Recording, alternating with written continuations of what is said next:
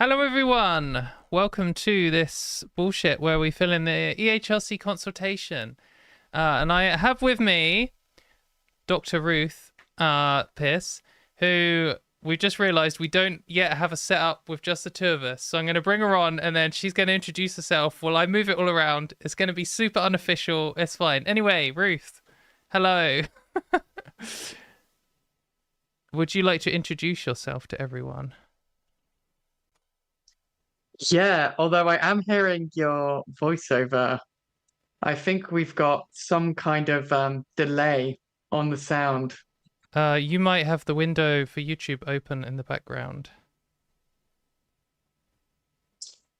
But you're right, that's a risk. Don't you say, very official. Right. It's super official Absolutely here. stunning. This is top professionalism here. It is. Right, Hi, I'm just I'm going to Dr. change Ruth it. Pearce. I know what I'm doing. Um, yeah, no, I love you getting bigger and smaller. I'm just feeling like I'm with the top tech wizard of the ages here Mate, if you ask my as I'm chat moving who's the around. top tech wizard, they're not going to say me. Are they not? But look at you. You're whizzing around. I'm whizzing around. Your camera arm is just kind of coming and going. Chat, Absolutely tell us amazing. now. Actually, I need, is chat even on here? I said chat. Oh, yeah, you need to be above the background. So, chat, do you think that I am a tech wizard or not? Let us know now. Okay, there we go. Chat is back. Katy gets viciously slammed by her own fans.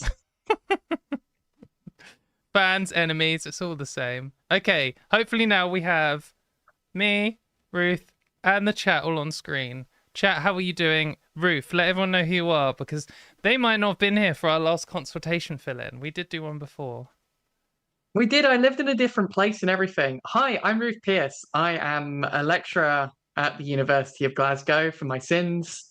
I've been a trans activist for the last 20 years, something like coming up for that now. And yeah, I live in Glasgow. I have a cat. I play punk music. It's going to be punk versus metal. I think that's what Yep, tonight is. that's the sub-theme. Yeah, that's who I am. And I've spent a lot of time battling this kind of nonsense. So in 2009, I engaged in a lot of consultations with the Equality and Human Rights Commission, who didn't listen at all. I hadn't even thought about that. I could bring them in later and wave a document and say, Wow. look at this. Like, anytime they're like, oh, well, the law didn't really mean that. It's like, I know they're lying. I was there. So yeah, I'm bringing my skills in fighting bad people using bureaucracy, maybe. But importantly, when they weren't listening to you in 2009, we did actually get a law which included trans people to some degree. Though they've now like retroactively removed it all, we did have 15 years of trans rights that were improved, at least partially because you were there. Well, maybe because everyone else who you were with was there, but you were there. You may or may not have We were helped. there. Yeah, Collectively, we were there. I And like, wasn't. yeah, this is both like people who were invited in a room with the Equality Human Rights Commission, but it's also random trans people who turned up at consultation events because they would have it with like everyone. It would be like, this is a public event and it, you all could come. And just you had trans people, particularly trans women, turning up and being like, oi, oi, we've got some problems, you should help. And yeah, it was a movement at the time.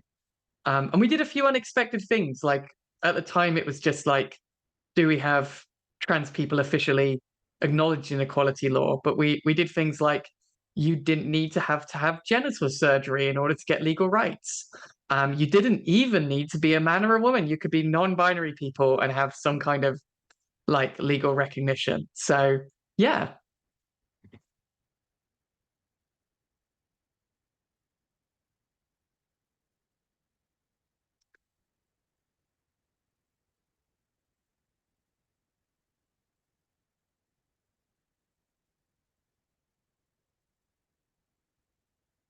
I know.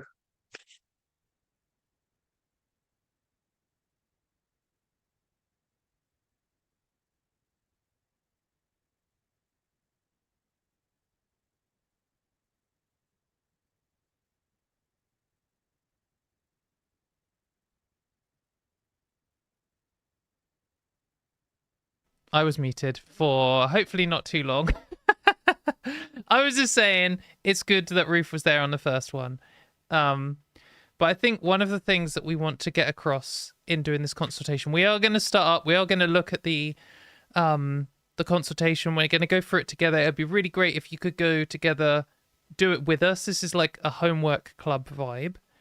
And if you have questions, ask them in the chat, and hopefully we'll see them. But yeah, one of the things we want to like communicate through this is, regardless what happens, we're gonna survive.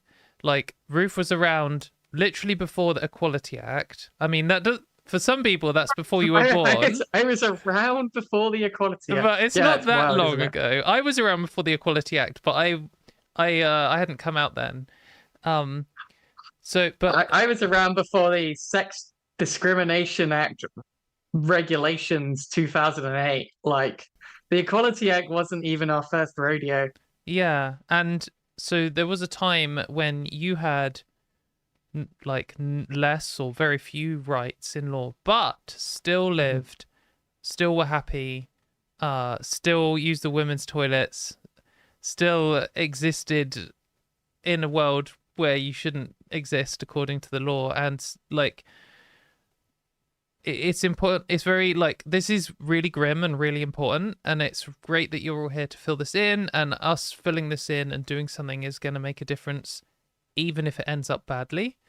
But even if it does end up badly, it's not the end of the world. If you're someone who's like, oh, I'm not sure whether to come out or not, like, is this a bad time? It's always a bad time to come out. It's always bad. And that's why, what are you going to do? Wait until we've ended patriarchy and solved sexism? Like, don't waste your life. Come out now, and you can definitely live a happy life without any human rights, like Ruth. I love living a happy life without human rights. Yeah, no, I came out as a teenager before the GRA, like some people in the chat. But yeah, like, we did it then. And I think the really important thing is, and I'm really going to come back to this later, there's a huge difference between then and now. And the biggest difference is there's so many more of us. Like, there is so many more of us than there have ever been. It's a completely different situation. And that's quite exciting and good. And we're organizing. Look at this. Yeah. And let's see how many people we've got. So we've got nearly 200 people here. Nice. Which is like would we have had a room full of 200 trans people discussing our human rights and how to push back in 2010?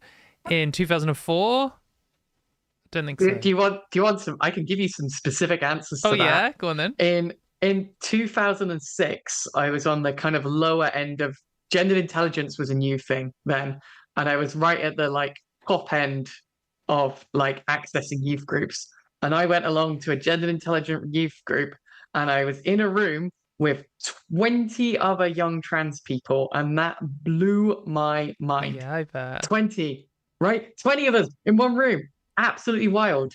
If you go back to 2005, I met Mallory Moore at a conference, and there was her and 2 other trans women, and there were probably loads of non-binary people actually, but one person who was out, and that was it. And that blew my mind. I was like, there's multiple trans people in one space. Yeah. We can talk to each other. We have different perspectives on things. I asked Mallory if she was into heavy metal, and she was just like, because she was too cool. And I was just like, oh no, she's clever. She is cool. Though. She is. She is clever and cool. Yeah, and into absolutely. Metal. And into metal. Yeah. But she pretended that she wasn't. She was like, oh no, I'm a goth. We're into goth music. We're not into metal. This is now a Duncan on Mallory stream. Yeah, we're Duncan on Mallory. Like, if you were out at that time, a lot of us knew each other simply because there weren't many around. And I think it's actually exciting that not all trans people know each other anymore. That is good. That is healthy. That way we get different ideas and new stuff. Yeah, it's good. And even now, like in the US, when they're ramping up their fascist bullshit, the number of people coming out is going up, like across all LGBT subcategories or whatever. So Like they've lost that war. They're not pushing us back in the closet, so we've just got to keep organizing. And if we lose one battle, then we just get on to the next one. I'm not muted now. You're lying. I can see my sound going up and down. I saw some people in the chat. I saw someone saying they came out in 1999, and I saw someone saying they came out in 1982. So that's pretty cool. And I've had one of the things that I've had from the Supreme Court ruling through my time doing activism stuff. I've had people messaging me saying, I transitioned in 1991 and I haven't done anything, like I've just lived my life since then, and now it's got so bad I feel like I have to say something. And people were saying that for the amount of people messaging me saying that in the last like 6 weeks has like gone up 10 times. There's like multiple people a day almost saying that. And I think it has been like a call to arms, like a call to action, and a moment where everyone's realized that they can't just ignore it. Which would be ideal if we could just ignore it, because like all the losers like Posey Parker and Mayor Forstater and Graham Linehan, you can kind of just ignore them, but when they start having political power, you can't. So we've got some other people here. It's transitioned in 1991, came out in 2023. We've got a good range in 2020, 1980. Okay. Nice. That's the best so far. Can anyone beat 1980? But yeah, so shall we fire this thing up and get going? Yeah, let's go. Right, okay. So the first thing is I got to find it. I don't know if you have the link for it. It's definitely on my Blue Sky. Before we do that, how would you feel if we looked just at some of the guidance, like the Scottish Trans guidance? All right, yeah. Should we start with that one? And they've got a link to it, but they kind of suggest other things people can do. Yep. Good point. We did say we were going to do that.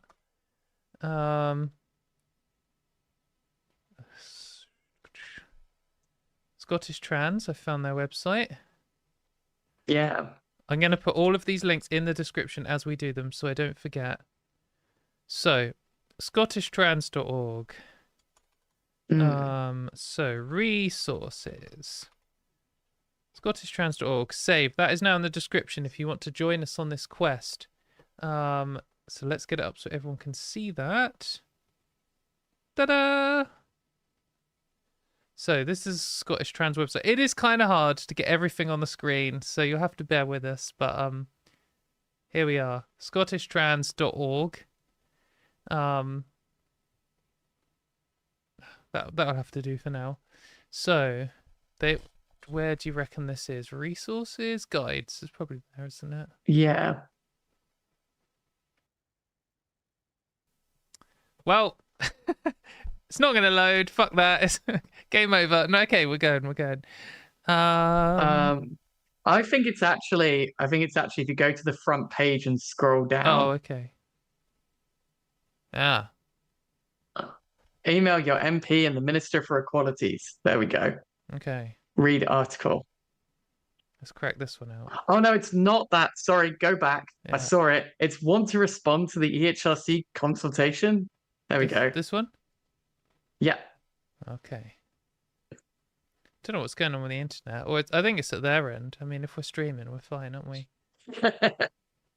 Yeah. Oh, well, we've got a 1974 here. Yeah, that's incredible. Can we beat 1974? We must be able to. Do you know someone who came out in 1973? If so, get them to log on to YouTube right now. Come join in. What is going on? That one isn't loaded either. Yeah, you're right. It's very slow. Okay, right. We're loaded up. Let's get this article so we can all see it. So, I thought this was quite a good summary. Like, I think everyone here knows the background to it. Yeah. The statutory code of guidance will be the thing that it's kind of a piece of law. It will suck. We don't want them to do it. I mean, it's not going to work. This is the thing that absolutely gets me. And I know we keep saying it, but I think it's really important to say it. Like, if this comes into force, it will be an absolute cock up. Like, it's not going to be enforceable. Like, no one's going to successfully stop us from going into the women's toilets. They're going to get a load of false positives with like gender non-conforming cis women. Like, they're going to really screw it up. Like, ideally, we don't want a screw before. Like, I think if they screw it up, there's going to have to be a fix afterwards. But we don't want it getting to that place in the first place. It's going to be like sex testing in the Olympics. Like, they didn't have it, and they tried it, and everyone said this is going to be a nightmare, and it was a nightmare and a disaster, and then they had to stop it, and then everyone forgot about it, and now it's back, and it's going to be a fuck up again. So yeah, like, other countries have tried this. Anyone who has any kind of ability to think rationally on this topic will know that this won't work. Anyway, should I read this out? I could read this out. It's not that long. Oh no, it's quite long. Yeah, go on then. It is quite long. It's quite a lot. This is their guidance too. Okay, so they've got their thing. They've got a summary of what it is, and I guess a warning for when we start going through it. If you haven't looked at the consultation yet, obviously the EHRC is completely corrupt, and the people steering the ship are single-issue anti-trans activists. So their entire goal for this is just to change the law in some way that says trans people are banned from public. So this consultation is basically them, because they rolled that out. They pushed out this interim guidance that said all trans people are banned from public, basically.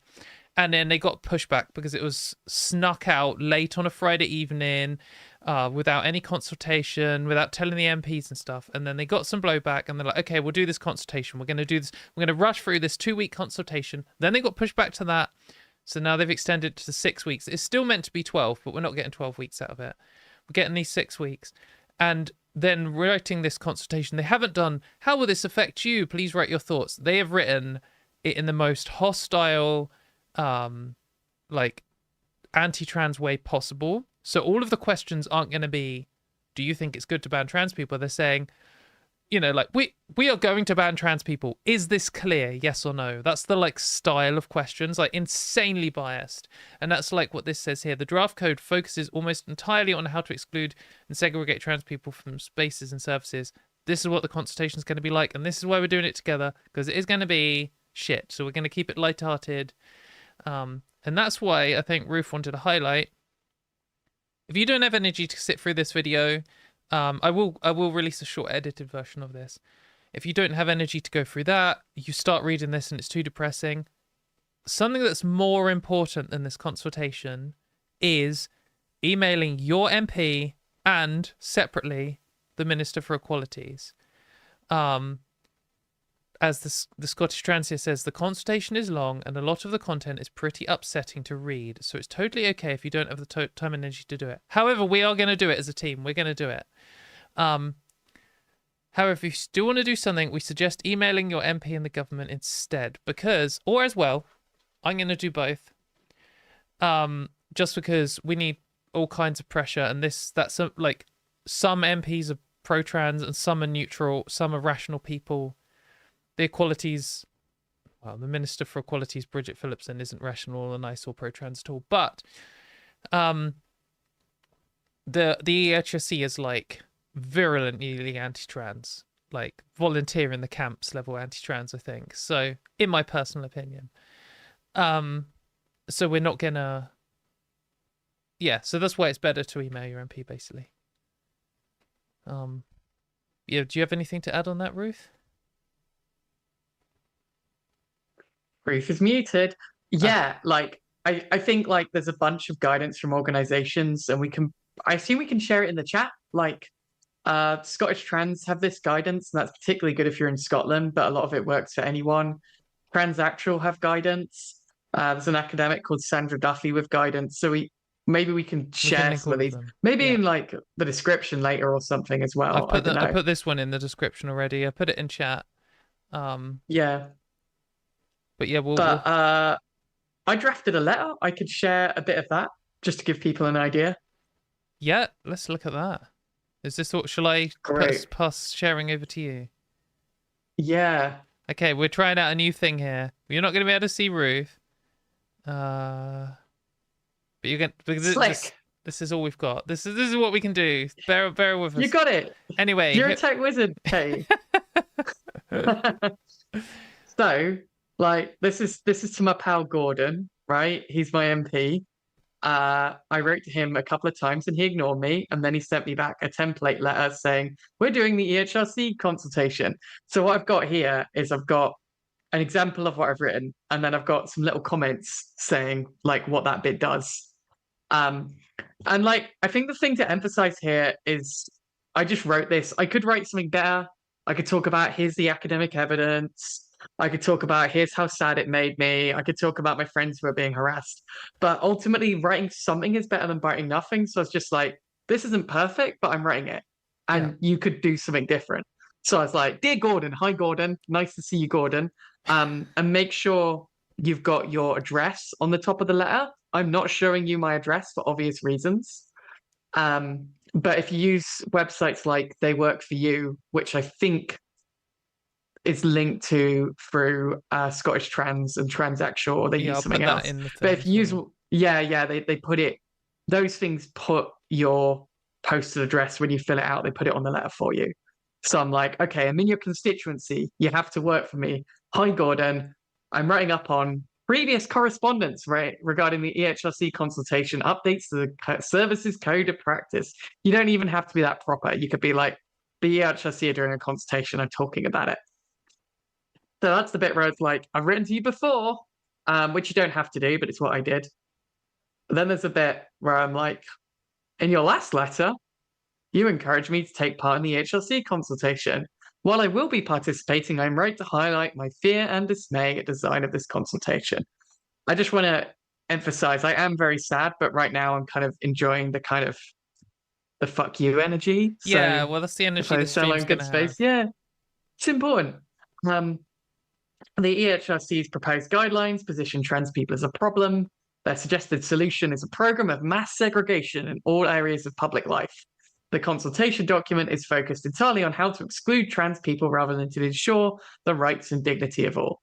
So that bit of the letter is like, EHRC proposals are bad.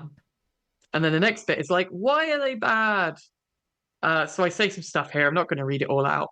But basically I say, it'll endanger anyone who's anyway gender non-conforming. It will also affect groups such as lesbians, Black women, intersex people, and disabled people disproportionately, because these are all groups of people where not necessarily every individual, but people are more likely to end up being read as not woman enough, or not man enough, but it's often the not woman enough that gets the aggression around this. And then, like, moreover, as organizations such as the British Medical Association have already pointed out, it's not going to work. It will be completely impractical. It will be a mess. And then I note the thing that Katy said where the consultation's designed to limit criticism. So I'm saying the consultation is a problem because he said, "Oh, fill in the consultation." And I'm like, that's not good enough. So then I have a little bit where I'm like, the EHRC themselves are bad. So I say it seems they're not capable of delivering an unbiased consultation. Then I say there's been a deteriorated in community trust. I mentioned there's been regular protests outside their offices. I can't say who could have possibly been at some of those protests. But, you know, that's where if people wanted to, if I had more time and energy, which I don't, and it's okay not to have time and energy, I might have talked about all the ways they've been massively transphobic in the past. So you can put whatever spin you want on or whatever your personal experience. And then the final bit, and this is really important, I'm not just writing to complain, I'm saying, like, what can you do, Gordon? Come on, Gordon, you can help. So I say, as my MP, please argue in Parliament against the implementation of the EHRC's dangerous proposals and work for a code of practice that is sensible, practical, and supports the rights and dignity of all people. How could Gordon say no? So that's my here's one I did earlier. Oh, Infinite Ruth. Slick. You got rid of me. That's my layer that I did earlier. And so I think if there's one thing people do, it's write a letter like that, I think. Yes, Ruth, can you share this as a template? Yeah, if you want. I don't think it's a particularly slick template, but I could put it somewhere. That's Where right. would be a good place to put I it? think Google yeah, Doc it? yeah, Google Docs, send it to me, I'll put it in the link for this. I know that there are some other templates. I've seen a template by I shared it just recently. Let me see if I can find it.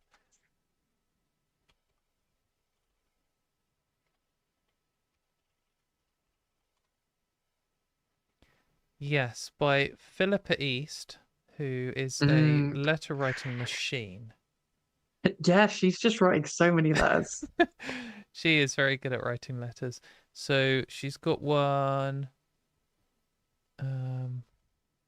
No, this is Echo Reindorf. She does have a thing with all of her letters somewhere. Okay, well I'll find that That's anyway. amazing. But yeah, so we'll get some letter templates. The other thing I saw in chat was someone saying they're just going to write some swear words.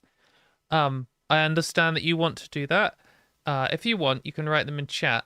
You can send me a DM and just list all the ways that you hate the EHRC or whatever. But don't send that to your MP because there's no benefit to it. I'm not trying to be all like tone policing. I mean, they will literally just throw it in the bin. It'll be a waste of time. And then if you ever want to contact them again in future, they might have blocked you. There is just no benefit to it. If you write an email and all your email says is, hello, I am a trans person. I'm terrified of what they're trying to do to us. Please stop them. Like that is something that is better than just writing a bunch of swear words. So I You think could even say, you could say, I'm very angry. yeah, I'm really cross. Like, and like in terms of tone policing, it's kind of where is the best strategy for it? And like, if you go to a protest and there's a lot of them, those are really good for shouting and swearing. Uh, and so, yeah, it's kind of like, where is the strategic place to let out your anger in particular ways? Some people really get off on writing really angry, polite things.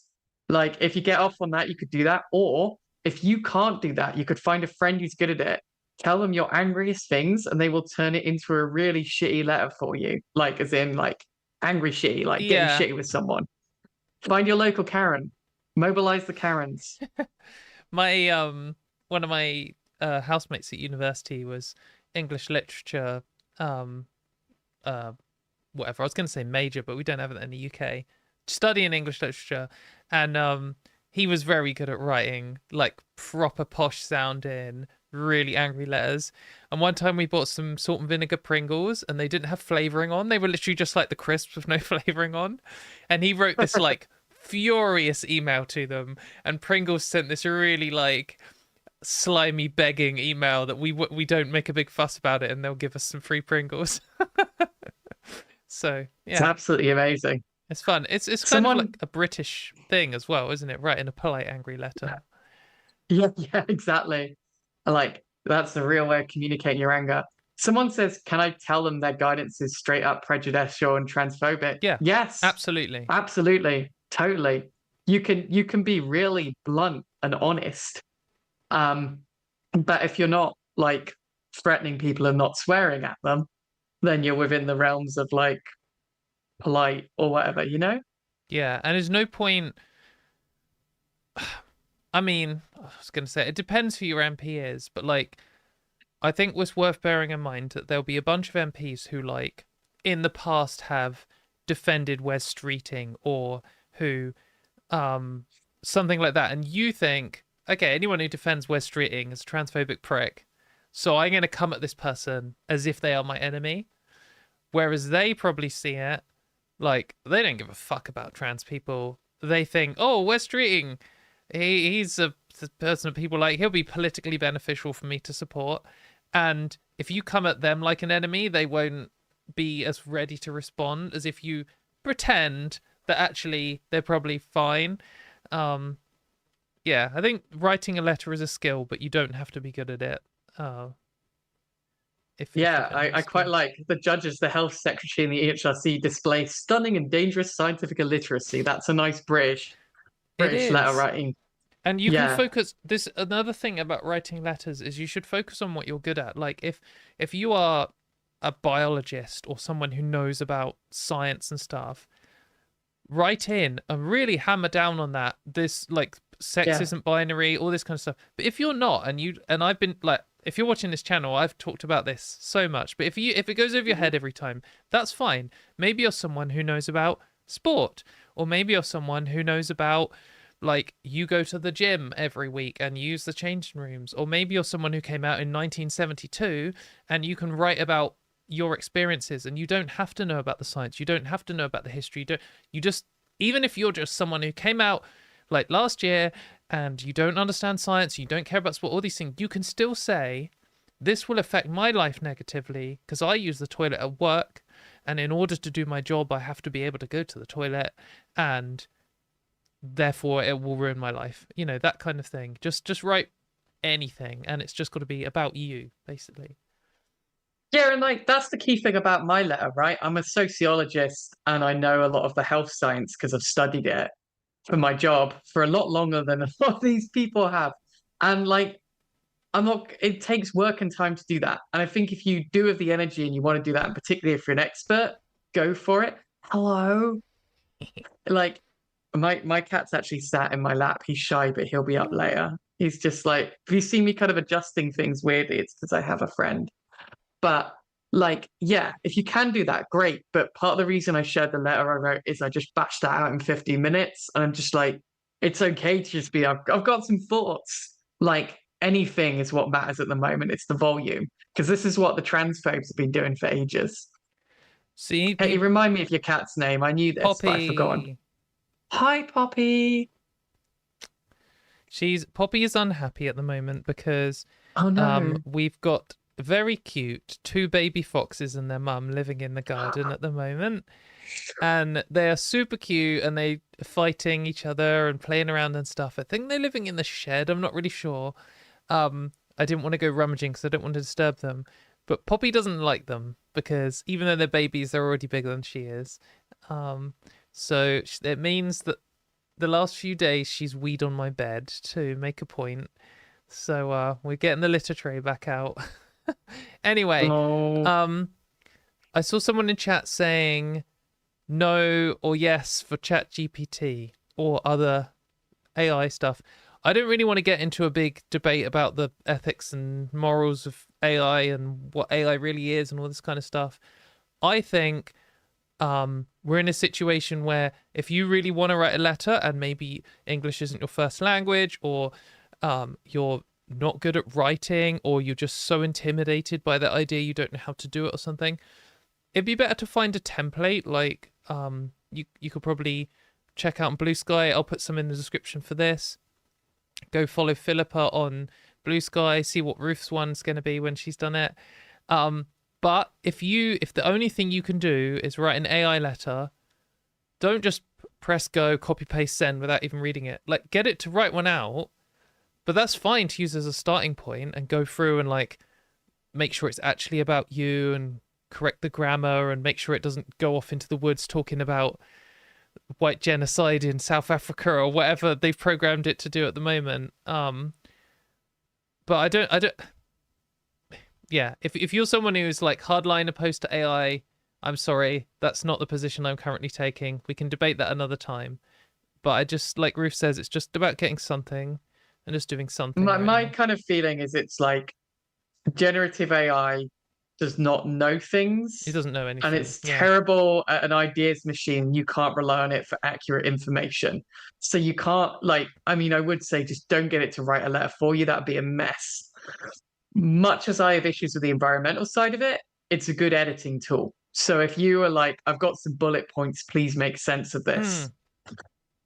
That's the kind of thing it's better for. That also uses a bit less energy. But yeah, I would say like, if you could do anything else, do. But if you're like, I really need an editing tool, that's the thing it can do well. You could be like, you can write out some bullet point thoughts. Yeah. Like, yeah. Because then at that point, you're not using it to try and think for you. That's the thing generative AI can't do, which people keep thinking it can. It can't think. It's not actually artificial intelligence. Yeah. Yeah, it's just a word generating machine. But anyway, we won't linger on that in case the chat turns into a 3-hour long argument about AI. Just write something to your MP.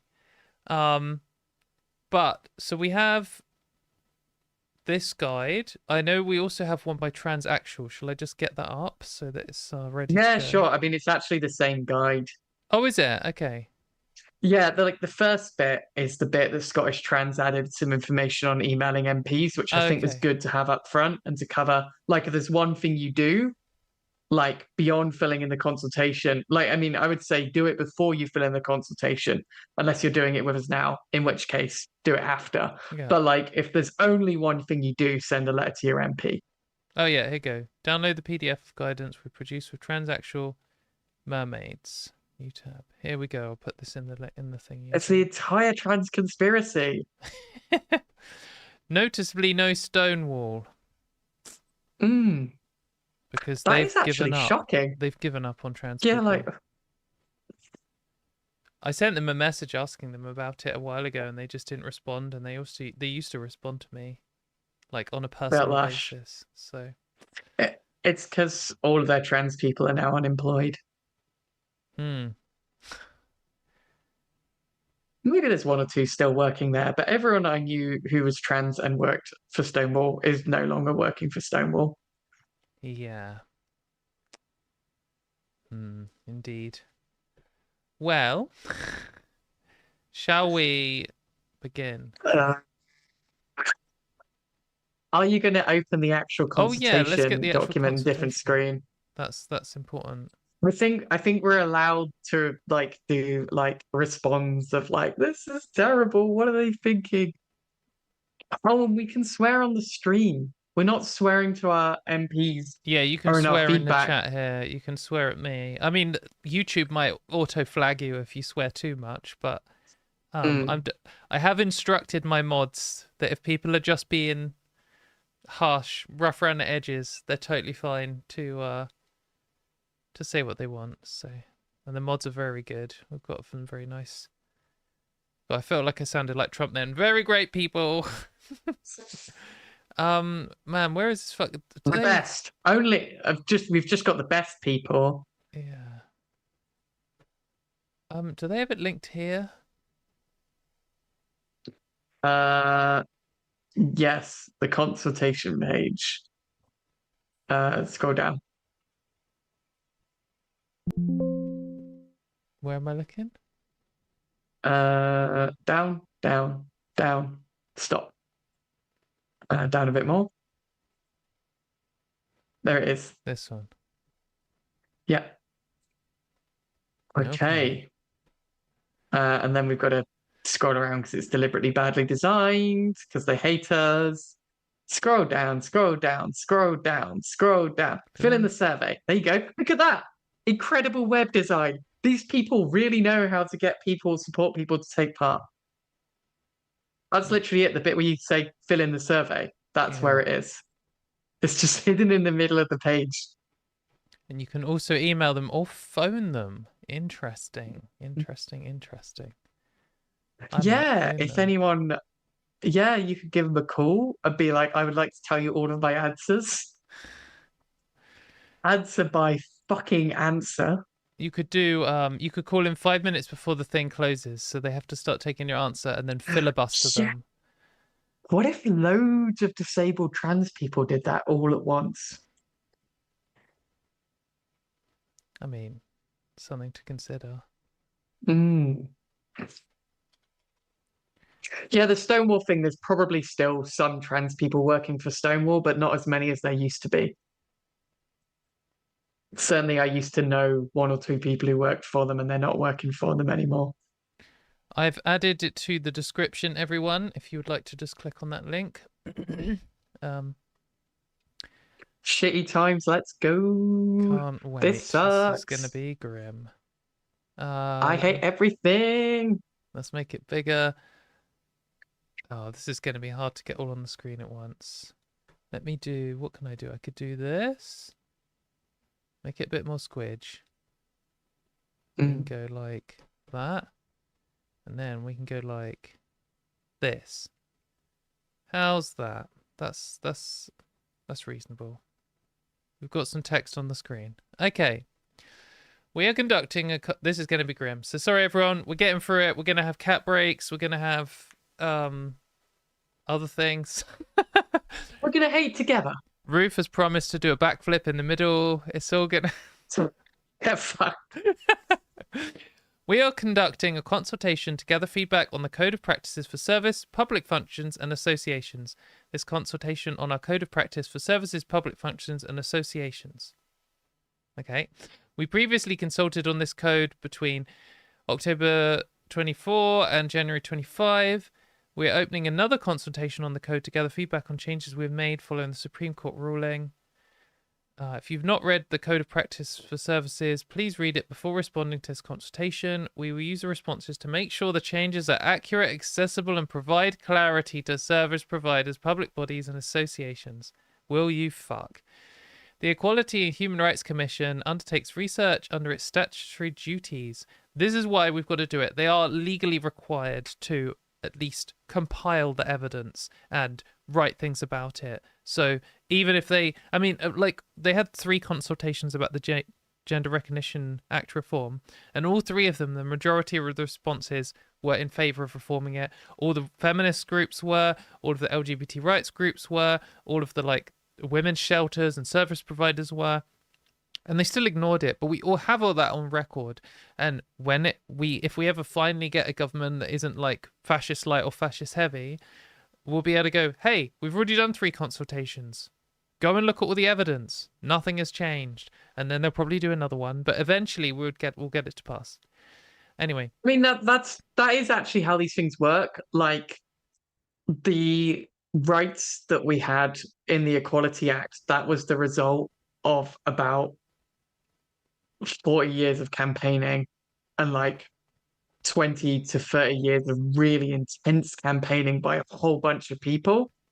And so like I think it's important to bear in mind what this can be used for. On the one hand, it might be useful for pushing MPs in certain directions or whatever, but also like several lawyers such as Jess Thompson have argued that this kind of stuff is useful because even if they gather all of this and they ignore it, it'll be written down on paper and that'll be useful for legal cases when trans people take them to court.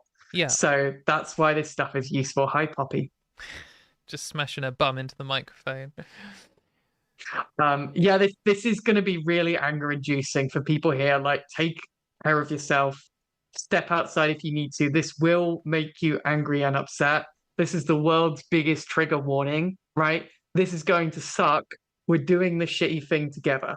Yeah, because this is what the community is about, and this is how I'm going to get through it. Like, this is partially selfish because I wouldn't get through this on my own, so don't feel like you're lesser or weaker or whatever if you're struggling with this. We're all struggling, and we're going to do it. It's going to be fine. Talk and chat. Just do as much as you can. You probably will be misgendered. You will almost certainly be hate crimed by this consultation. Oh, yeah. Just making that really explicit and clear. They're going to use slurs throughout. All the information will be stored in line with our privacy notice and used for the purposes of research. We're collecting this information under our statutory powers. We may publish a report of our research. They won't. Please do not provide any information that may identify you. However, any information you provide will be anonymized. Some data may be collected through Smart Survey website when you complete the survey. Okay, first question. This one's an easy one. Do you want to provide feedback? Yes. Get fucked. Save and continue later. Next page. Okay. We're doing the next page. You can actually save at any point. You put in your email and then they send you a link. 1%. Okay, that's it. We've done 1%, guys. That's good. So, are you responding as an individual service user, legal professional, or on behalf of an organization? I am an individual. But if you're one of the other things, then click those. If you have an organization, that is amazing. Anything. Like, if you work for a shop and they want to put something in and they're prepared to let you do it, that's great. If you've got a club, if you've got a reading group, like you'll see this is relevant to like people who are having book clubs or sports teams, including like if you've got a football team and it's not backed by the FA, it's still relevant. So an organization could be literally anything, right? group of trans people with a name on it who meet for coffee or something, that's an organization, right? So yeah, if you're in a student group, that's an organization. So there is power in putting stuff in as organizations. And I'd say if you can do it as an organization, do so. Yeah, okay, absolutely. And I guess if you're representing an organization, you can also do an individual one. Yeah, Because your do it organization, you fucking should twice. consult with your friends who are in your Members. organization or whatever. And then, I mean, that's true. I mean, that's not us trying to game the system. That's literally what you're supposed to do. So, um, Yeah, someone in the chat's like Cardiff trans singers. Absolutely, go for it. yeah, NHS services, a clinic, NHS clinic is an organization. Do it. A Facebook group, if you're organizing something or doing something and you're UK based, if you're, because a lot of this, some of this is affecting literally like trans people's ability to be in social groups. mm. Like, Like if it's a women's I reading used, group or something. yeah, absolutely. Yeah. Okay. So, question 3: which of the following characteristics protected under the Equality Act are relevant to your response? I don't have an age. I am timeless, so this doesn't apply to me. I mean, what does this mean? Like, everyone's everyone's age, As a right? sociologist, I just want to say it's a bullshit question. Like, because actually, how much do you want detail on this? Much as you want. Right. Okay. So the way the Equality Act works is it actually protects everyone equally. So the protected characteristic of sex is meant to ensure that men and women aren't treated differently. It's not rights for women. Yeah. Interestingly, you could argue it's a problem with it. So with age is relevant to everyone because it's like protects against age-based discrimination, and you can Yeah. be subject to that at any age. But I think what they mean by that is, are you really young or old? Okay. I'm not really young and I'm And not that's really old. I wouldn't tick that box. I would personally tick disability because that is something I'm affected by, but you're doing the Katy response, so you don't have to. Yeah. Um, Uh, are you married or in a civil partnership? I am not married or in a civil partnership, though. Maybe one day. Um, Yeah.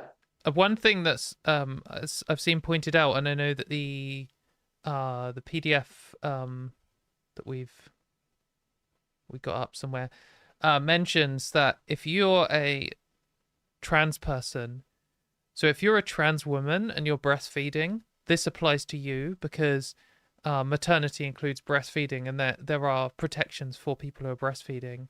And if you're a trans man who is pregnant but who isn't breastfeeding and maybe even has a partner who's going to, this also applies to you. So Hmm. and it's like it's good to have those people on record saying that. Race presumably means if you're not a white British person. Religion, I'm ticking this because I am an atheist and I think it's relevant. Yeah, that's Sex is entirely relevant. reasonable. I've Absolutely. had sex at least once. That's relevant to me. Sexual orientation, none in particular. I won't do that one. Okay, these all affect me. Next page. What? 48%? What's going on there? Is it because I've just skipped like all the pregnancy questions and stuff? Probably, yeah. Okay. You've got to bear in mind, like I said, this is terrible survey design. I could Hmm. teach this as a case study to my students. Like, don't do it like this. Don't worry, we've got loads of questions to go. Hang on. Answer all of the tick boxes you would like to provide feedback questions with yes, and answer all of the tick box to what extent you disagree. You agree with statements. I'm just gonna wonder if they're suggesting that we do tick all of them. Hang on, let's see what they say. You can see this. Okay, well, I haven't got to this yet. First question. This asked. No. Okay. Yeah, we've Oh, yet I to get to see. this. There's a question in the chat about whether gender reassignment covers non-binary people. Yeah. Yes, it does. And that's partly because of kind of like legal cases, but also because like Oh. in 2009, one of the main things that trans people were fighting for was not about access to same-sex spaces, because it was taken for granted that we would have that. The main thing we were fighting for was to expand the definition of gender reassignment, which is the legal term, to include non-binary people. That was the big fight. We were lobbying MPs over it. We almost called a protest, like all of this stuff. And we won. I realized that I've misread this question. Which of the following characteristics protected under the Equality Act are relevant to your response? Not do you share. This is like, what do I want to comment on? Yeah. So I want to comment on all of them. Right? Potentially. I would kind of say, I mean, again, it's bad design. I would personally be like, if you're responding as an individual, what am I commenting from as an individual? So, like, even though I might speak to the existence of racism, and I probably wouldn't, because they've got like these really strict word limits. So I would find one question to respond to that rather than make it a major theme. Well, the reason, there's no good answers to some of this. Because a close friend of mine is disabled, and I often like help with that, and so I end up going to disabled toilets a lot, and this is a very I'm not disabled, so I can't comment what it's like for a disabled person, and this is going to be like, oh, listen to me, the non-disabled person talking about disabled rights, but it winds me up so much when, particularly when we're at a music festival or something, so I'm often helping them push in a wheelchair, and we're queuing for the one disabled toilet, and then a couple comes out of it, or some people who've clearly just been doing drugs in the disabled toilet, and there's like a queue of like 4 people in wheelchairs. I'm just like, you fucking prick, like what the hell are you doing? And they always come out and look guilty and quickly run off and don't even hold the door open or anything. And the fact that oh, we've got cat time. Hello, who is this? This is Greg. Hello, Greg. This is Greg. He's a bit wriggly. He is wriggly. The fact that like Kemi Badenoch has suggested that trans people should just use the disabled toilets winds me up. I know they're not like my toilets to offer up or be angry about. And I have talked to some disabled people who are completely fine with trans people using the disabled toilets because they are accessible toilets and they're there for everyone who needs them. But at the same time, it just fucks me off when my friend is like desperate for the toilet and there's some bellend in there who's just being a prick. So I feel like I want to write something about this. We'll see. But this I think that's entirely reasonable. Like, and you know, the Scottish Trans Guidance says tick whichever apply to you. You're spending a lot of time with your disabled friends. It applies to you. Yeah. Right, I'm doing it. I'm not doing this one.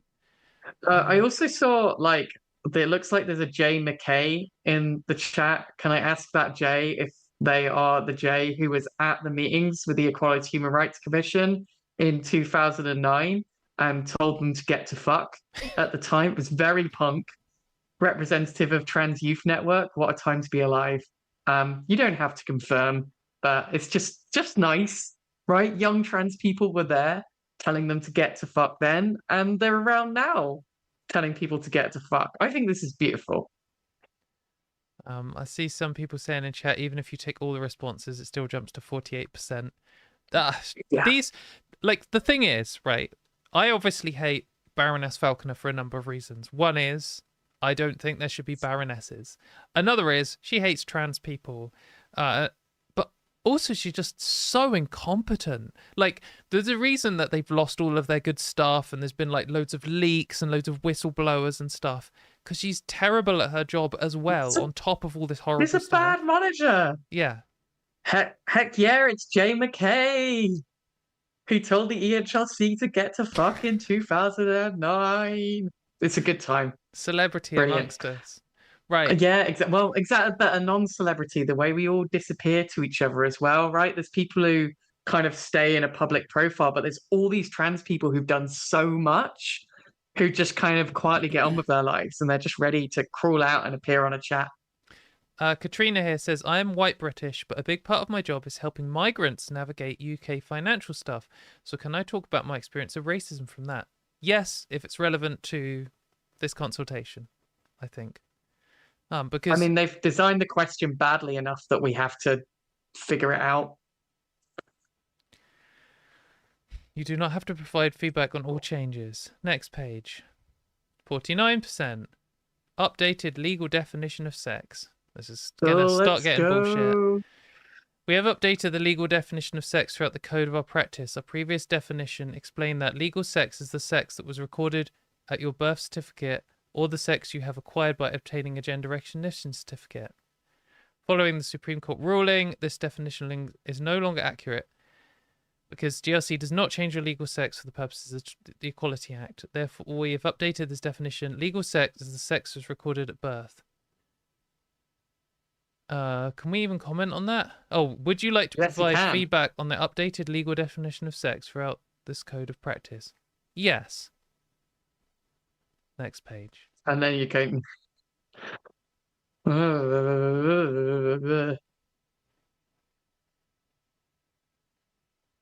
Right.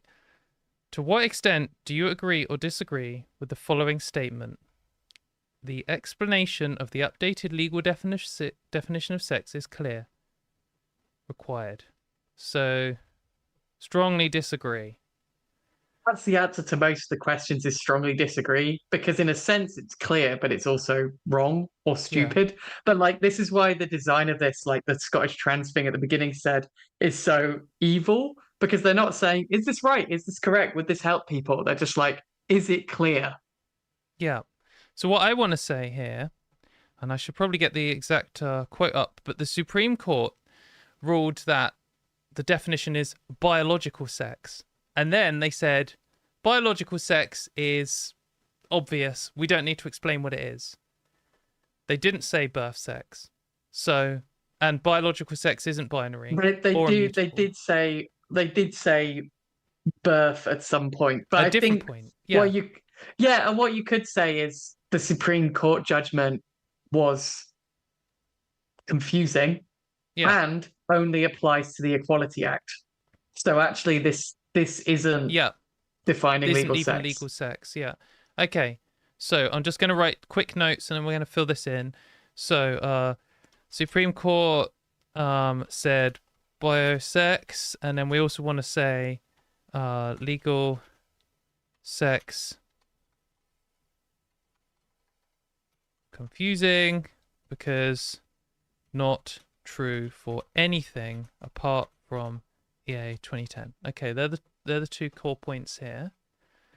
So also Supreme Court decision didn't actually provide clarity. Yeah.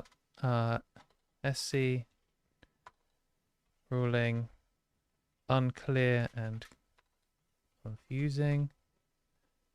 You know what? Like, actually, Katy, I mean, I know you're planning to write this up into something different, but I literally think if you submitted something like this, it would be fine. I just want to emphasize that for people. Also, there's like such a sharp word count on this. Like, it's fine just to dump something in, particularly because there's loads of these shitty questions. But you can reply with not within this word count by writing it in a document and putting it into a PDF, right? You can do that too. I'm not sure you can with this one. I thought I had seen them saying that you could do that. Maybe you're right. But okay, right. I know I've seen the quote a few times.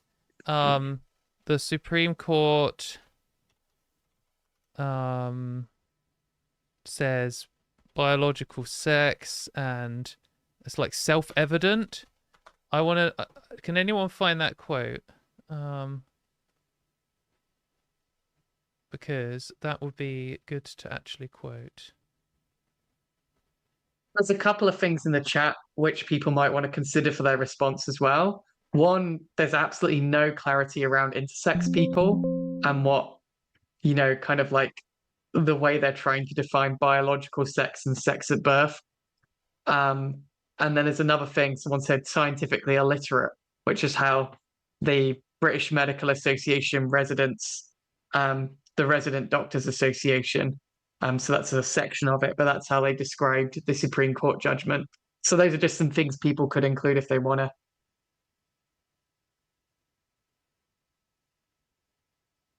I'm just trying to find the quote. God, there's 66 mentions of the term biological sex. I just wouldn't, Katie. Not now. Okay, all right, It's we not won't do worth it. waiting our time on this. We won't do it. Let's just keep going. There's So so many of these fucking questions. But I do wanna elaborate a bit. How long is the word count? Do you know? I don't know. It's on one of them documents somewhere. Do you want me to look in the background? You're welcome to. How exciting for me.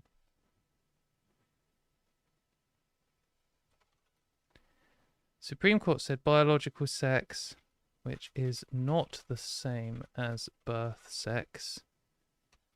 The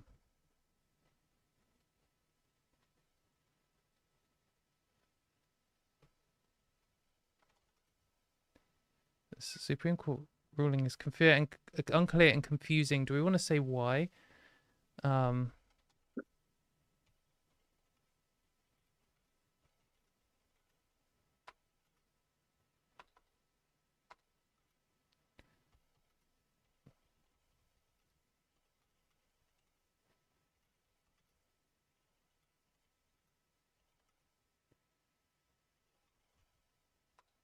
Everything is female, apart from now maybe the EA 2010.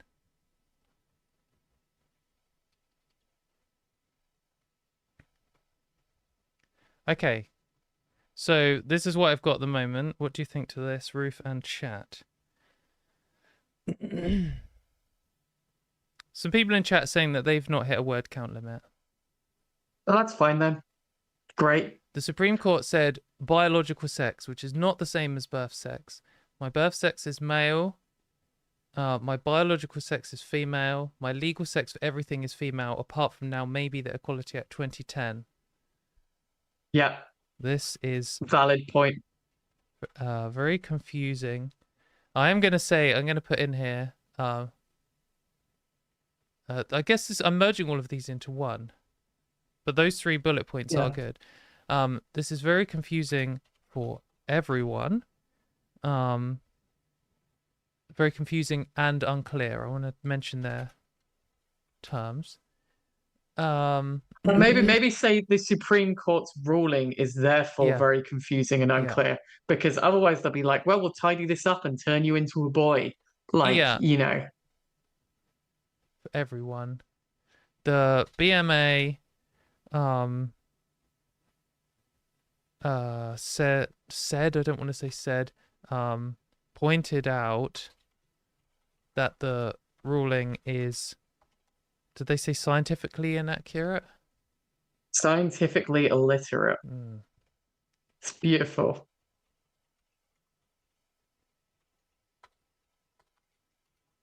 It has been. I just want to say there's like loads of good comments in the chat, and people should definitely just take advice from each other as well as from us. That's the whole point of doing it together. We won't be able to pick up on everything. Yeah, I'm going to mention intersex people by many major medical and biologic and scientific organizations. The ruling also does not account for intersex people whose biological sex, legal sex, and birth sex may all be different without them being trans people. Without them having the protected characteristic of gender reassignment. Yes. Potentially. I mean, that varies, right? Because some intersex people will, but the law isn't made with intersex people in line. So, the Supreme Court, I'm going to say that the full thing, Supreme Court ruled, said, the Supreme Court said biological sex, which is not the same as birth sex. My birth sex is male, my biological sex is female, my legal sex for everything is female, apart from now maybe the Equality Act 2010. Do I need maybe? We can get rid of that. Apart from now for specifically the Equality Act Yes, 2010. that's the one. The court ruling is very confusing and unclear for everyone. Can I get a burn, including clearly the EHRC? Is that allowed? Yeah. This is the thing, right? If we're not swearing at them or being like explicitly rude, we can get in burns. The BMA pointed out that the ruling is scientifically illiterate. It's been criticised, we're not putting a Z in, fuck off, by many major medical and scientific organisations. The ruling also does not account for intersex people whose biological sex, do I put this in quotes? No. Biological sex, legal sex, and birth sex may all be different without them having the protected characteristic of gender reassignment. With or without them having the protected characteristic of gender reassignment. It is unclear why legal sex should be completely removed as a concept from social, biological, and even other legal definitions of sex. Do we think that's decent? Yeah? So, as Ruth pointed out, you could just write Supreme Court ruling bad, biological sex, not binary, send. Or you could expand it like I've done. I know what I'm going to do. I'm going to copy this into a Word document, and then you can have my answers, which you shouldn't copy and paste. But we will at least have a record of them. So that last consultation we did, I can't remember what it was for, but they recorded where all of the responses came from, like individuals and stuff. And the number one was they did organizations response as well. Number one was Stonewall.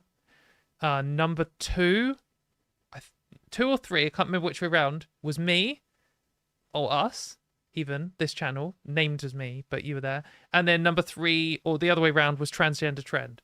So we made a difference there for sure. Anyway, this one is great. I think that's all the stuff that we can get in on this point. Save and continue. No, wait, is that what I want? No. There's no back button. No, that's continue later. No! Good thing I just copied it, huh? Okay, we've learned a lesson. Right, okay. Yes, we want to provide feedback. Okay, it's fine. It's fine. This is why you don't... This is terrible. Why are these things always so rubbish? Deliberately. We've just got to go and at some point, pause your screen and do the save thing to, but I mean, you're copying it out, so. Yes. Why do you have to click on it and then the whole next page? Strongly disagree. Copy, paste. Hope you're saving that Word document regularly. It's not Word, it's Google Docs, so it'll auto-save. Yeah, it'll do it itself, fine. Yeah. Grand. That shows that you were definitely around in 2009 if you're like, don't forget to save. I'm showing my age. Don't forget to print out on paper. Right, okay, we're not clicking save and continue. We're clicking next. 52%. We're over halfway, guys, already. We're absolutely not. No. This content, you just know the person who wrote this just absolutely loved name dropping one of their little hate groups in every single thing. For women, Scotland. Yeah, it should be the number. Yeah. Actually, there's only like two of them, isn't there? Yeah. Does not change the person's legal sex for the purposes of the Equality Act. It also outlines what protections trans people have under the Act, whether or not they have a GRC. We've included paragraphs, blah, blah, blah. We're looking for feedback on these. So what changes this? Okay, let's have a look at this suggested guidance to see That might summarize it for us a bit better.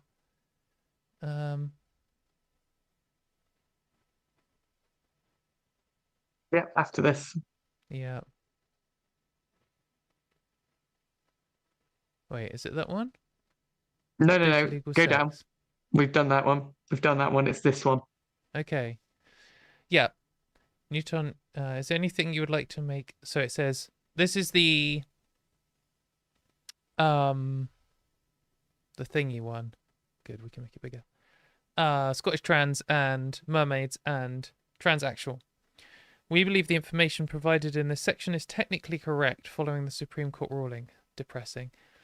However, you may wish to question whether this code makes it clear enough how trans people will still have full protections under the gender reassignment protected characteristics.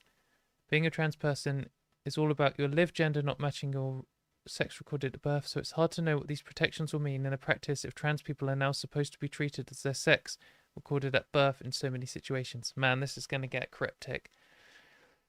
What definition of biological sex is being used here?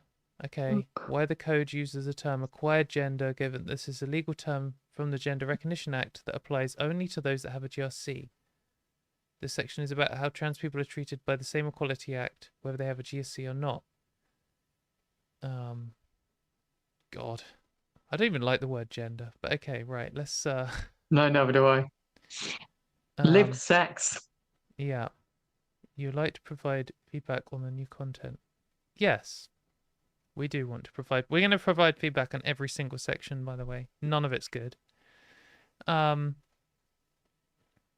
what extent do you agree or disagree with the following statement? The explanation of the legal rights and responsibilities set out in the new content on gender recognition certificates is clear. Strongly disagree. Okay, I do want to have a look at this. Is this really long? It is quite long.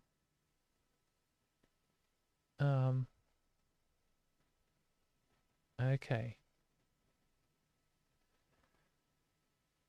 What are we going to do? I feel like I want to read this. Do you want to read this? Let's do a skim read, maybe. Okay, yeah. They've not bothered reading or learning anything about us. Yeah.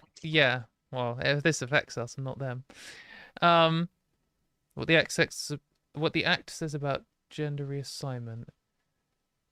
So we're looking at the bit that's just about gender recognition certificates and not gender reassignment. They said we're looking for feedback on 2.1.6 to 2.1.9. Okay, that narrows it down.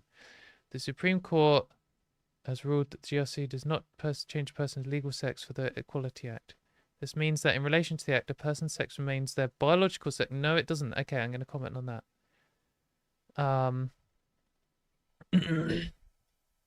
Incorrectly says biosex when earlier you said birth sex. Okay. I'll flesh that out in a minute.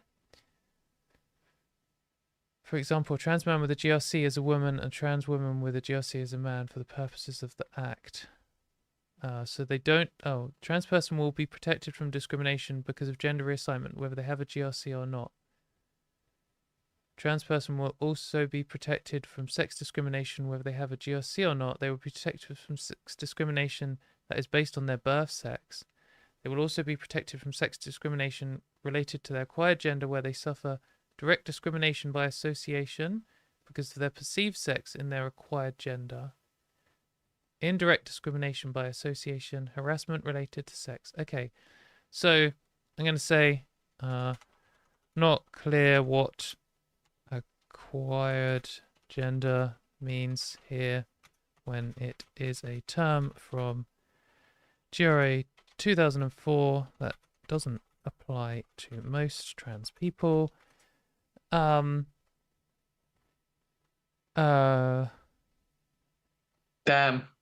Sorry?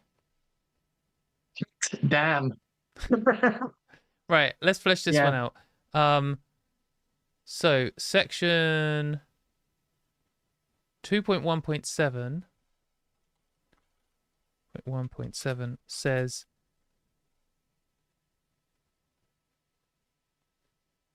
a person's sex remains their biological sex.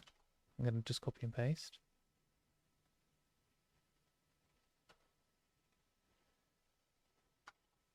However, earlier the EHRC said that a person's sex is their birth sex. These birth sex and biological sex can be different, so this is not clear at all. Certainly, the gender recognition, like the kind of they haven't made it clear that the Supreme Court judgment is only relevant to the Gender Recognition Act insofar as it interacts with the Equality Act. Right. Oh well, we can put that. So this is apparently a millennial thing, is to not do a full stop at the end of a paragraph. To me, it just looks wrong. I just don't feel like I need a full stop at the end of a paragraph. But I think I should do. No, you do. It's very upsetting. I just don't also, do it. You've currently got British sex. Oh, I have. Thanks, autocorrect. That's a secret 7 sex. Well, I mean, it's more clear than the concept of biological sex and legal sex that they've tried to use here. So, British sex. Brit sex. Oh no. Yeah, that's the thing though. You could have your actual sex and your legal sex all be aligned, but your British sex could be different. So, so this is not clear at all. If the guidance is being designed to incorrectly treat trans people as their birth sex. No, I don't want to say it. I don't want to give them hints. I want them to write biological sex so they lose in court. Yeah, well, we want them to be extremely confused because they are like the confusion is theirs to own, right? Yeah. Oh, bye, Greg. He's gone.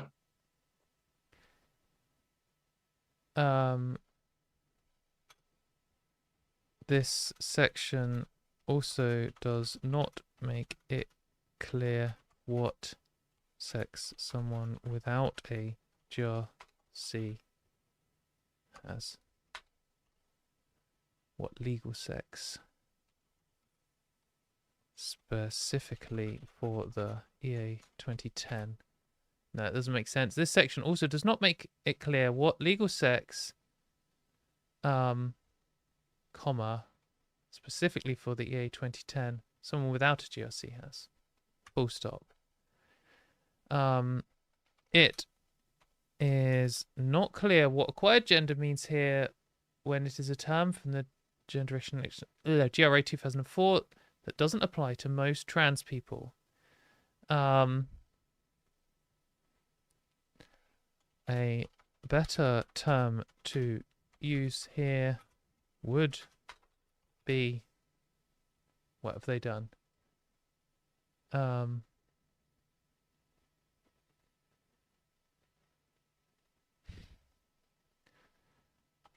Actual sex, or I want to say indeed, make me sound posher, indeed biological sex, not birth sex. Actually, biological sex isn't necessarily or correct lived sex. Lived sex? Yeah, but the thing is, I like lived sex. Yeah, biological sex isn't necessarily correct because or in some cases biological sex. Yeah, and or yeah. Or in some cases. I mean, they're going to hate this because they're like, no, that's not what they said. And we can be like, yes, but what you're saying doesn't provide clarity. Greg agrees. I genuinely think that Greg and Baroness Falconer have the same grip on human biology. Like, note for note, both with the same qualifications. Sorry, Greg. I'm not trying to diss you. I think Greg has a better grip on human biology. True. Because he knows when he's standing on a person and he retracts his claws. Because he's very sensitive. Well, very sensitive and caring. Actually, you don't know this, but this is a true fact. Baroness Faulkner retracts her clause when she sits on a cis person, but when she sits on a trans person, she doesn't. Wow, she's such a piece of shit. I Okay. can't believe you're spreading these false rumors about Baroness Faulkner. Do you know, right, okay, I've told this on this channel before, but I don't know if I've told you. I did a video about the EHRC when they first had this, when the bullshit started coming out, and I put her picture in the thumbnail, just like off the website, just her picture. No, I didn't edit it to make it look worse or anything. Picture of her, picture of me. And the EHRC sent me a Twitter DM telling me to change it and get rid of the picture of her. And then I just... Twitter DM. That's the height of professionalism. I sent them a reply. I sent one reply saying basically, no. Is this a legal threat or whatever? And then I sent another reply saying, I know there are some good people working at the EHRC. I'm sure that at least some of the social media managers there are good people. Why are you doing this? And they didn't reply. Right, okay, I think this is good for this section because we just read those. This is fine. Parts. Okay, it's a nonsense answer for a nonsense section. I nearly clicked save and continue. No, this should say save and continue. Every single one should save. Right. I know. Oh. Have you? No, copied and pasted. Have you copy pasted? I haven't. So 1. We're getting old school Greg commentary from someone in the chat here. Yeah. Greg Law. Greg just showing off his bits to people. Also, cats can probably smell the difference between men and women. And as your smell changes on HRT, they can probably tell when someone changes sex. Yeah, I know that because my parents' dog started sniffing my fanny. They were only super invasive to women. It was very inappropriate. Yeah, my old neighbour's dog used to do that, and I'd be like carrying the shopping. I had to walk through their garden to get to my one, and I kept like carrying the shopping. The dog's like, and it's like, yeah, thank you, very affirming. I love to be affirmed by sexual harassment. That was sarcastic, by the way. Before you put that as a quote of Ruth, because they love to make those little things saying that trans people love being sexually harassed. Right. New content on asking about birth sex. This is where it's going to get good. This section gives information on how requests about sex at birth should be made. It outlines the circumstances in which making such requests, with or without evidential proof of birth sex, may be unlawful. You do not need to provide... They really don't want you to provide feedback. They've said, we do. We need to provide feedback on every change, guys. We absolutely do. Would you like to provide feedback? Yes, I would, you fucking dickheads. Next. To what extent would you disagree with the following? The explanation of legal rights and responsibilities set out in the new content on asking about sex at birth is clear. Strongly disagree. Disagree! But this one is, like, you think they fucked up on understanding what biological sex and legal sex and stuff is.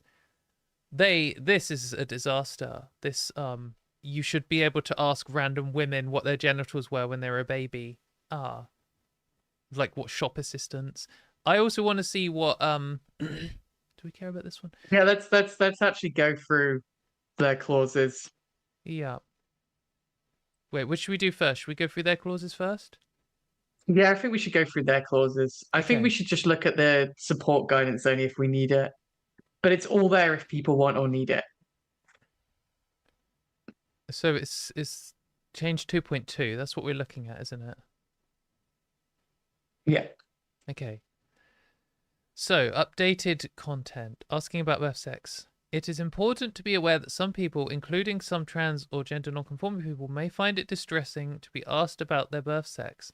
Therefore, any necessary request about birth sex should be made sensitively, taking this into account. It is not possible to sensitively ask about someone's birth sex, regardless of whether that is different to their biological or lived sex. I'm going to get in a point about birth sex and biological sex being different in every single answer. Okay. Where obtaining information on birth sex is not necessary and proportionate, it is never necessary. Or, by the way, I know it's not pronounced necessary. That's just how I say it in my mind, so I spell it correctly. Ever since I was like 7. It is never necessary or proportionate to us. We'll come back to this. Someone's birth sex. I just want to write it down. it's worth bearing in mind in terms of like if they want to enforce. This is the mess they've made with the Supreme Court judgment, because if you want to enforce these single-sex spaces in a way that excludes trans people, you have to ask about birth sex at some point because of the way the Supreme Court's done it. And like legally, then there would have to be a mechanism for it. But then the mechanism for it is proposing all this language about dignity. Well, not about dignity, but about legitimate or proportionate. And it's just where the law and the proposed interpretations of the law are just running headlong into common sense. Yeah, complete garbage. Yeah,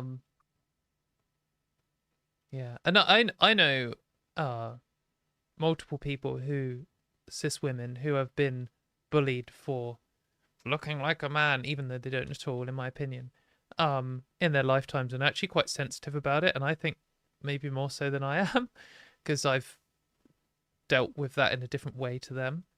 And I think it would be very upsetting if it happens to them, which isn't impossible.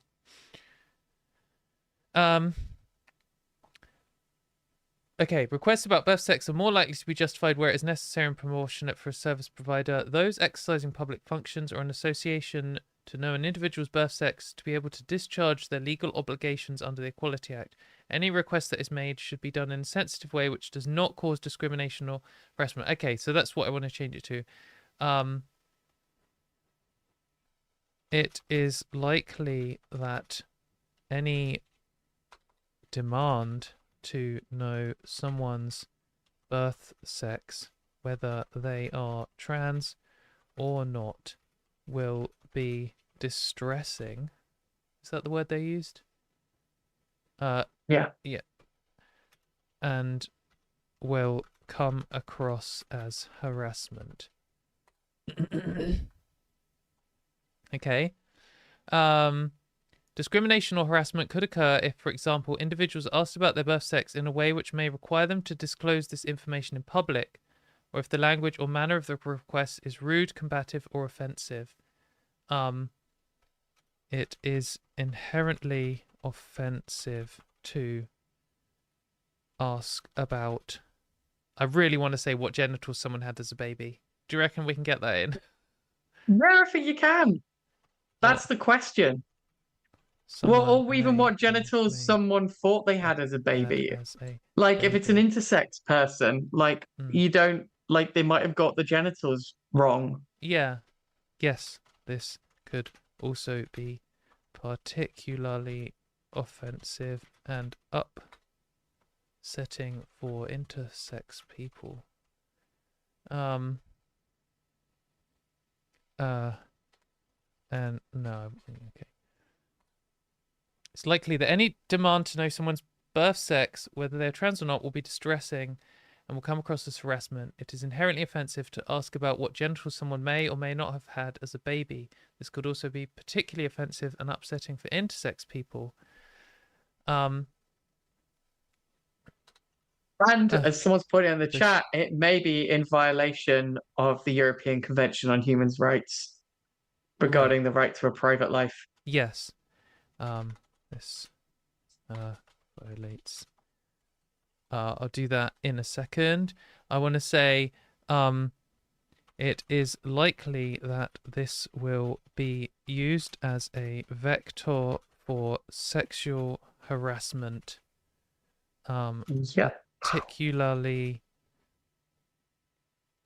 against women, trans and cis.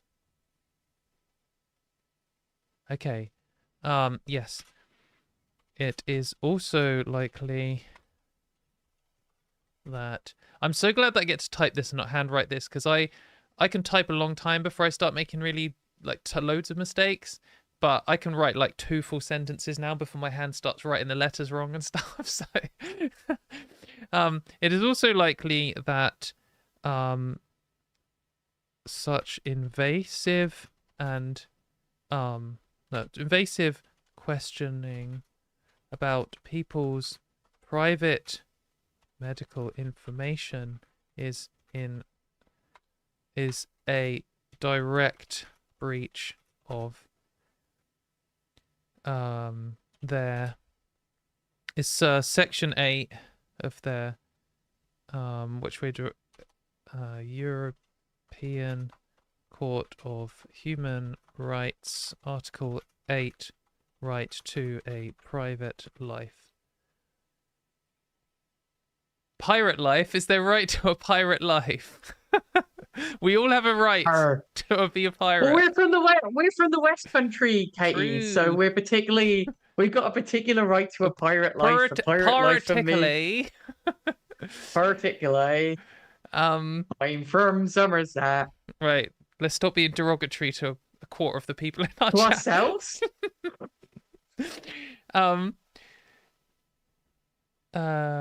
Indirect discrimination could occur if a policy on how or when to ask for such information places some protected characteristic groups at particular disadvantage and is not justified. Yeah, we need to say this is going to affect gay people more. Yeah. Wait, I need to break this up. Oh no, okay, this is a new paragraph. Yeah. It is almost certain that these unwanted demands about people's private medical information will be targeted at gay people more than straight people, particularly gender non-conforming cis lesbian women. Do you think that's an acceptable way of writing it? Yep.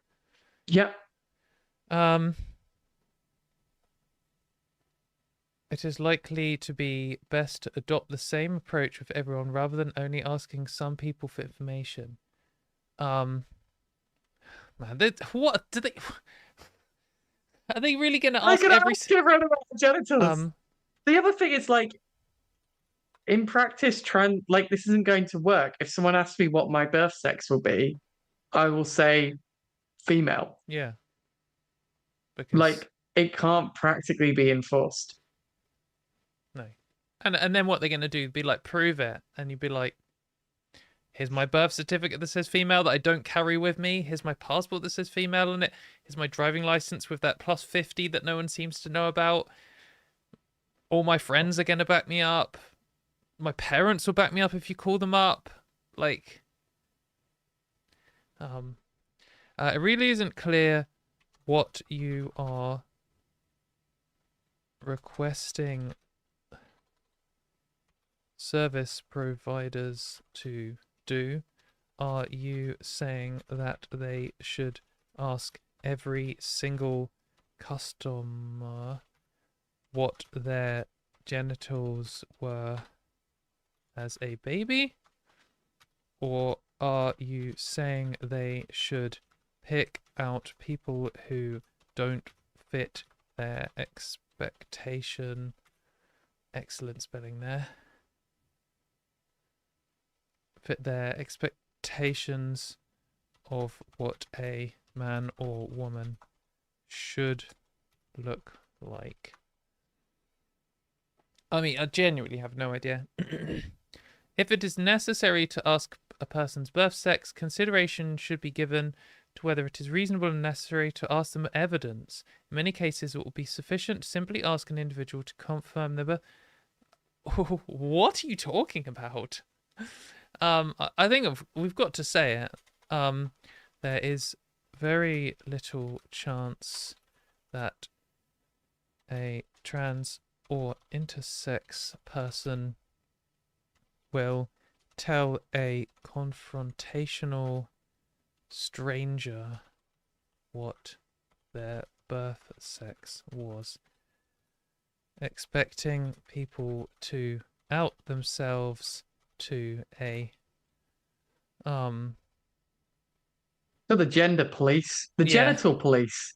to out themselves to random members of the public is ridiculous and could put them in direct danger of assault or worse. From members. Sorry?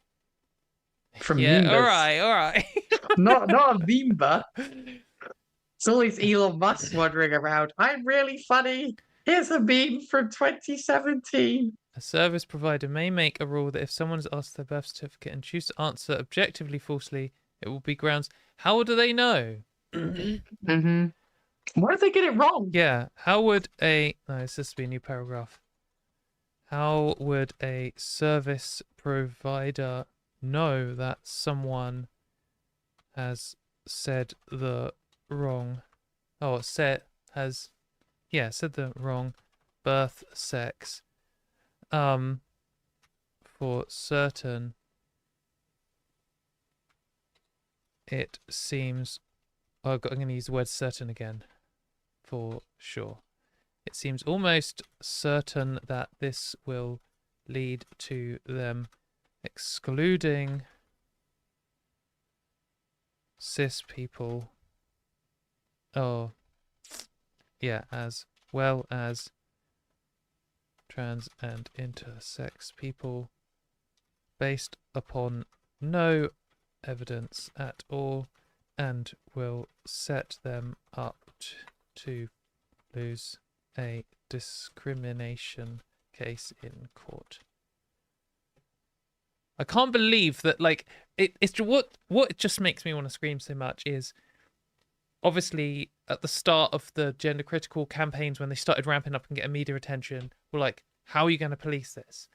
And they're like, well, we're not, it's ridiculous. We're not going to try and change the law. We're not trying to change the law. We just want clarity. Then finally they've changed the law. And then we're like, how are you going to police this? And they're like, it's easy, it's simple, it's common sense. And then they finally write it down. And their way of policing it is you ask someone, and then if you think they're lying, you can just ban them. So it's literally what we said. It's going to be empowering random members of the public to accuse you, probably in most cases, cis women, of not being women, and then banning them just arbitrarily. Like, that's literally what we said it was going to be all along, and they put their best minds to it, and that's what they've come out with. It's just insane. Okay, so what have we got here? It is not possible to sensitively ask about someone's birth sex, regardless of whether that is different to their biological sex or lived sex. It's likely that any demand to know someone's birth sex, whether they're trans or not, will be distressing and will come across as harassment. It's How about will be experienced as harassment? Yeah, it will be experienced as harassment. It's inherently offensive to ask about what genitals someone may or may not have had as a baby. This could also be particularly offensive and upsetting for intersex people. It is likely that this will be used as vector for sexual harassment, particularly against women, trans and cis. It is also likely that such invasive questioning about people's private meddling information is a direct breach of their European Court of Human Rights Article 8. Oh, direct breach. Someone pointed that out earlier. Direct. You said a directly breach. Oh, thank you. I'm glad you're watching the chat. It's very hard for me to super multitask here. Yeah. I've got an extra little bit. It is almost certain that these unwanted demands about people's private medical information will be targeted at gay people more than straight people, particularly gender non-conforming cis lesbian women. It really isn't clear what you are requesting service providers to do. I think full stop. Are you saying that they should ask every single customer what their genitals were as a baby? I want to say, in order to reference this bit, in order to adopt the same approach with everyone. Yeah. When you say, or are you saying they should pick out people who don't fit their expectations of what a man or a woman should look like. There's very little chance that a trans or intersex person will tell a confrontational stranger what their birth sex was. Expecting people to out themselves to random members of the public is ridiculous and could put them in direct danger of assault or worse.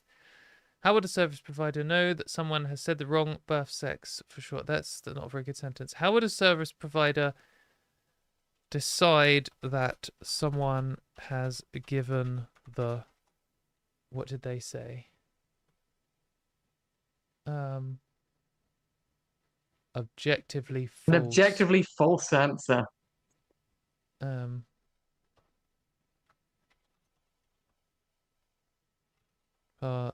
Particularly when the definition of birth sex versus biological sex versus lived sex is so confusingly it's so unclear. It's so unclear. Yeah. Because they love clarity. Guidance. How would a service provider decide that someone has given the objectively false answer, particularly when the definition of birth sex versus biological sex versus lived sex is so unclear in this guidance? It seems almost certain that this will lead to them excluding cis people as well as trans and intersex people based upon no evidence at all, and will set them up to lose a discrimination case in court. Okay. Oh, we've got more. Go back to your answer quickly. Scroll up. Scroll up. Scroll down. Where's the bit about the European Convention? Here. Oh, yeah, it's the European Convention on Human Rights. Sorry, yep. Thanks, chat. Can't spell convention. T, okay. Who can? Exactly. No one alive. That's how they should do the capture tests. If you can spell the word convention, you're a robot. Example. Oh, this is going to be horrible. Yeah. Everyone prep yourself. Gird your loins. A trans woman goes to the office of a local support group and makes inquiries with the receptionist about the group counselling sessions they offer. Based on the needs of its service users, a group provides different sessions at single sex or mixed sex. The receptionist reasonably thinks that the trans woman is a biological male. Ugh. You can always tell. And there are some other people waiting in the office. Ask her to come into a side room to get more details about the support she's looking for. When they're in private, the receptionist explains the different... Poppy... If Poppy runs across the keyboard and closes all of this stuff, I will scream. I'm going to save what we've written already if she's starting to run around. Oh my god, is Poppy a secret TERF? No, she isn't. She only loves me and basically no one else on Earth. So, if anything, she's a cisphobe. Okay. She's caused lifetime scars to some cis people. Anyway, when they are in private, the receptionist explains the different group sessions that are offered and asks the trans woman what her birth sex is. When she confirms her birth sex, the receptionist provides her with the details of the mixed sex. Okay. The example in 2.2.7 has multiple issues. Are all small businesses required to build a room to inquire a trolley about... disclosure room? Yeah. People's genitals. It's respecting our dignity.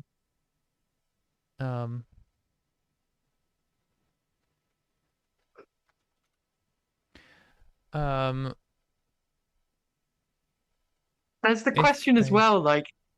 Oh, sorry, no, you carry on. If a trans woman was looking for a women's support group, why would she accept a group that is for men and women?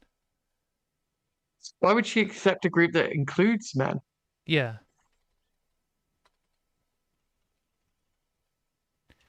Particularly if this support group is for dealing with medical issues experienced by women or sexual assault and misogynistic violence. It's also worth mentioning the example doesn't provide guidance for organizations that want to Yeah. continue to provide inclusive services to people of all Yeah. sex, genders, Also, it doesn't explain what to do with all this. women. If a... Oh, she's coming back. Stop running across the keyboard, you little rat. Come on. She obviously wants some attention, some dinner. Where's this? A biological male reasonably thinks. Okay. If a service provider reasonably thinks that a cis woman is a biological male and that woman refuses That should be woman. Sorry, oh yeah. You said women. And that woman or women She's allowed to be plural. No. If service provider reasonably thinks that a cis woman is a biological male and that woman feels targeted. No, and that woman answers objectively correctly. What happens if the service provider thinks she is lying and tells her to use a service with men included? Okay, sorry, you said Good another fucking thing. question. Oh yeah. What I was like, there is no guidance provided on how organizations can provide services Yeah. for all women, including trans women. There is no guidance for services that want to provide single-sex services for all women, including trans and intersex women, whilst also excluding all men. Okay. Man. Okay, there's only a couple more. If there is a genuine concern about the accuracy of the response to a question about birth sex, then a birth certificate could be requested. For the vast majority of individuals, this will be an accurate statement of the birth sex. However, it should be noted that birth certificate may not be a definitive indication of birth sex. Man, this section is not clear at all. It is not clear at all how a birth certificate can be evidence when you have stated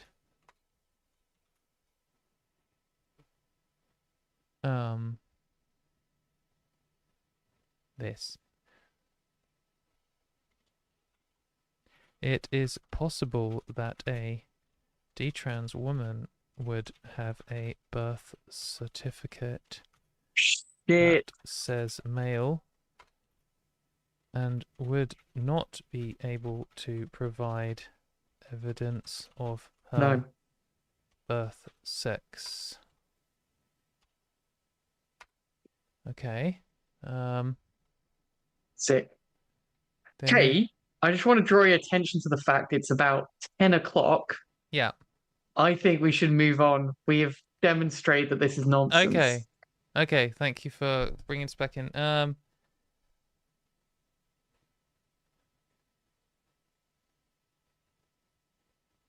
Oh, I'm just going to say they can't ask.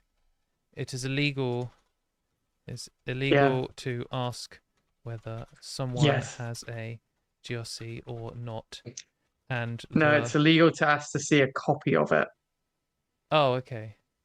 It's usually illegal to ask to see.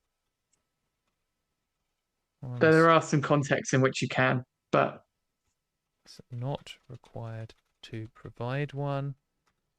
Why would anyone admit to having one when the entire purpose is to protect their privacy and right to a private life from I want to say people like you from prying Genital inspectors. members of the public who have no right to know. Okay. Sorry, everyone. Accuracy point, it's usually illegal. Okay. Oh, and don't forget to fucking copy paste. Yes, thank you. Don't click save and continue later. God, what a fucking nightmare this bullshit is. Next, 58%. Oh, big respect to Melissa in the chat who shredded her birth certificate. Original. Good luck getting that. Yeah. This content defines sex, man and woman. Oh, this is going to be good. And explains how a GRC does not change a person's legal sex.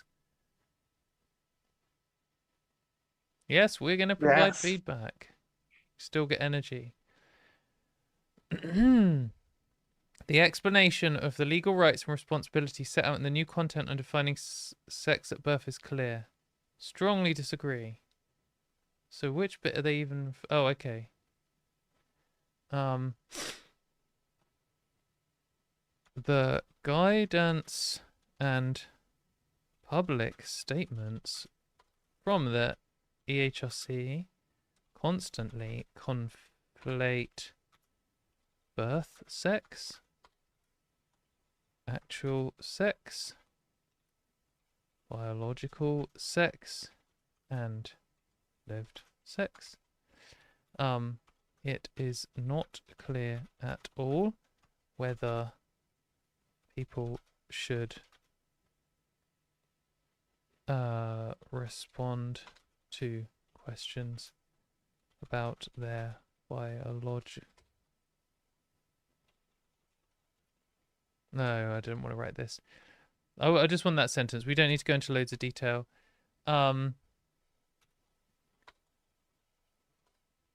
It seems like you want to treat... No, I don't want to give them help. It is important to note that someone's biological sex can be different to their birth sex. It is not clear where these new definitions of legal sex apply and do not apply. They are only supposed to apply to specifically the EA 2010, but the EHRC has often made unclear statements that suggest you believe it should apply in other places too. I definitely did a non-capital here, and then when I want to say it is now the case that people can have multiple legal sexes that are different. This is inherently stupid. Stupid? Maybe say in the wake of the Supreme. Yeah. Unclear. In the wake of the Supreme Court decision.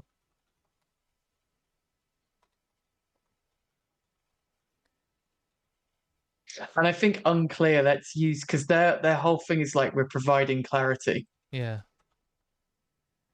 And so I think we need to, in the same way you're like hammer them on biological sex and birth sex every time, we hammer them on clarity. Okay. How's that? That's good. We slammed through that one. Fab. Let's go. Sorry for keeping you and everyone else here so long. Oh no, that's fine. I knew we'd be at this for ages because it's huge. Yeah. And that's what we've been gathering numbers on the videos we go. People only want to stick around and look through this wonderful People form. just fucking love oppression and consultations, the big two. That's what people love. Yeah, we've Everybody got nearly knows that 300 trans people now. women are hot for oppression. Oh, Gregory, hello. I'm back. Bring Greg back. Poppy's still here. I might have to do in fact, I'm going to do a Poppy feeding break. Do you want to have a quick toilet break or anything? Because it's No, adding time. I can just stick around. Entertain the crowds, right? I will be back in 1 minute. I'm also going to do a wee. Great. 1 minute. Ask me anything. Chat, let's go. Yeah, the Women and Equalities Committee are going to question Faulkner tomorrow in Parliament, which will probably be hilarious because a lot of them don't like her. There's like 2 TERFs on that committee, but yeah, just a whole bunch of random other people. Greg's sat on my lap now. He's being a real cutie.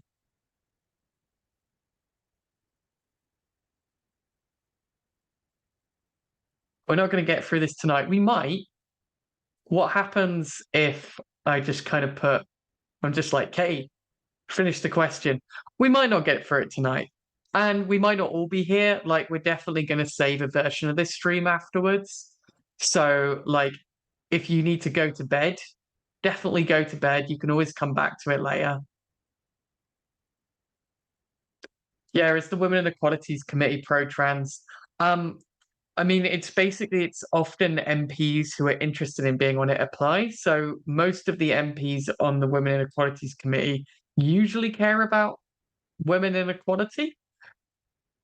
There are, as I mentioned a minute ago, there's like a couple of anti-trans MPs on there at the moment. One of them is, what's her face? Terrible woman. The chat will know who she is. The worst woman. Duffield, the one who got kicked out of the Labour Party. She kicked herself out of the Labour Party. Absolutely incredible. But in addition to that, you've got this kind of situation where there's a lot of people who have said pro-trans statements, and it's a question of whether they will stick to that or not. But they've asked some fairly harsh questions. Have the sociologists put out any kind of official statement? I think we're all just putting out individual statements. There's lots of angry sociologists. We're doing stuff like, why would I write a statement when I could spend hours on a stream with this metalhead? I don't know. She's just obsessed with. Well, I think your problem is like you're making music this kind of overly perfect elitist thing, right? With your fancy ass guitar solos, rather than offering a clear way in for anyone. Let's go, punk versus metal.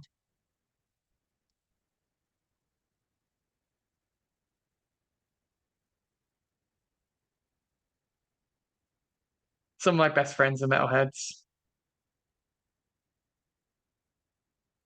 All of my best friends are metalheads, yeah. I love that song. Duffield left Labour, but she is still on the Women and Equalities Committee, but she's quite isolated on that. Right, yeah, next question. Let's go.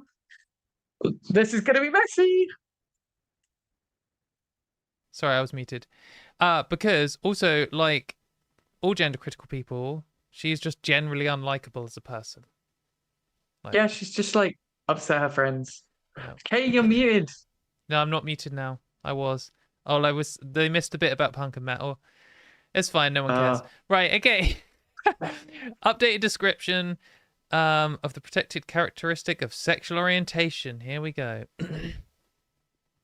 This is such a joke that they're trying to legislate what sexuality people are. Like, even dumber than trying to legislate what sex people are.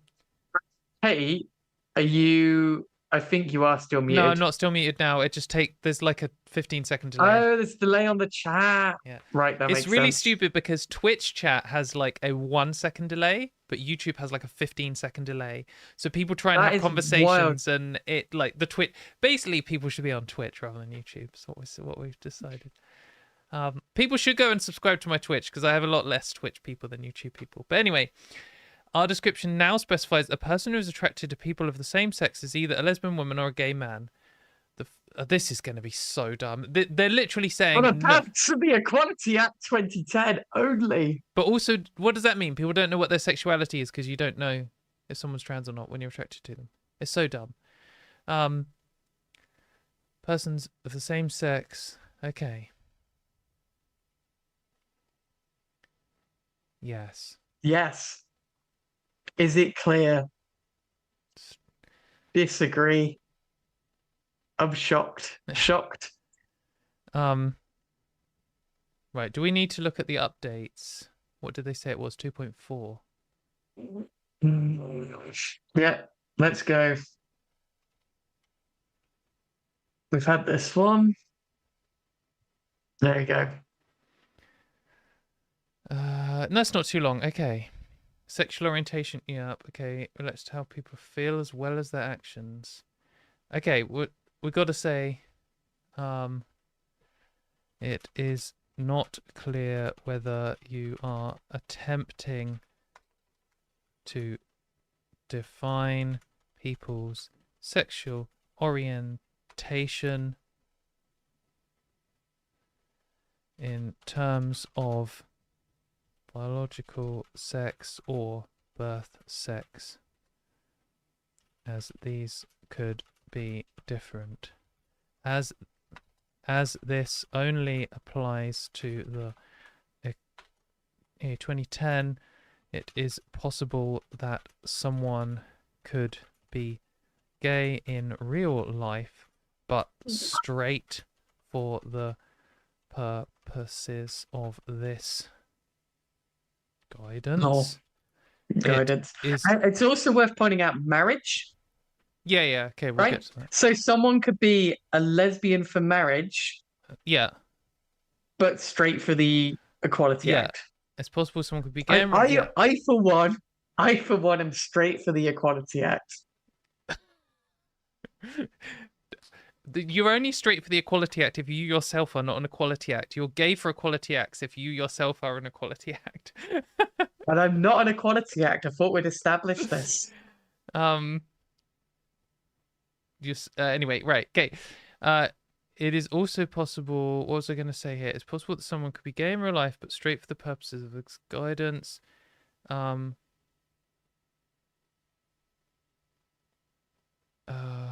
Oh yeah, it is also possible that someone. No, it's not also possible. It is also the case that. No, I've got to write this properly. Person's sexual orientation towards. As it is not possible to tell someone's birth sex in all cases just from interacting with them, as you have noted earlier when saying that. No, I'll just leave that. Have you noted earlier?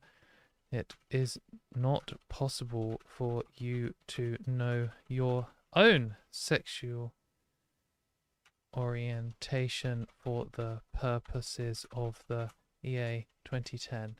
If you are attracted to a man at the pub and he is trans and you don't know it, are you now gay or bisexual for the or straight? purposes? Yeah, or straight. It depends on the individual as well. Sorry, I was projecting there. For the purposes of the EA 20. I was also projecting in a way there, which isn't like, because I'm even trying to think in their mindset, but if I was attracted to... Yeah. Anyway. Let's get on to the practicalities of this briefly. I think it's worth having a sentence saying, like, what this threatens to do is unnecessarily legislate on lesbian, gay, and bisexual people's private lives.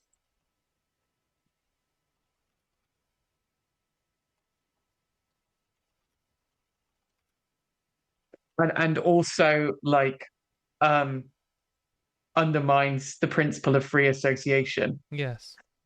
Yeah, that needs to be a whole separate section. This this ruling undermines Hang on. I've got another thing to just right above. I've got to put that marriage thing.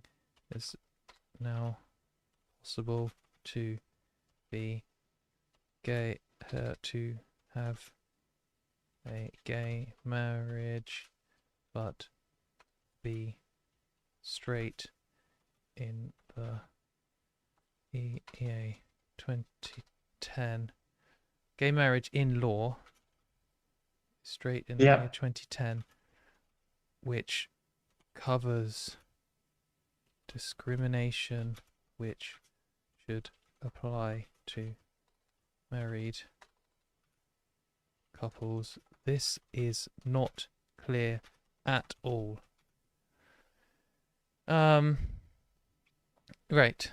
Undermines the which one of these principles? Principle. Yeah. Of association. Of free association.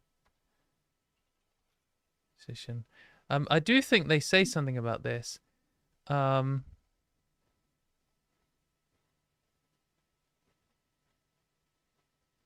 Okay. We've got to say. Hang on. I've got to just note down. Appearance for targeting previous section. Okay. Sorry. What we're going to say here.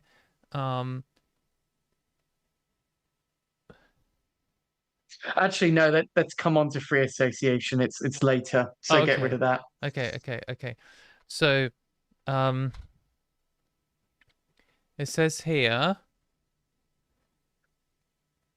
This may include someone's appearance.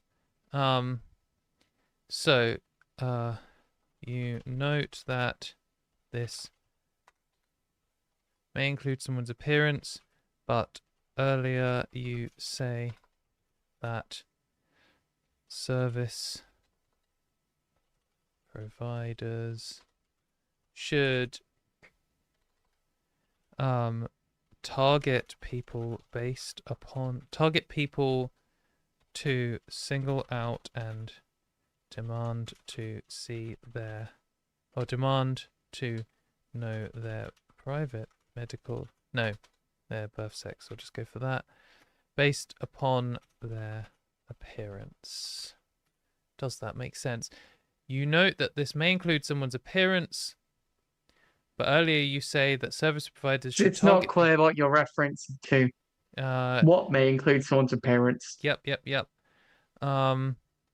Sexual disorientation discrimination.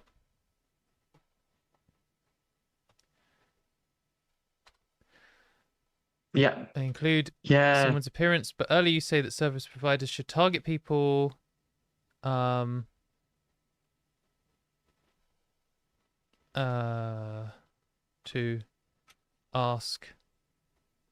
to inquire. Yeah, ask their birth sex based upon their appearance. Yeah, that's the point. This is not clear, and it seems to be that you are directly recommending sexual orientation discrimination in earlier sections of this guidance. Yeah, brilliant. Okay. On to the next one. I don't know if we're actually on 5, but we're writing a 5. But yeah, we'll do that later. A few people were asking specifically about numbering the clauses according to the questions, and I presume that's something we can just do later. Yep. I'm going to share this document so people can look at it right now. I want to... Is it this one? Private to only me. I want to set it to anyone with the link. Right, I am going to right at the top. Poppy, you can't drink that. Do not copy and paste, please. Now I'm going to share this link just so people can start looking back. And if you're late to the thingy, I'll put it there. I will put it in the description. Yeah, it's really important with the copy pasting thing is that there are, yeah, the EHRC, if they think that people have copy pasted, they'll stop looking at people's replies. Yeah. And they'll probably use terrible machine AI to do this. TERFs love AI. We've really seen that with the cast review that's got AI all over the place. And some nonsense articles by people recently quoting Julia Serrano on stuff she never said. So use your human brains and we'll make it all look different. Or use an AI to change it enough. I don't know. Maybe that doesn't work. But they can't do that though, because they're making the same mistakes over and over again. True. It's like all these right wingers who talk like bots on Twitter. Because they are, yeah. Yeah. Right, we're back to this. Maybe sharing my answers isn't a good idea, but we can change our minds on that. New example on sex discrimination by perception. This is going to be a laugh. This We're going to love explains how this. sex discrimination perceived. Okay. Yes, I would. This is probably going to be a hate crime. Yeah. To what extent you disagree with the following? The explanation of legal rights and responsibilities set on the new example on sex discrimination by perception is clear. 4.1.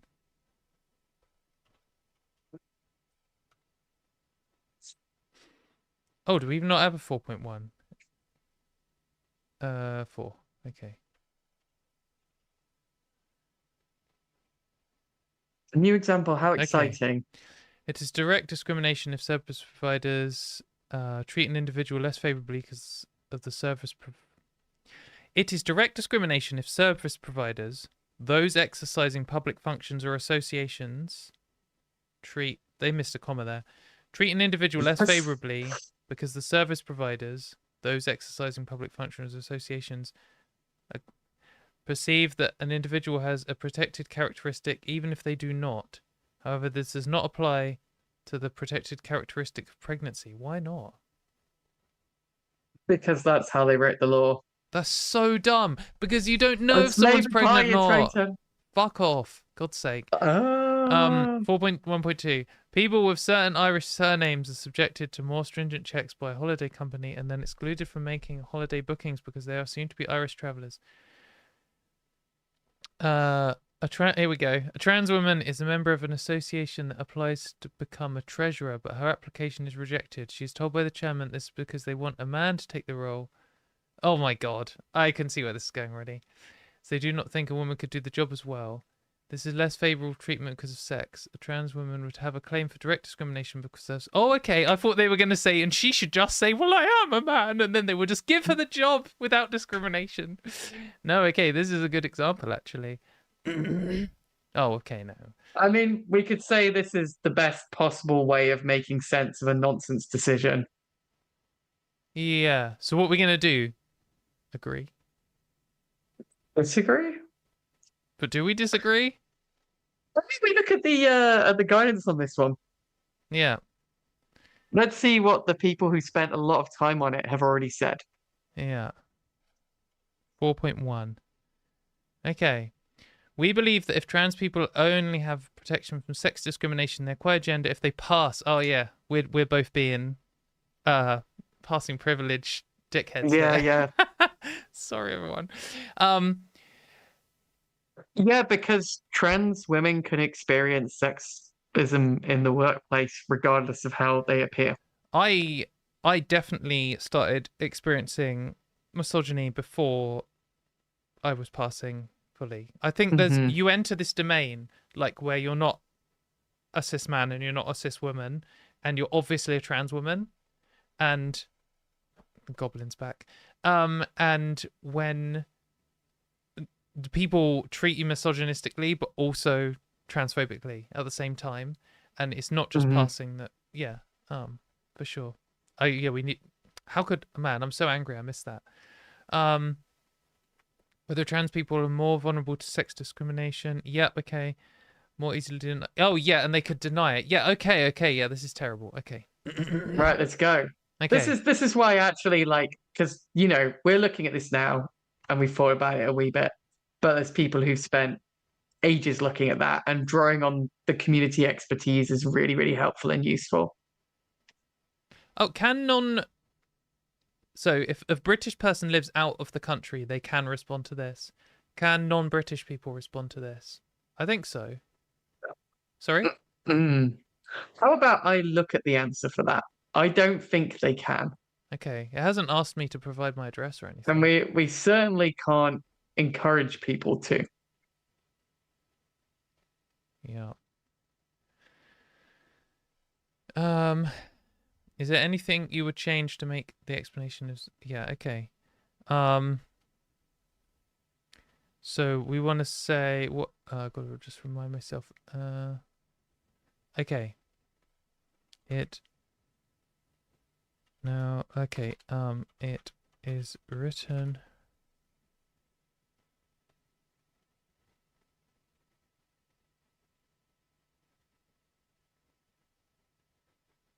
okay. The guidance makes it sound like sex discrimination against women would only apply to trans women who pass. This is not the reality of sexism. Yeah. This is not the reality of misogyny or sexism. It is observably true that trans women experience misogyny before passing. It is possible that a service provider that a trans woman could be discriminated against for being a woman, even if the person doing it knows she is trans. This guidance also gives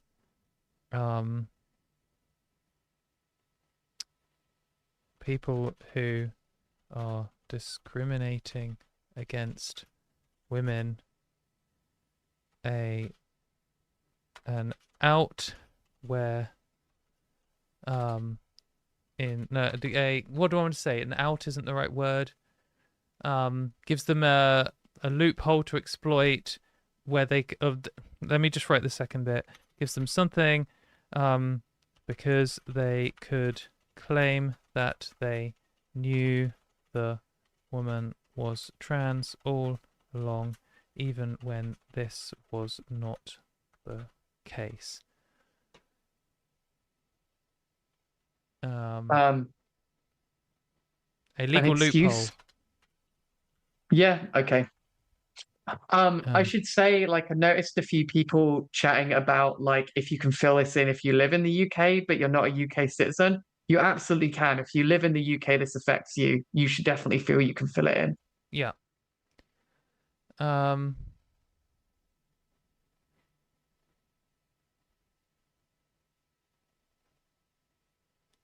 Guidance give people who are discriminating against women a legal loophole to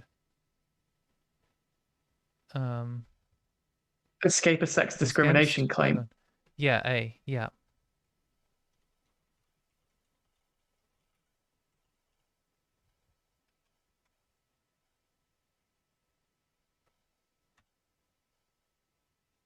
Okay. That's all that should be a sex discrimination and not sexism discrimination. Not sexist enough. Oh. Okay. Right. Let's move on. Let's go. I'm going to get wilder as we approach midnight. Yeah, you're getting hyped. I'm very professional, Katy. That's what you should know about me. True. What percentage is it claiming we are through now? 66%.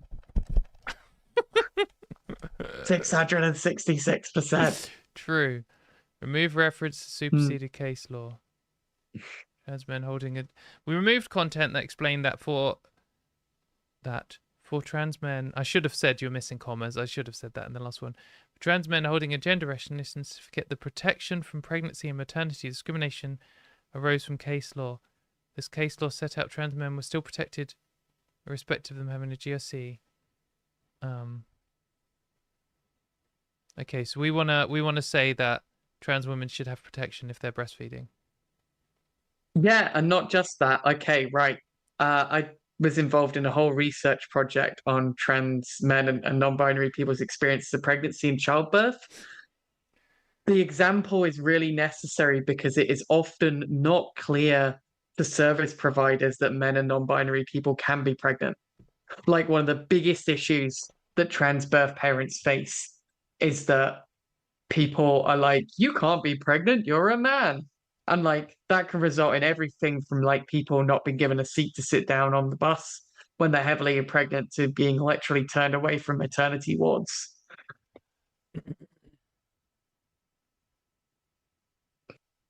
Okay, is that good? Yeah. So say it's therefore really important to have an example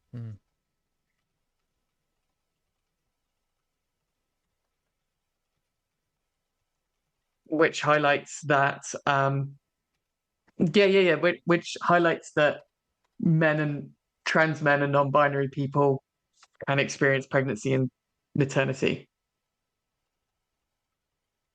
Because I mentioned it above. Yeah. Right. Okay. And now trans women breastfeeding. Yeah.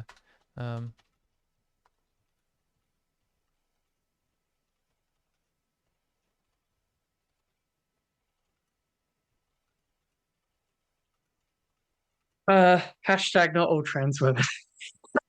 Some trans women. Well, when you say trans women can, that just means some can, right?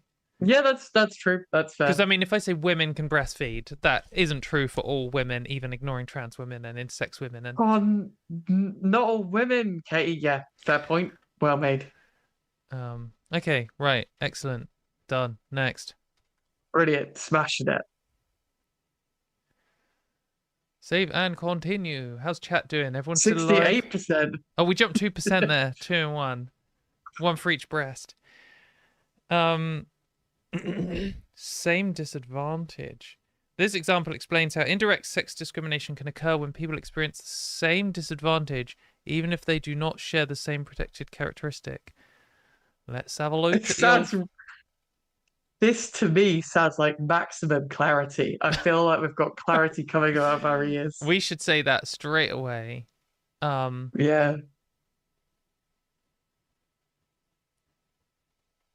The language of this example is extremely unclear.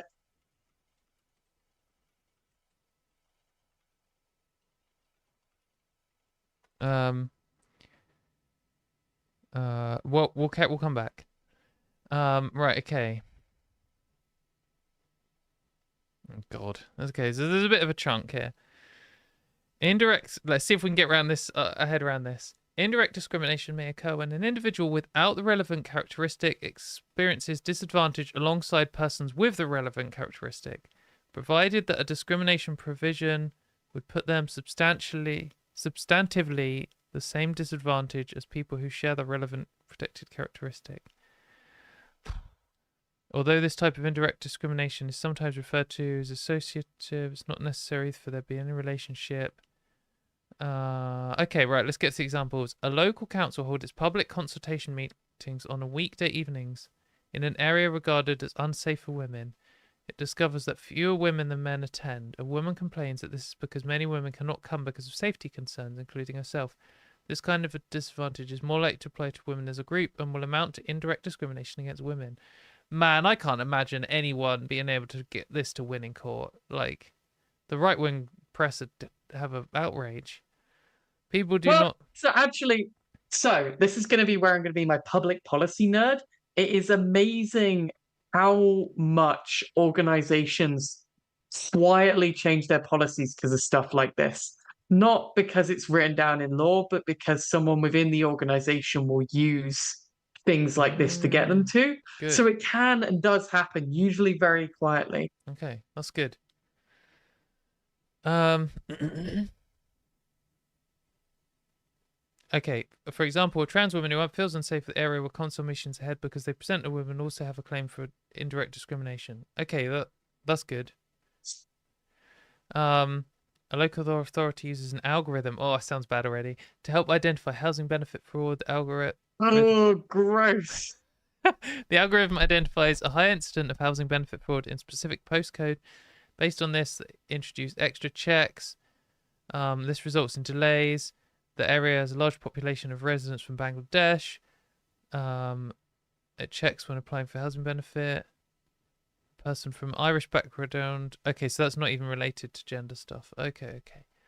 I think this is where we look at the guidance again. This Yeah. to me feels like one of these sections where you're having to do convoluted nonsense to try and account for the fact that trans women experience sexism. Yeah. Yeah, okay. This is similar to... Oh, okay. This comparator thing. I've heard of this in law, talking to law people, but it doesn't come naturally to me to understand it.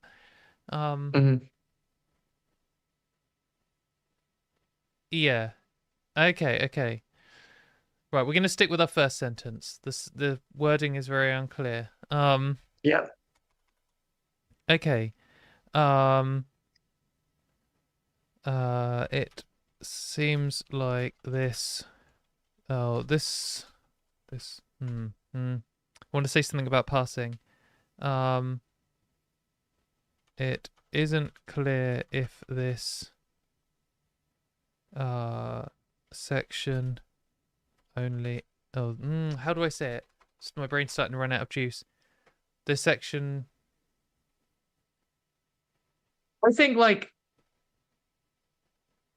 this section is not accounting for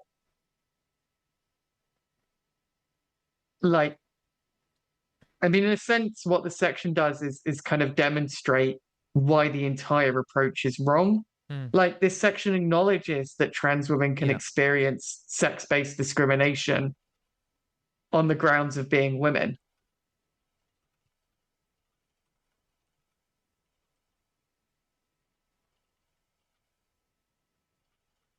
And that kind of highlights what an absolute cock up the entire Yeah. rest of the thing is.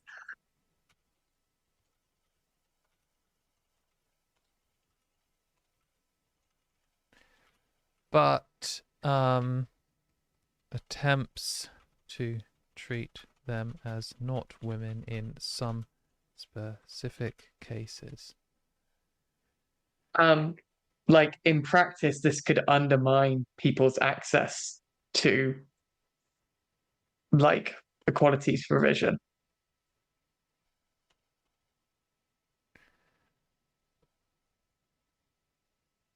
Sorry, say that again. In practice, like this could lead, yeah, this could undermine organization well, it could undermine like equality provision because an organization's like, well, we don't think you should cover it. Like it would cause confusion. Yeah.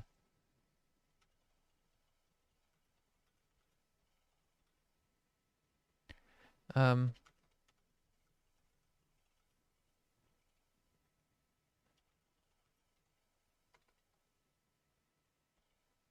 I would leave it at that, to be No, I want to honest. say, using your example, if a trans woman is the first to complain about an Mm, area being unsafe for for women, as a woman or for yeah. women.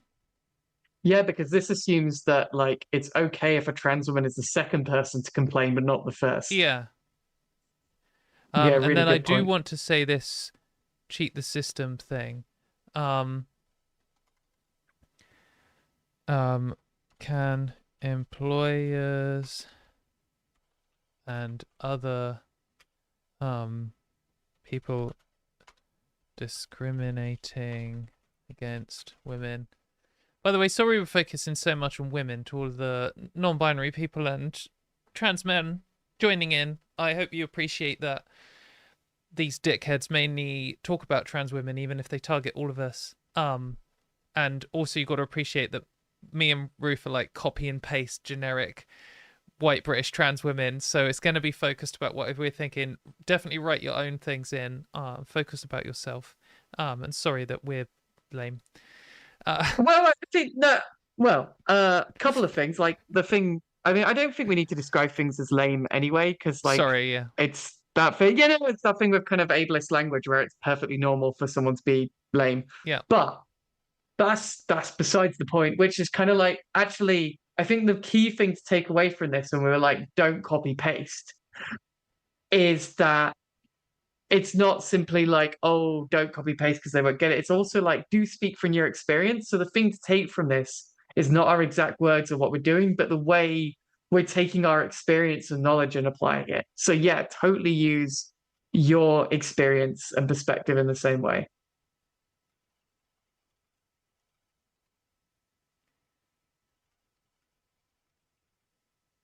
No, wait, what do we want to say? No, it's about using a we... cis man as a comparator to a trans woman Yeah. in order to claim that there isn't a problem. No, because A there'll be a difference comparator. between those two. Yeah, but I don't want to say comparator because I don't understand the use of the word, and I can't be sure that the sentence I'm writing is legally correct. I Wait, can help.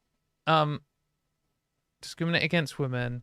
I want to use their example. Say that an area isn't unsafe for women because it's not unsafe for trans men. It's not unsafe for their employee who is a trans man and passes as a man. Oh yeah, they fucking could, couldn't they? Yeah. That an area is safe for women when it isn't because their employee who is a trans and passes as a man is perfectly safe. This isn't clear and appears to give legal loopholes. How's that? Grand. Okay, great. Next. Next.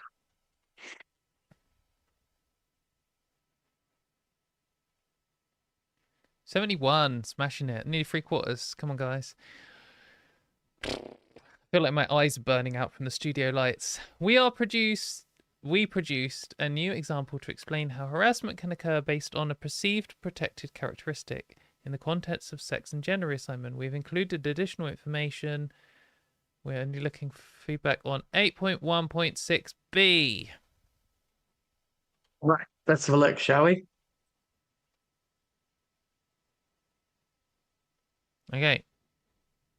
An individual may be wrongly perceived as having a particular protected characteristic. A trans woman using the gym equipment in a local leisure centre is regularly subjected to comments from male staff members, such as, "Watch what you say in front of her, it's her time of the month again." I have had people say that. I've had people say that before I was passing as well, when they absolutely knew that I didn't have a time of the month because they just wanted to be derogatory to women. I remember it was one of the first things when I first went to the pub. Someone said to me. I think that is absolutely a point to make. Oh. Like, it's not based on sexism isn't based on perception of someone being cis. Yeah. It's based on perception of someone being a woman. Yeah. Or yeah, exactly that. I'll bring up my exact personal example then. Yeah, I think that's a really great idea. That's a really great example of where using a personal example can be really useful here.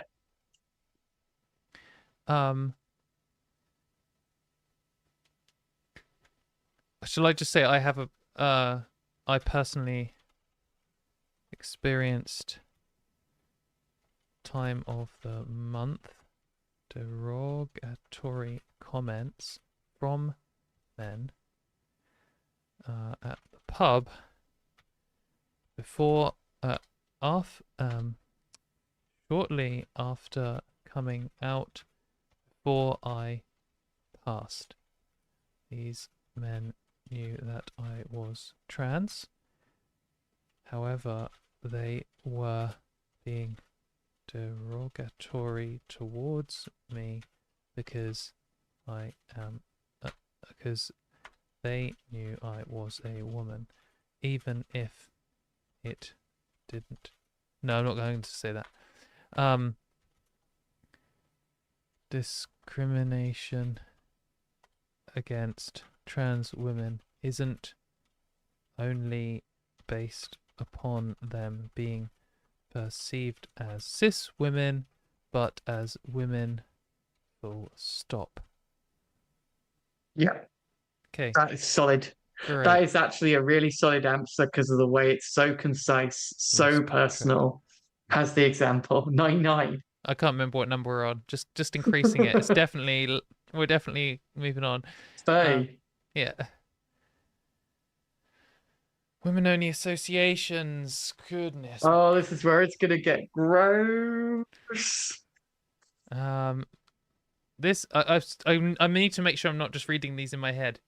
The example in this section explains when the applications to an association can be lawfully refused based upon protected characteristic in the context of sex and gender. Protected characteristic. Hooray. We're protected because it gives us a basis to discriminate. Yeah. Isn't that beautiful? Lovely. I think that's beautiful. 12.1. Oh, I nearly closed this then. Big love to the people who are bailing on Brain. We'll give you the whole thing later. Come back to it when it's good. We've still got like 250 people nearly, so Yeah, that's impressive. shout out to everyone who's still alive. If you're just joining us, check the links in the description. You can see the previous stuff that we've written. Do not copy and paste. Right. 12.1. Why is 12.1 got 10 sections? Okay. Because they're so hateful. The Equality Act 2010 permits associations other than political parties to restrict their membership to persons who share a protected characteristic. The only exception is that membership can never be restricted based on colour. That's quite the way to put it, isn't it? Interesting. Okay, this one is about race. A trans woman applies to join a women-only association. Her application is refused. This would be lawful because membership is based on sex restricted to women, and under the act she's not to share a protected characteristic. Can we just say that's bullshit? What I suggest doing, because unfortunately that was literally the Supreme Court case, I would suggest instead we focus on they have not provided guidance for Right. organizations that want to be supportive of trans women. Yeah. Or men's organizations that want to be supportive of trans men. Yeah. This does not prove. Actually, should we read it all before we proudly declare that, and then they just do it straight on? Okay. If protected characteristic, the Constitution of Women's Running Club provides female runners of a local mixed sex. Females. Females. Females. A Christian association must not refuse to accept disabled people who are Christian. There are other exceptions that apply. Single sex services, register, blah blah. Okay, yeah, so that's the main focus, isn't it? Yeah, I think this is the point. Guidance for the majority of let's call them single sex organizations. Yeah. Who will not want to exclude trans and or intersex people.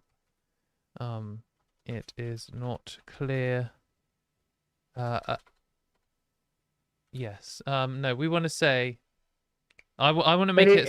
I'm going to make it specific. Women only. Organizations who will not want to exclude trans and or intersex women, whilst excluding all men. Yeah. Because that's like the specific point here.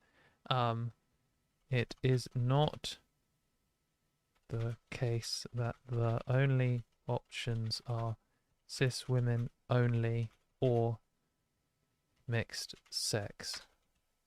Most women-only organisations will want to include all women and no Yep. men. Good. 180. This is going to get increasingly random. Okay. Do not copy paste. They skipped 69. Competitive sport. What? This is nonsense. This is the true discrimination. This is how much they hate lesbians. The section has been updated to explain this. Just, everyone can 69. Anyway, it's been updated to explain the circumstances in which it may be lawful to exclude participation in competitive sports. 13.1. Can't wait. Let's go. This is going to have 100 examples. 18. Hurrah. Okay. It's not a breach of the act for a person to organise single-sex or separate-sex events for male and female competitors in sports. We definitely need to mention how darts and pool don't come under this, because they both tried to ban trans women.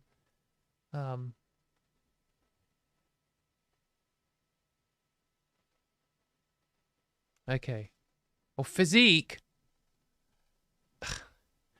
They always slip up and then be like, oh, actually, yeah, we are talking about trans women who transition before puberty, but no, we're not. Stop asking questions. Yeah, we're going to comment. Man, it is a shame I have to talk about sport. I strongly disagree. I hate sport. Sorry, sports trans. I like non-competitive sports, like walking in the mountains and cycling. Oh, I love that. And but that's canoeing. Not sport, is it? It's just fun.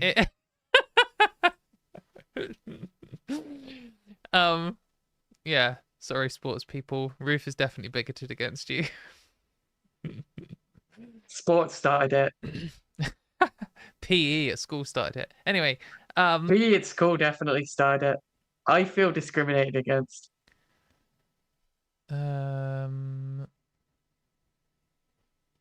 I'm just going to write it down straight away.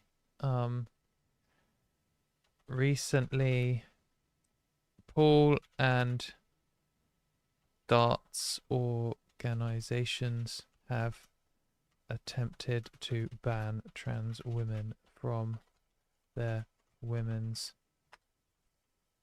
only categories.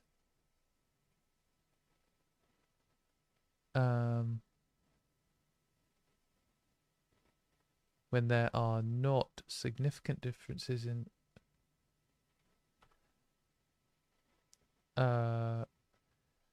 when performance is not at all affected by...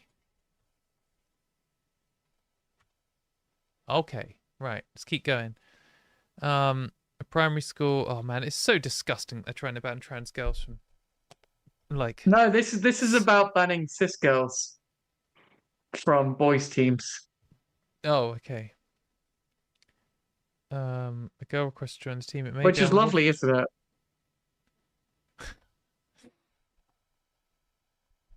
Oh man, I'm reading it in my head. Sorry. A primary school only has boys under 7 football teams. There are not enough girls for a full team. A girl requests to join the team. It may be unlawful to decline this request unless the school can demonstrate that there are differences in physical strength, stamina between boys and girls under 7 that would disadvantage.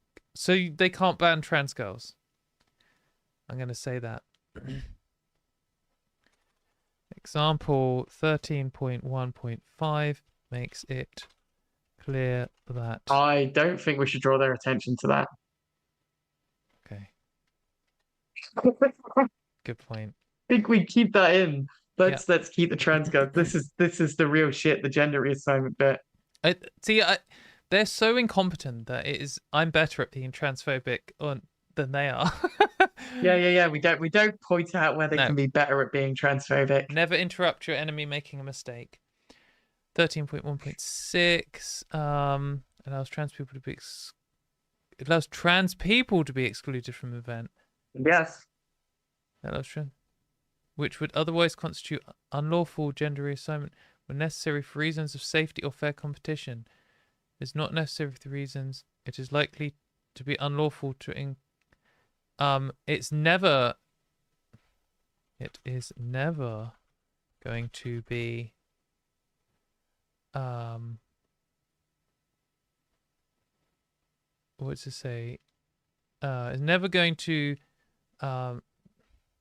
It's never going to be. No, what am I trying to say?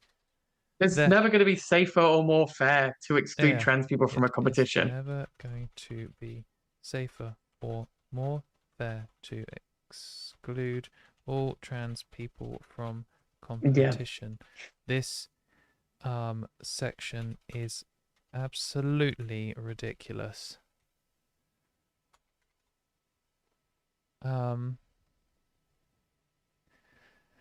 Single sex things, trans access, direct gender reassignment can occur if to restrict trans people is made on the grounds of gender reassignment. Obviously. They took such pleasure in saying a trans man who is a woman under the act. Excluded from women's events because of his gender. Go up one. Let's read the previous bit carefully. Direct gender reassignment discrimination can occur if a policy or decision to restrict participation is made on the grounds of gender reassignment. This would be the case, for example, if a trans man who is the woman under the act is excluded from women's event because of his gender reassignment characteristic. So what they're saying is you can be discriminating on the grounds of gender reassignment, i.e. doing a transphobic, if you're banning a trans man from a woman's team.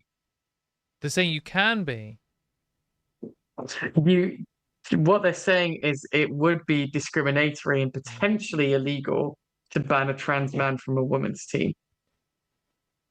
Okay. Seems dumb.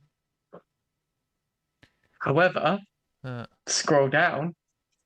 It provides an exception if you can show it's necessary to do so for fair competition. Right. So if you decide that it's unfair to have a trans man in a women's team, you can ban him from everything. Okay. So it's just completely arbitrary. That's it. That's in 13.1.12. Yeah. This means that organizations can prevent trans people from participating in a gender-affected sporting event. Yeah. Not sex. I'm saying that. You would be gender-affected. Like darts? Maybe. But it's also banned trans people. At this point, it's nothing to do with hormones or bones or whatever. It's just by dint of them being trans. Yeah. Like the transphobia is really showing up. Yeah.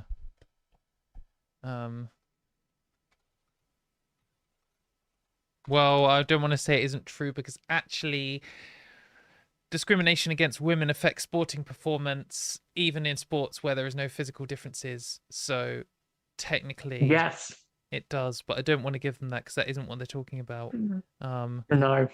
This is confusing as elsewhere you seem to be claiming it is affected by birth sex only and ignore changes to biological sex.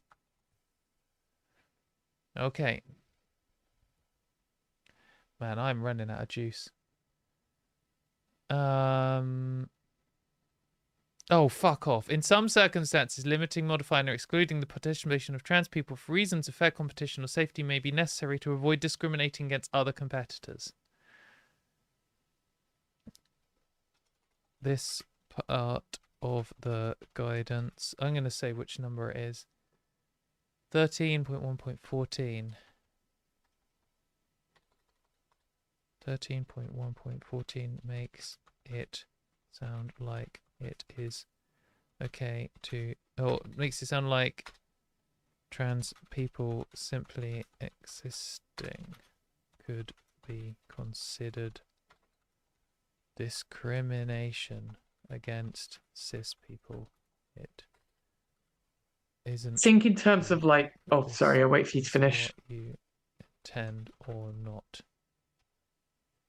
Yeah, sorry. I think in terms of wrapping this section up and trying to get something across the whole thing, like the same as some of the other sections, a real issue here is that all of the examples are about how to exclude trans people. Yeah, Nothing is about how to include. yeah. I also want to say, this. Sorry, we'll come back to that. Yeah. So Yeah, it's ignoring the physiological yeah. differences that trans women have.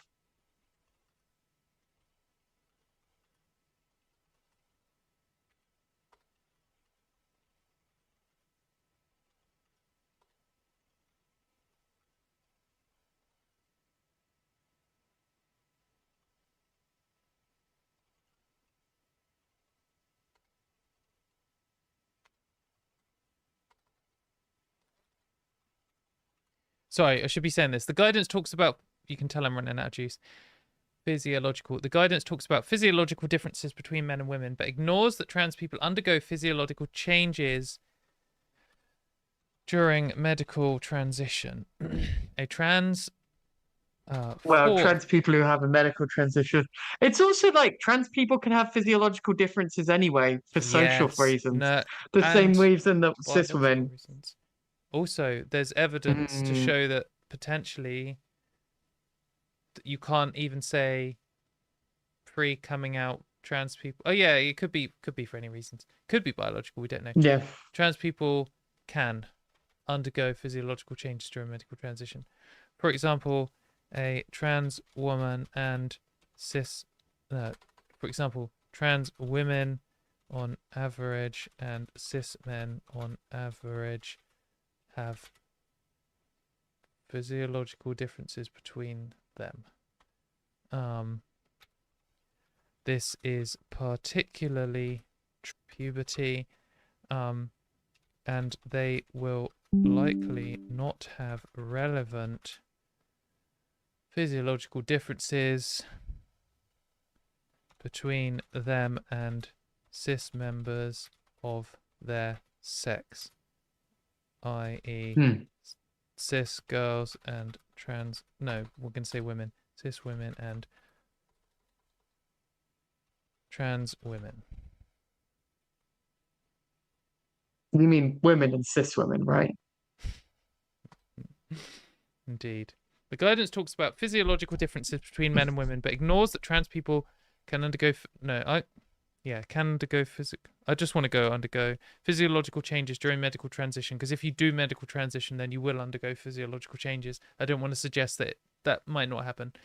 For example, trans women. Can I suggest you scroll the main thing up so we can see your answer a bit better? There we go. Sorry, everyone.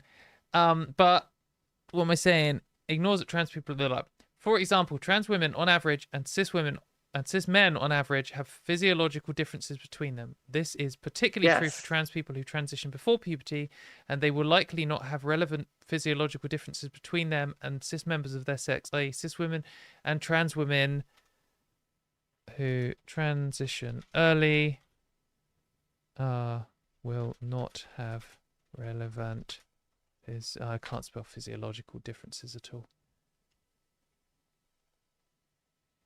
For sport. Okay, done? Oh no, we wanted to see your one more thing. point. Yeah. The examples focus entirely on exclusion and not how to include.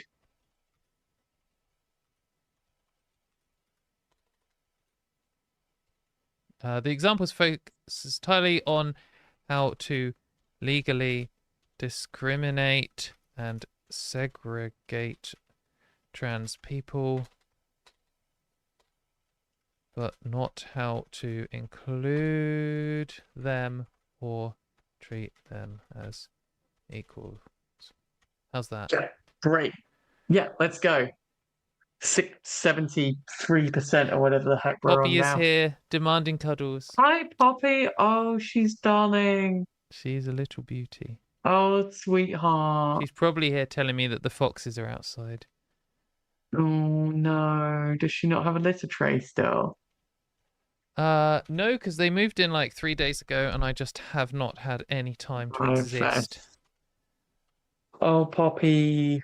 But we can go outside. She can go out the front too, and the front of the house Yeah. doesn't have foxes, and she has a cat back there. 79%. Although do 79, but not 69. What is this? Um. Oh, man, bloody hell. We are going to be Oh, going for a while. this is we're getting deep. We're getting deep. Let's go wild. Yeah, we would. To what extent do you agree or disagree with the following? The explanation of the legal rights and responsibilities is clear. Disagree. Right. Strongly disagree. Which section are we looking at? 13.2. Something? No, yeah. Yeah. 13.2. Yeah, 13.2. Doom section. 13. Please no. You know what this is? This Oh. is the British bathroom bill. God, Let's there's 23. go. They're getting worse and worse. Is it actually? Yeah. Poppy, you're going to have to settle. Thank you. Is she saying "Rrr"? Yeah, I don't know if you heard her. She did a little. Yeah. I did. It was cute. Some serious purring going on down there. Oh, lovely. Greg's not purring, but he is sat on me. Right, okay, wait. Let's think about bathroom bills, but also let's think about pussycats. Hey, Greg. Cutie. He's just chilling. This is nothing. He's just chilling. He's chilling so hard. He's such a good cat. The best cat, you could say. Oh, meow. That's true. Oh no, did she meow at you? Oh, Poppy. Oh, so cute. I love her. She's lovely. She's a little rat, but she's lovely. Right, okay. Public facilities. Don't worry, Tina. You've arrived just in time for a horrible, horrible moment. If service generally provided for persons who share a protected characteristic, refuse to provide service who do not. So this is the segregation part. Yeah. Does not prohibit sex discrimination where a service provider, single sex, joint service. Okay, I'm going to have to say that I'm going to have to bring up my biological sex point again. This part of do it every single time. Evidence is not clear whether it is referring to biological sex or birth sex.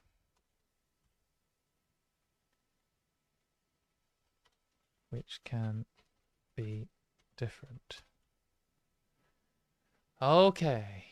A joint service for persons of both sexes would be less effective. Okay, example, a domestic violence support unit set by a local authority for women and men separately as they are aware the service users feel safer and more comfortable attending single-sex group. There are less demand for the men's groups, which means less frequency. Does not... Why this is the bit about, remember this, they're doing stuff just for cis men and women here as well. Yeah. So, let's move on. I'm reading in my head.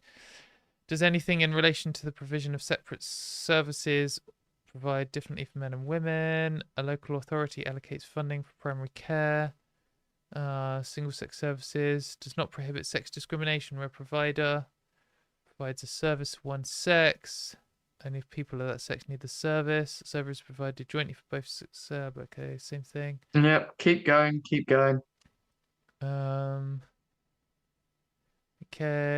Okay, lots of this isn't about trans people.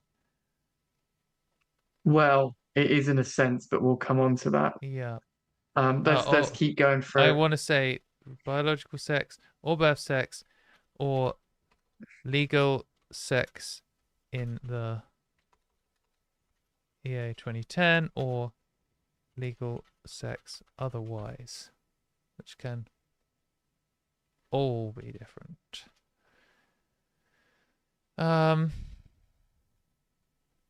Okay, single sex stuff.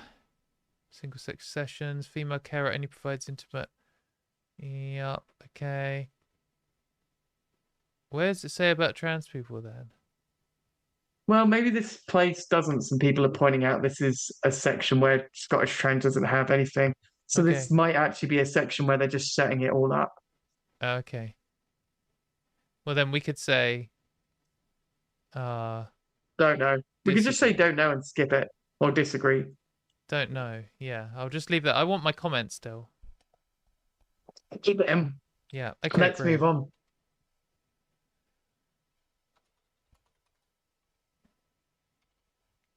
There's a few people asking about time limits. I will double check, but I'm pretty certain it's the 30th of June. Like, Yeah. I can No, I can isn't it? check that quickly in the background. Oh, I thought it was the 27th, but it could easily be the 30th. Yeah, you look it up. Okay, this is another single Yeah, sex services bit, so you're right. They probably have been setting it all up for the dunk. yeah. Yeah, we're going to provide feedback anyway. Yeah, we are. Pardon me. Introduction. So, Single sex. yeah, so the consultation closes at 11:59 p.m. British Summer Time, I assume on 30th of June 2025. Okay, I'm going to write that down. Unless you are Closing Welsh. date. Okay. Why? The Welsh language survey is open until 11:59 on the 15th of July because they opened the Welsh language service survey later Okay, so what's... Tell me because again. they're the equality and human rights. So, Midnight in June 30. midnight, 30th of June, English language. Yeah.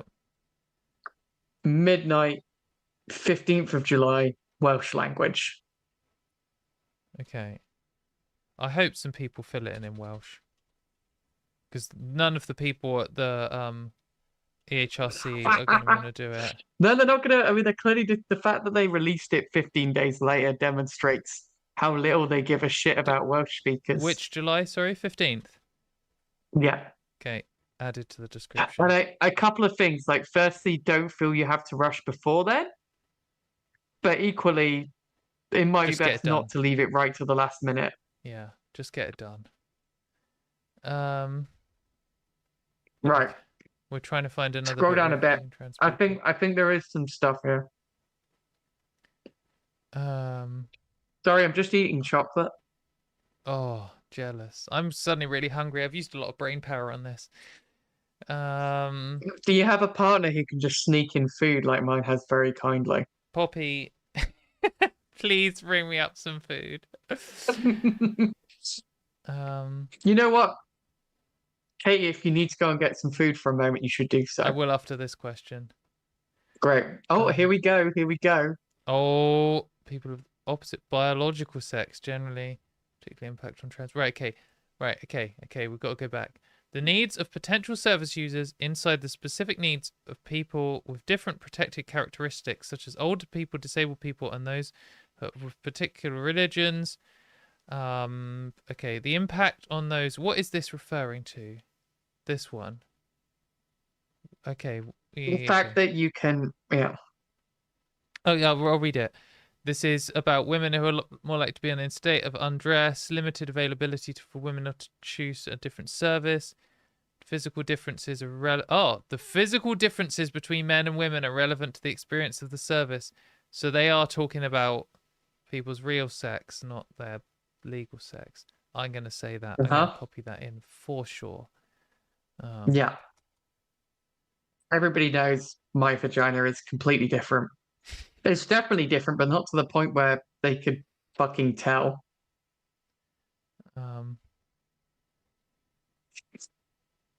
Okay. Right. The impact on those who will be excluded from the service includes both the impact on people of the opposite biological sex generally, and in particular, the impact on trans people of the opposite biological sex. Okay. In separate single-sex services, trans man will be excluded from the men-only service because his biological sex is female. Okay, I'm going to say this part. No, the kicker is get to the end of the sentence, Trans Katie. people are likely to be disadvantaged by this. Oh, we're copying that in. We are copying that in. Ah. Okay. Okay. We're starting with this. This In reply to Robin's comments about not speaking Welsh, the 15th of July is specifically about the Welsh language submission and not the Welsh people submission. Yeah, I did write that in the description. But you've got an extra 15 days to learn Welsh, so you could do both. 13 points says, but this is not always. This is often not, or what do I want to say? Many trans women's biological sex will be female. So it is not clear. No, so it looks like this section does not. No, I should. What? Wait. Many trans women's biological sex will be female. The guidance does not explain how they should be treated. Is that what we want? I mean, they'll say, no, it's not under the Equality Act 2010, would be their argument. But this is a problem where the proposed guidance is running against the physical reality of people's bodies. Yeah. Trans women's actual biological sex would be female. I will note which could be different to the legal sex specifically in the EHRC. The guidance does not explain how they should be treated at all. No, we'll just. Yes, it does. Yeah, it does. It does explain how he should be treated. What, subhuman? Unfortunately. Where does it say it? Where does it say about? Well, let's keep going. Okay, well, we'll leave that. We'll leave that for now, and then we'll come back to it because we want to comment on these two.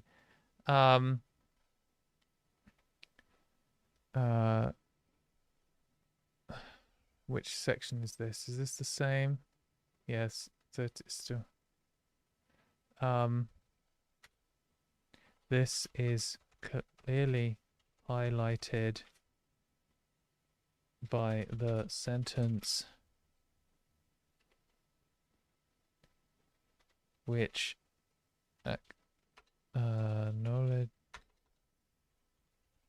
that the issue is about physical differences and not legal sex in the EA 2010.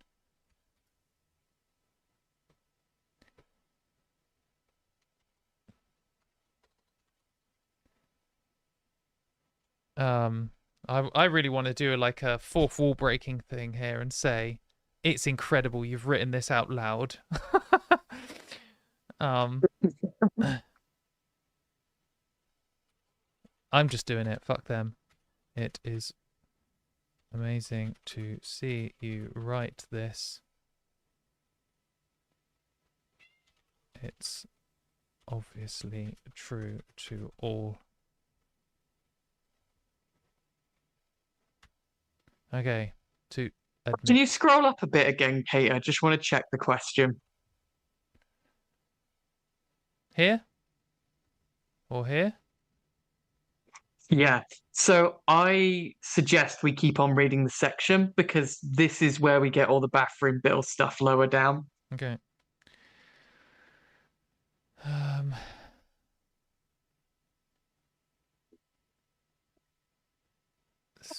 Just insane.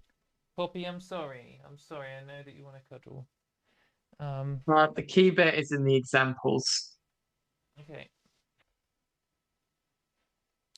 A service provider operates a shopping centre and decides to renovate the centre. It initially intends to only provide separate sex toilets to improve safety and comfort of users. This disadvantages trans people because it means that a trans person cannot access a toilet, cater towards their acquired gender. The service provider therefore decides to also provide toilets in individual lockable rooms which can be used by people of either sex. Are they saying that's... What they're saying is trans people aren't supposed to use Any like toilets. any toilets. So they're going to provide the special tranny toilets, which cis people can also use. It gets worse. Next example. Community group is opening a small advice centre. It decides to provide separate sex toilets for men and women. It repurposes the accessible toilet to be used as a mixed sex toilet for anybody who does not wish to use a toilet for their biological sex. This is likely to be proportionate given the size and resources of the centre. Disgusting. A local gym organises weightlifting induction classes designed to teach users of the gym proper techniques and safety measures. The classes are in high demand and well attended. A small number of women have requested women-only classes. Gym amends its schedule to offer one induction class a fortnight, which considers to be proportionate. This is likely to be lawful. Okay, so that's just those things. Do we need more? Cubicles, service provider, single sex. Yeah, that's not about trans people. Jewish women. Okay. Okay, so it's just those ones. Yeah, but the point is, this basically what they're doing is they're providing space for discriminating against trans people here. Like all of this is taking for granted that trans people should be excluded from particular spaces, even though it would be impracticable to do so. Impractical. I don't know why I keep saying impracticable. And even though, as they've acknowledged, they're likely to be disadvantaged. Yeah.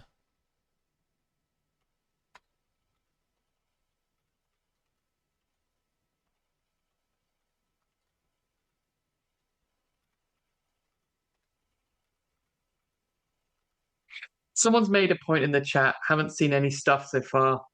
Anything about how trans people have suddenly been missing out on the social side of reality, chatting to our cis friends in the bathrooms on nights out.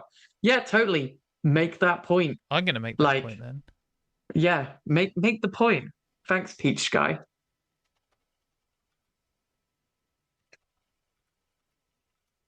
I just want to say, like Katie, there are so many comments in the chat. I'm not seeing everything, but like, it's good that we're able to provide stuff for each other, and we'll come in when we can.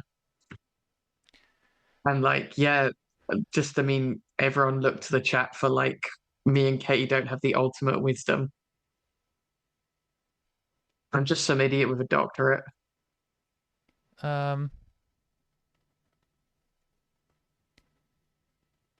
So I'm gonna say repurposing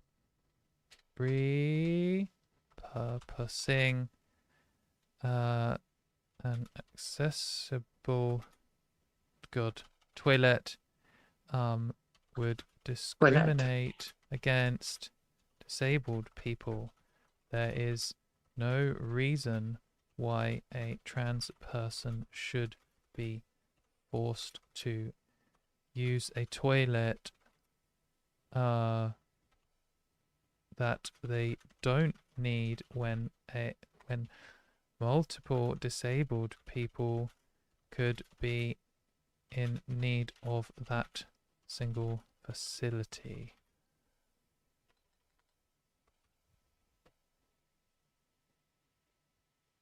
Is repurposing not a word? It's got to be a word. Repurposing is totally a word. Just leave it in. Fuck you. An accessible... Someone asked what my doctorate's in. I have a doctorate in sociology. I studied trans healthcare. Unlike certain people making policy in this country. Unlike every single gender critical person ever. I don't know anything about trans healthcare. I spent years of my life sinking into, oh my gosh.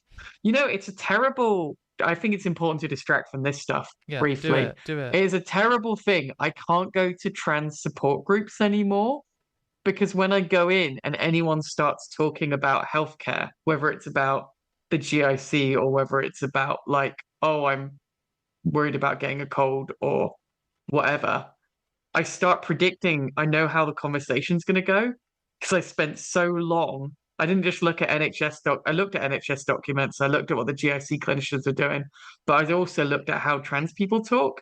And I just realized I can start predicting how the conversation's going to go because we just fall into patterns about the way we talk about our own healthcare. Anyway, it's terrible. Never do a PhD on your own community. Bad idea. Not worth it. I think never do a PhD on anything you like either.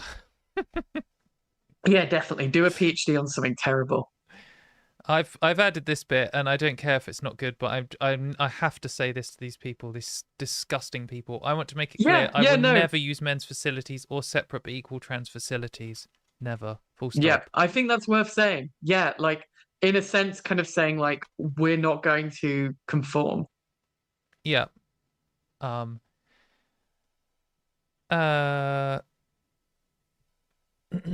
I want to say, what was the last thing? I want to say something about singling out trans people is a form of discrimination. It is often the case on nights out that I will go to the toilet with a group of women. The idea that I should be singled out and moved from the social occasion. The social occasion. Is it Katy Montgomerie? Is the social occasion with your women friends often like this? Is that? You keep looking away. I'm just putting the fucking horns at you. Like, it's like a social occasion. The social occasion with Katy Montgomerie. With your women friends. Get in the toilets. Look at your goth dresses. We're metalheads, not goths. I'm the opposite of Mallory.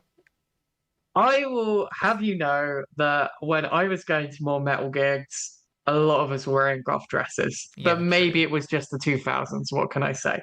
That was more the time for it. But yeah, no, it's true. Some of my friends are goths too. Some of my friends are goths, actually. I'm not prejudiced against goths. Some of my best friends. Yeah, actually true. Are goths. Actually, all the 2000s goths, well, actually, no, the 2000 goths I knew have either gone harder into goth or are now wearing really colourful clothing, but in a kind of alternative way. It's interesting. Someone has also pointed out, I don't know if this is the right way to write it. I'm just going to slam it down. How can it be justified to exclude trans women from women's spaces if they do not also ban cis male cleaners? Yeah. Is that a relevant point? Yes. This is unclear. This is unclear. I'm going to bring up the point I've made several times. All of the examples about how to exclude and not how to include for trans people. Yeah.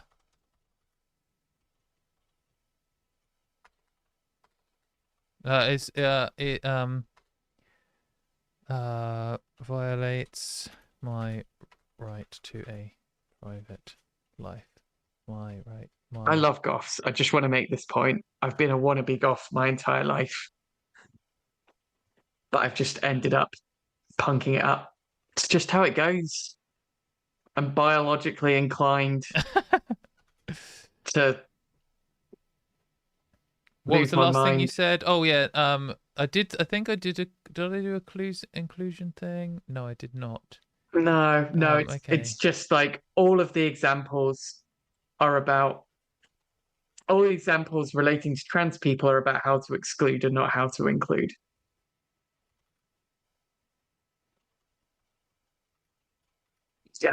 Yeah.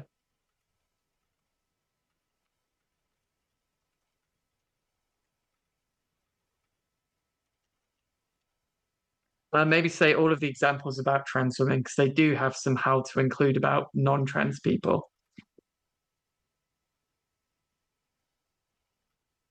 Okay. I think you've done a really good mix here of the kind of factual responses and the personal stories. Thanks. And the Got more fact we're personal. literally going in and saying, like, we're not going to conform to this. Yeah. Like, we just will not do it. And I think that's like, oh, separate. Oh, scroll up. You've written separate, and it should be separate. That's because when I say it, I say separate. I don't say separate because I am right and English is wrong. Separate. Exactly. Come on, it's a stupid vowel mix-up. We must be separated from the ladies. Another one. More Yeah. fucking discrimination. Why couldn't they say only look at point whatever like they did for the other ones? Because they're cunts, as someone pointed out earlier, and I live in Glasgow now. This is just how it is. Right. How many have we got here? Okay, we've only got 8 this time. But it is gonna be banning us some swimming pools, right? Single sex service provider, however, quite a different approach, policy, single sex. Oh, the law is complex. Oh, no, the law is complex. Council swimming pool, separate changing rooms, safeguard women's ability to access, women allowed to take a male child under the age of 10. Not undermine What aim. the fuck? What the fuck? I'm sorry. Young boys don't count as male, but trans women do count as male. That is confusing. Under 10. That's complete bullshit. Also, anyone here been threatened by children before? Because I fucking have. Oh yeah, I actually got. And so is my ex-boyfriend who was a trans man. Like, I got mugged by like a group of like, I don't know, they're probably like 15-year-olds. There was like 20 of them, and they all picked up big rocks and threatened to hit me and my ex-friend. It's lovely, isn't it? Very nice. Yeah, it's pretty grim. They stole my. That's the thing. These people might be our ex-boyfriends or our ex-friends, but they still don't deserve to be treated like that. No, exactly. No one deserves to be treated like that. And also this fucking shit that's like, it's unlikely the young boys would pose a threat. Oh, right. And trans women pose a threat to other women. Is that what you're fucking saying? That is absolutely what they're fucking saying. I don't understand this. In most situations, when a potential service user wishes to access a single-sex service for the opposite biological sex, is this trying to talk about trans people? I'm going to say it. Yeah. Isn't it clear? The service provider, including a person providing the service, should consider whether it can accommodate the needs of the service user in a way which achieves a fair balance without compromising. Yeah. It is not clear if section 13.4.4 is about trans people or intersex people or both or neither. No, we'll just say those two. It's too much. Getting too elaborate. Or not.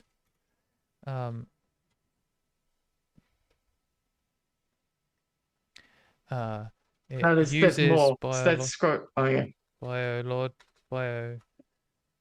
Biological sex and not birth sex or legal sex.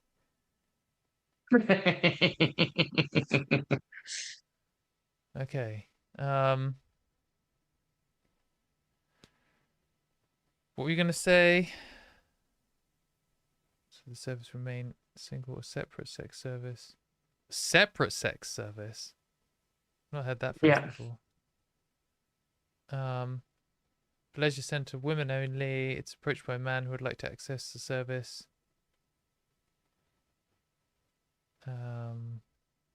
Why would a man want to join a women's only water aerobics? Well, this is the kind of thing where if you were actually exploring it in good faith, right, there might be a man who's like, I would like to do water aerobics, and the only one they offer is the women's group. And it might be that all the women say, hey, we're the aerobics group. The guy can come in if he wants. Like, it is important that equality law actually provides space for this stuff, and that's historically how the Equality Act's always worked. I've actually experienced that. I went to pole dancing for a while, and it was all women. And then a man asked if he could join, and the teacher sat us all down and was like, "I've got no problems with this guy. If he does anything, we'll kick him out straight away. Are you okay with him joining?" And everyone was like, "Yeah." And then he joined, and he was actually super nice. And it's so bullshit, right? Though, because in pole dancing, it's you have no, if you have not tried it, you have no idea how grueling and strength intensive it is. It's so painful, and you have to be so strong. And there's things like where you have to like go upside down and things, and you have to like lift your whole weight with your arms, which I cannot do. And all the men, because I went to another class afterwards, which had a few men at it already, and all the men can like instantly lift themselves up with one arm and flip upside down and do all this like strength stuff. And some of the women can, but usually when they can, they've been doing like 10 years of other gymnastic stuff. But I certainly can't, and most of the women who turn up can't do any of that stuff. And it's very infuriating that the men can just turn up and they're like, "Oh, what, you mean like this?" And then they just flip upside down. And you're like, "Yeah, like that, dickhead. That thing I can't do and I've spent 6 weeks trying to do." Okay. Anyway, sorry, rant over. And just think of all the social and biological factors underpinning that. Jesus fucking Christ. Right, okay. So, let's look at 13.4.8. Yeah. No, the point of this section is about kind of like it doesn't provide clarity. It is good that a boy can be in a space with his mother, but like it's what is offensive about it is the way in which it's like, okay, you can like it's the way it's positioning trans women implicitly as a threat. Oh, I And missed this is the it. problem here. How was it Go saying? up, go back up. Oh, So it's the example. which one? Oh, the one from earlier. Yeah. Yeah. Yeah. Okay, carry on. Sorry. It's the thing like it's unlikely the young boys pose a threat. So the point here Right. is Okay. like what they're implicitly doing Mm. is implying that you can exclude, the implication is you can exclude trans women from a women's space because we pose a threat, Yeah. but you Yeah. don't have to exclude an actual biological male or birth at sex male or whatever the fuck you want to say. Um. What it does is it demonstrates the hypocrisy of the entire approach Yeah.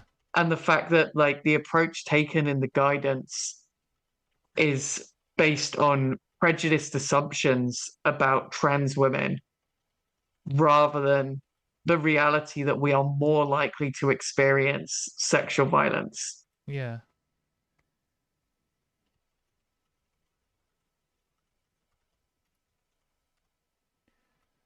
Shall I get in that little fact? It's kind of pointless, isn't it? Or shall I put it? No, whack it in, whack it in. Just like trans women are more likely. Oh, more like to be the target of sexual violence. How's that? Other than spelling. Yeah, yeah, it's Excellent. fine. None of this needs to be perfect. Oh God, I don't know what number we're on. Don't think we've hit 200 yet. I think that's the thing to keep hammering home. None of this needs to be perfect. Yeah, good. It's just saying Fuck me, something this is long. 88%. Oh, I was going to do a food break. Should we do a quick food break, everyone? Yeah, have a food. Do you want me to hang on for a minute while you You're have some welcome to or food? not. I'm going now. If you want, actually, let me know I've got because my then fucking chocolate. Okay, if you're just happy to sit here and eat chocolate, I won't click it on the presenting mode. Okay, I'm gonna sit here and eat chocolate. I've got my see you in friend a who minute, wants chat. his chocolate. Friend? Fred investigates. He would like my water. That's what he's gonna do in a minute. He's gonna thoroughly investigate the speaker arm because he hasn't seen it for a while. And then he's gonna come for the water. He's a naughty, naughty cat. I love him. Yeah, there's some points made about the kind of like the messiness of the ruling from the Supreme Court. And yeah, they can't change that. But what that ruling does is the ruling enables you to discriminate in particular ways, but it doesn't require you to.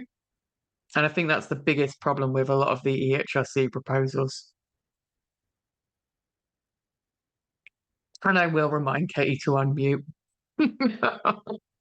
Every time she comes back in and you're all like, Katie, you're muted. Yeah, Greg is a sweetheart. Greg is 15 years old this year. He's very sprightly and youthful and tiny for his age. The chocolate is dark chocolate. So we've got this ridiculous chocolate maker in Glasgow who are called Barebones Chocolate, and it's just some absolutely intense shit. You pay quite a lot of money for it, but it's probably the best chocolate you will have in your life. They also do milk chocolate if you're into milk chocolate. I think their dark chocolate is incredible, but it's like these nerds in a warehouse in the city center doing like batch made incredible chocolate. Yeah, the ruling thing is interesting because the EHRC themselves can't change a ruling unless they would take it to court. And that's the thing, they could potentially they could take this to the European Court of Human Rights. They're not going to because they're so prejudiced against us. Um, and that's why like trans people are trying to take it. I mean, they'll initially take it to the lower courts in the UK and then they'll raise it right up. But yeah,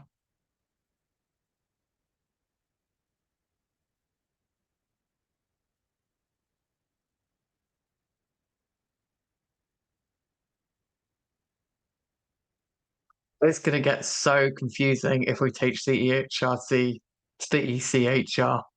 We're all going to be incredibly confused. No one's going to like it. How good Mexican chocolate is. Yeah. I mean, that's the original stuff, isn't it?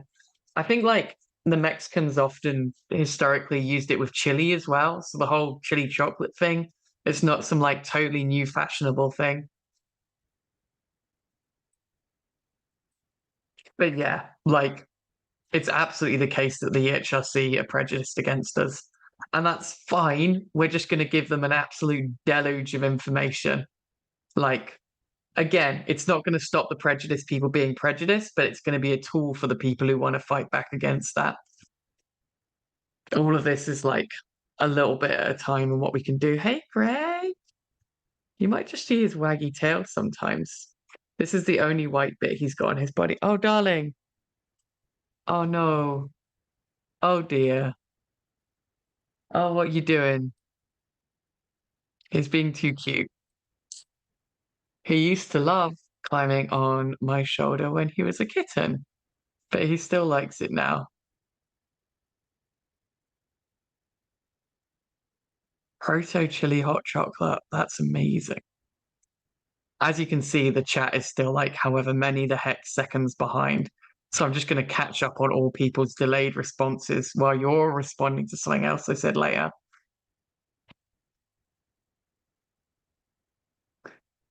Yeah, and like the point about like reform trying to leave the European Convention on Human Rights, and the European Court on Human Rights who rule on that, like that's a real threat.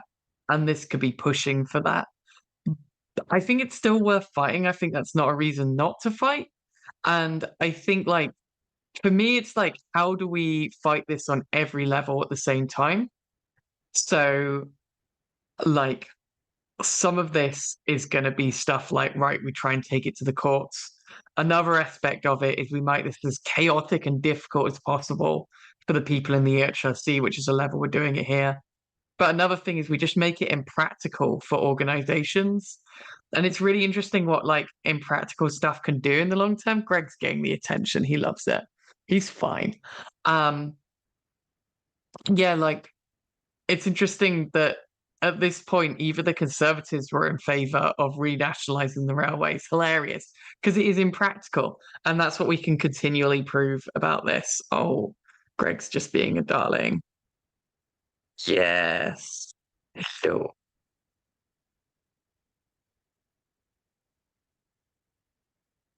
Yeah, even though the European Convention on Human Rights and the European Courts of Human Rights are not the European Union, the Brexit fuckers still want to take us out of it. Non-apologies to any Brexit fuckers watching this. I love everybody, obviously. Oh, Gregory, do you think you can? No, he can't come closer to the microphone. Have some nice Perry things to say.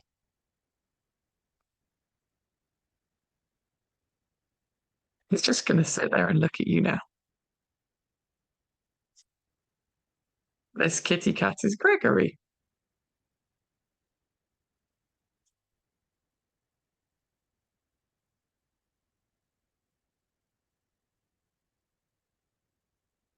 So, okay. Yeah. Ask me any questions you might have, and in 15 to 30 seconds, I might start answering them. If you're on Twitch, you've got a head start, obviously. Otherwise, there's a danger I'll just keep talking about Brexit and European courts and other such exciting stuff.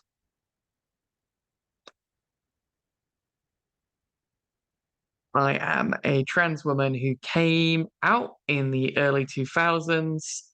I'm an academic sociologist and I did EHRC related activism in the late 2000s. So all of these are things that occasionally people might ask about, and therefore I'm going to answer the important questions. Would I rather fight one horse-sized duck or 100 duck-sized horses?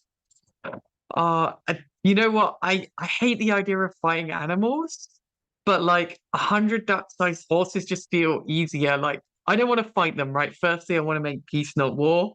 But like 100 duck-sized horses, you could kind of kick them. Like obviously ducks are vicious, and I would probably run away. A horse-sized duck would be terrifying. Like birds just generally want to fuck you up. Like I don't know how to do Rubik's Cube, and my partner does, and they just sit there and constantly solve Rubik's Cubes. And they're like, please mess up this Rubik's Cube for me. And I'm like, okay. And then they sit there and solve it. Uh, why does the UK not use informed consent model for trans people? That is a long answer, and I wrote a book on it called Understanding Trans Health. And if you go to my website, you can find it. And there's a free version on that in my PhD thesis, which is free, and also through my website. But you know what? Like the short answer about informed consent in the UK is like we've got a really centralized system, and the arseholes have always been in charge, and they've always shut down people who try to do anything different. What a nice story. Right, okay. Katy, I can keep answering these questions if you want to keep eating toast, or we could come back. How It's are you okay. feeling? I can nibble. I will say what you Yeah. should do on April Fool's Day when your partner asks you to mix up a Rubik's Cube. You should be like, of course, and then stick like a red sticker on one of the blue ones, and then hand it Yes. back. Oh, I wonder what that do, because like they say there's all these patterns to solving them. You just got to know the patterns, but I don't know what. Yeah. There's a lot of different What have we techniques you can done? use. Oh my God, I need to answer Robin. What have we done wrong to lose a general trend of acceptance momentum? We have done nothing wrong. We have done absolutely zero wrong. I think sometimes people are like, oh, it's the fault of the genderqueers, and sometimes people are like, it's the fault of the binary transsexuals, or we asked for too much, we didn't ask for enough. Like nonsense. We didn't do anything wrong. Some people are extremely hateful. And what we're experiencing is like we had a lot of successes and it's a backlash. Like people are acting out of hate. Um, but like I think about all the things we've gained, right? I think about the fact that in the last week alone, the city I live in has had like a trans spoken word night and a trans heavy metal night. Unthinkable. I would not give this up for anything, right? The fact that I can go to a trans women's reading group in the zine library around the corner, astonishing. And then if I was still living in the countryside, we have stuff like the Gender Community Lending Library, which means you can have like free trans pen pals in any area of the country, or you can order like just books on trans life, fiction books, non-fiction books, anything, and just read it. Like all of this stuff was unthinkable a few years ago, even when the moral panic was kicking off. And we should never let go of the fact that like the backlash is because we keep building good things for ourselves. So we've done nothing wrong.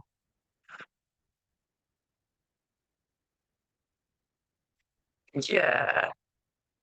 So I originally intended to Ran just make over. Marmite toast. But That then looked like jam. huh? That looked like jam. Well, I ran out of margarine, so I didn't want just Mm. dry toast and Marmite. So then I was like, Christ. I would eat it, but it'd be 1 out of 2. But then so then I was like, oh, I could have honey and peanut butter. So I did that, and then I just realized that it's so claggy that when I take a nibble, I'm not going to be able to talk to you. But I also found some chocolate spread that I didn't know I had at the back. So I've got 3 bits of toast because I'm feeling super greedy, even though I'm meant to be losing some weight now. But fuck it. Okay, let's go. I will keep nibbling, but Just want to say a horse-sized swan is a dinosaur. Don't don't get this twisted. I really recommend the YouTube channel Clint's Reptiles, who does lots of videos like Swans Are Dinosaurs, where he talks about the not morphology, the categorization based on evolution, and it's I super caught his interesting. tail. Right, come on then, let's do the next one. Let's go. Let's do it. Updated section on separate or single-sex services in relation to gender reassignment. Oh, so this is the big one. Would you rather provide feedback on a updated section on single-sex horse or an updated horse on a single-sex section? An updated horse. They're trying to do Would sex you rather reassignment on horses now.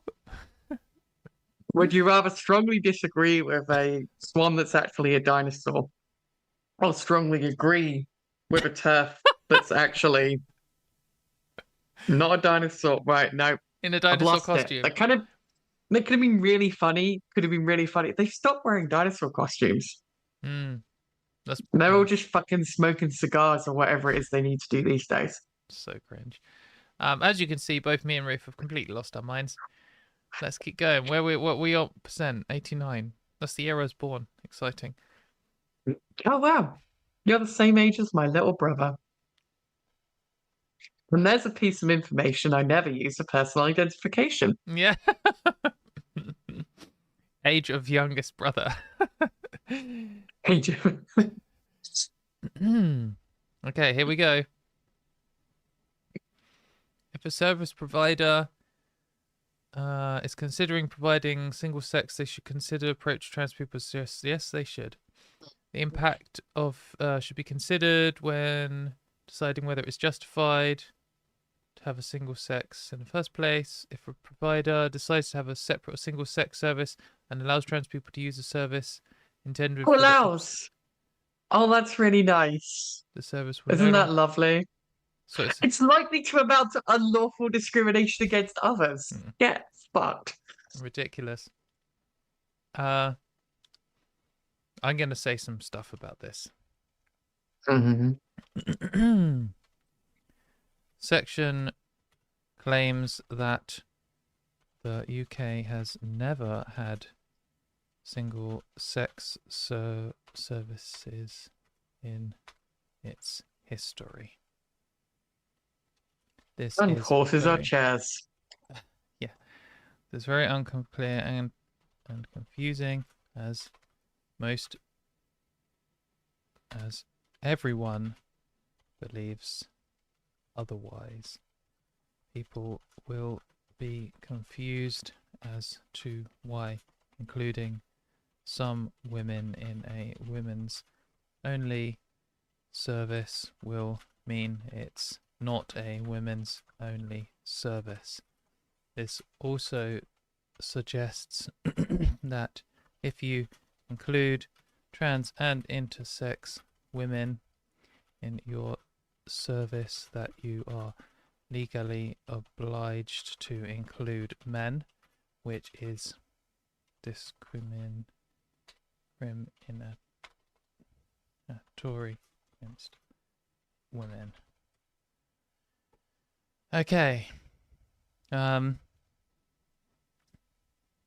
this is their this is what they tried to do before, isn't it? Yeah. Okay. If That is a classic. Your guidance says it is okay. God, I'm getting a bit warm. Oops, don't talk. Pulled out my headphones. Can't hear you. Okay.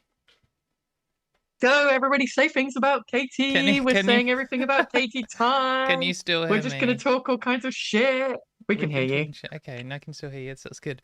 I know. I just absolutely went on a rampage. So The guidance says it's it's grand. okay to exclude trans men based upon their appearance and biological sex, but also that it is not okay to include trans women based upon their appearance and biological sex. This is contradictory Katy! and unclear. What? And discriminatory Yeah, against trans women and trans men. yeah. Uh, overtly discriminatory against people with the protected characteristic of gender reassignment, as well as other trans people and intersex people. Okay, sorry for the spelling. That's grand.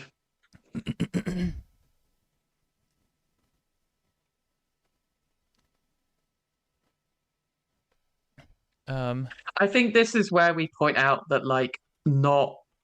Oh, I'll let you finish your bit. No, I can listen. Sorry, I can multitask here. Yeah, sure. It's the thing where, like, not all organizations will be able to provide a tranny toilet. Yeah, Like, they are providing grounds for a complete ban of trans people from public toilets. yeah. That's what this is. That's what this is excusing.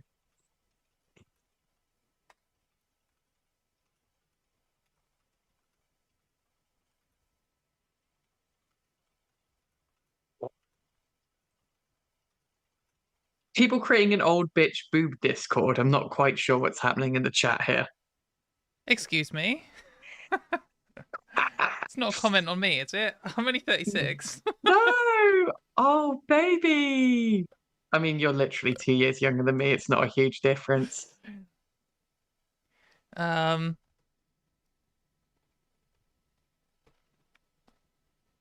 Most services will not be able to and will not want to provide separate toilets for cis women, cis men, trans men, non-binary people, and more. If they only provide 3 options: cis men, cis women, and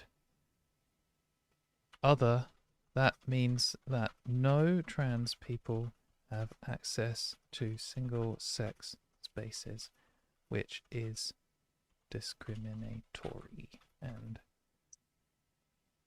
It's also like some small organizations will have no choice but to. Some small organizations will only be able to provide either like one toilet or 2 toilets. Like this whole third toilet thing is nonsense. I've got will not be able to. Yeah, that's fair.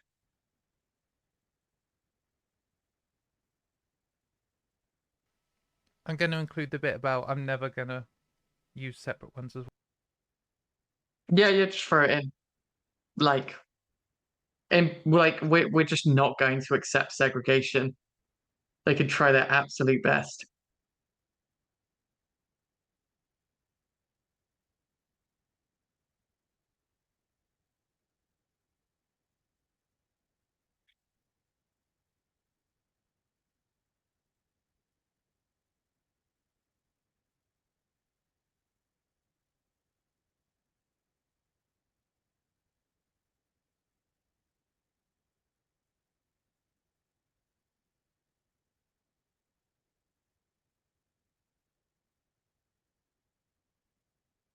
Weatherspoons are truly gender neutral toilets.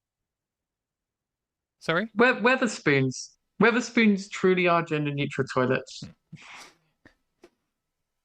No comment. EHRC offices are gender-neutral toilets. Yeah, they are. Sorry, what did I just say? Can I imagine? I've got the save and continue thing to work. What you need to do, I mean, firstly, as we said earlier, definitely copy paste stuff if you can into a Word document just to be sure. But Yeah. the save and continue thing, you need to put in an email address and they send you a link to your email address. Train your boobs, hello. This sounds like hard work. My boobs are old and lazy.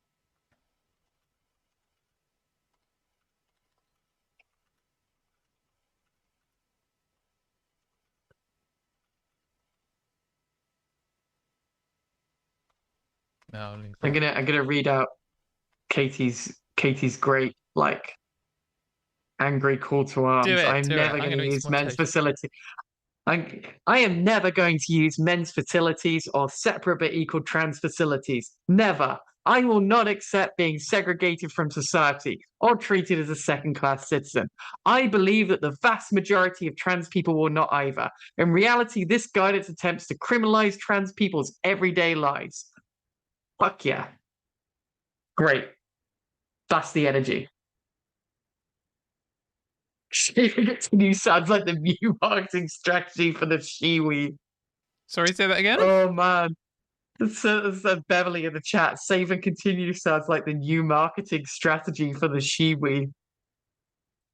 I do think it's like we had a discussion locally, some people about do we do a piss in somewhere in Glasgow? And then it's like, wait, do we have trans women in women's toilets, or trans women in men's toilets, or trans men in women's toilets, or trans men in men? Anyway, it was like, all the possibilities, many non-binary options. But I think there could be something about just a bunch of trans women with fucking sheepies going to a urinal. It could be quite interesting. Anyway, I'm all in favor of creative protest.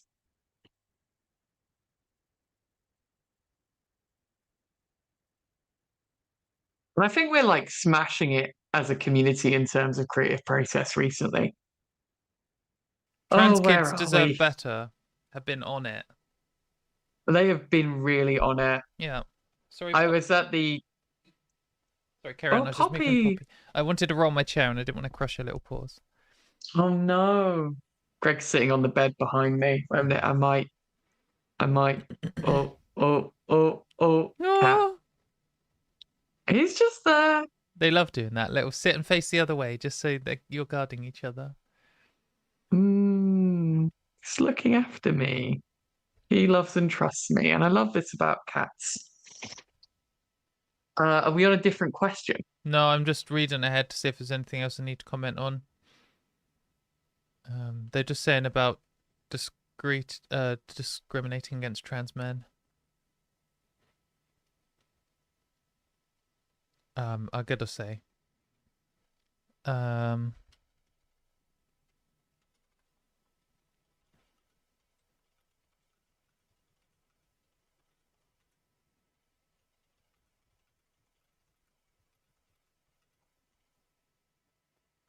I've got to say, Glasgow doesn't have many public toilets, which becomes a problem.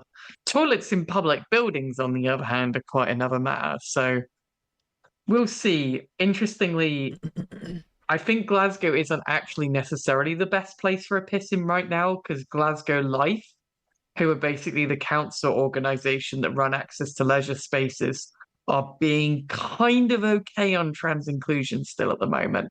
So I think it's also worth looking what's happening in your area and where people are actually being good. Because you can also write someone a letter and be like, great work, keep it up. A service does not. Sorry, Oh did you my want to? God. Is this still the same fucking question? Yeah. Oh, Jesus Christ. Go on. I don't think it's added anything more yet. A hospital provides obstetrics and gynecology. This is false.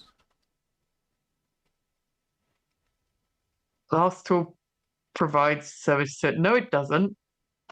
The hospital does not provide the service to women and trans men in a way that preserves all users' privacy and dignity.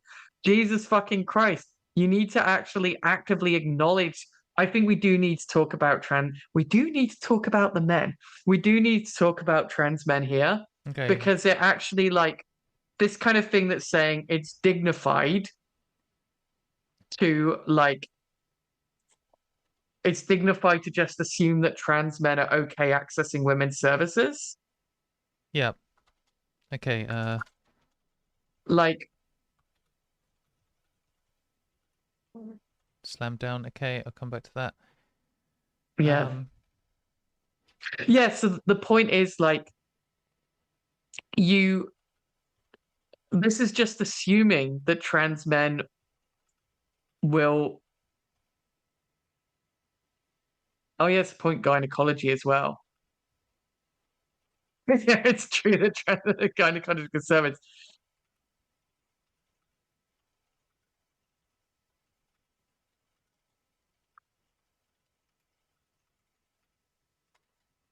We also should have make clear how to include and expect trans people who require these services. Yes.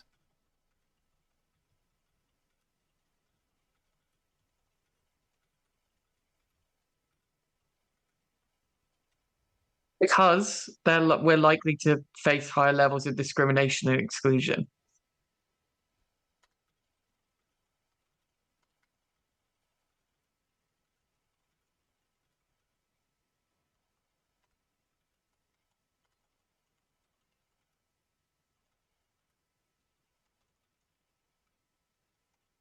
Yeah. Okay, great. Trying to get the American spelling. Okay. Gross. They want to get rid of our nice, like, AE thing. I think it's beautiful. I think we got it from the British gynecology now. Okay.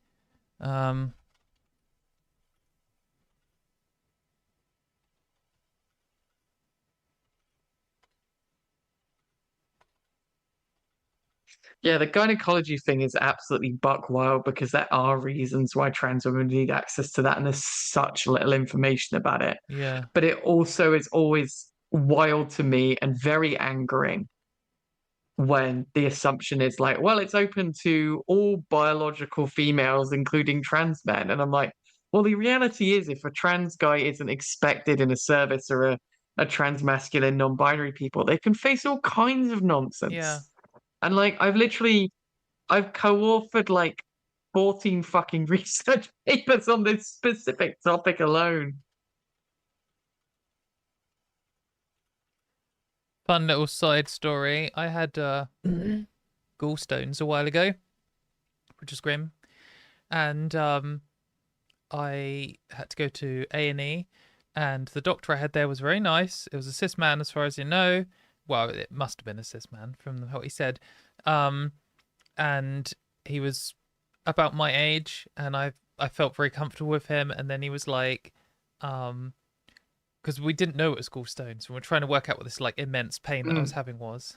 And he's like, is there any chance you could be pregnant? I was just like, no. And then he was just like,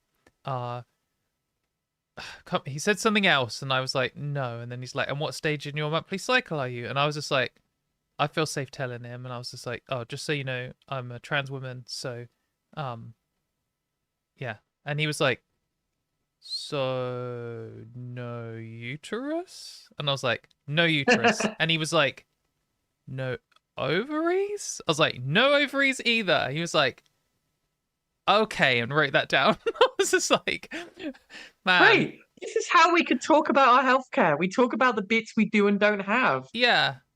Because we might not have those, but we have fucking equal risk of breast cancer if we've grown our own breasts. Yeah. Like, and we've got vaginas, and like, this is what we should be talking about. And we have prostates.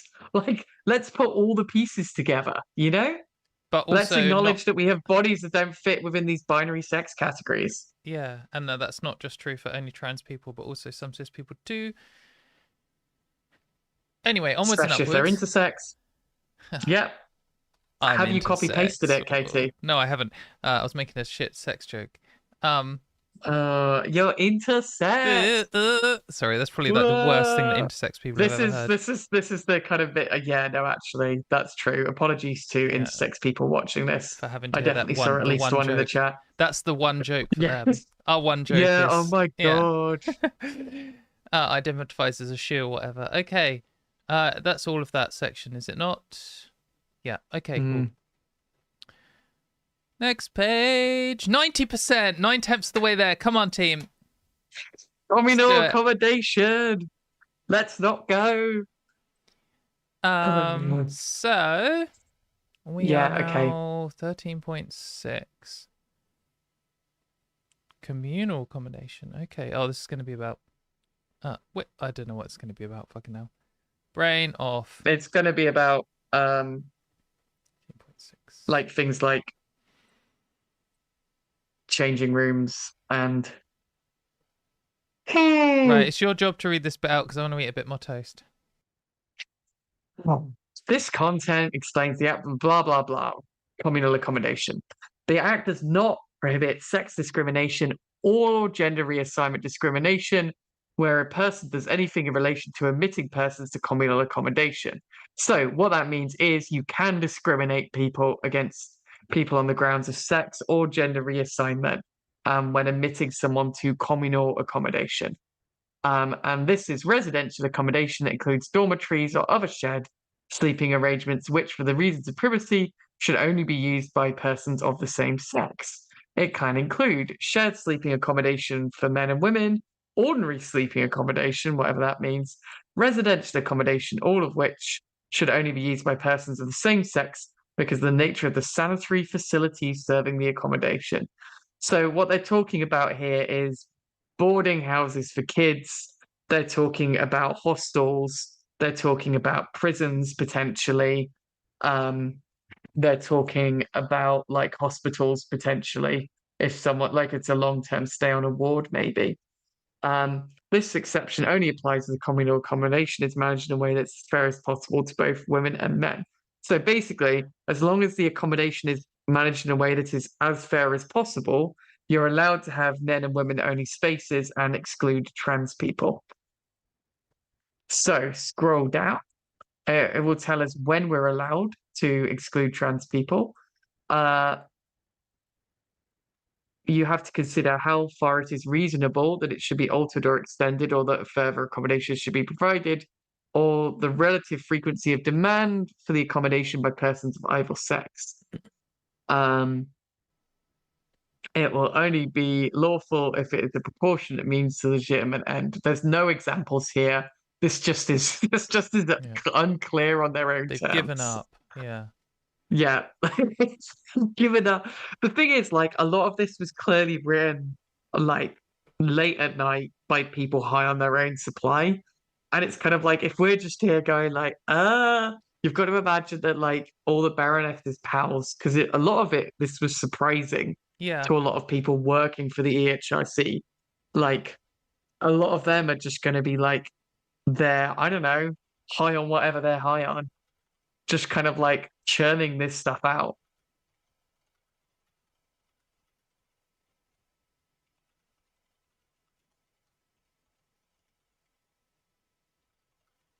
I think we're handing it to them with this, Katy. What do you mean? The section is complete. You say it doesn't provide any examples as to when. Blimey.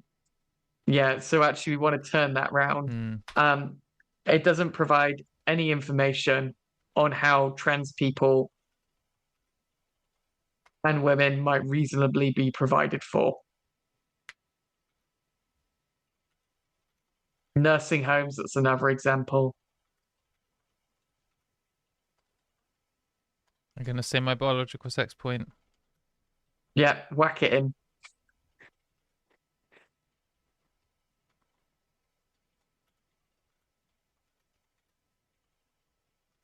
Fair play to the people giving up on it. Like, the point with like we're just like ramming our way through it, but like you can do this in pieces. You can do it slowly. You can do it one step at a time. And there's all the other guidance you can use. So I mean, spreading this out over several days could be a sensible thing to do. And but that's doing this. You could have got this far And you could be like, fuck it, I'm not doing it anymore, submit. That's also allowed. Yes, absolutely acceptable. You could be They've like, done this that. is it. They've I've done made my that. contribution. Yeah, they've kind of given up at this point. Right.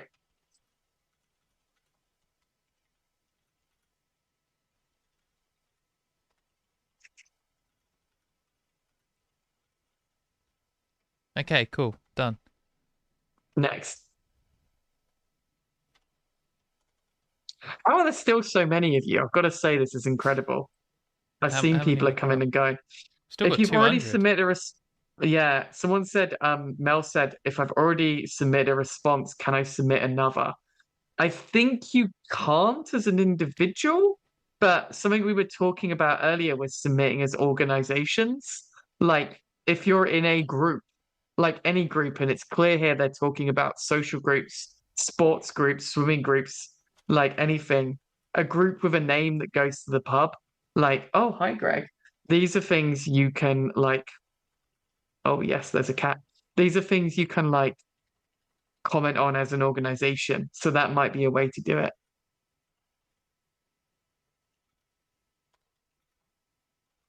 Oh my God, is this the last one? Yeah. And We're we on the last suddenly jumped up question. 4%. As you do. It makes perfect sense. Yeah.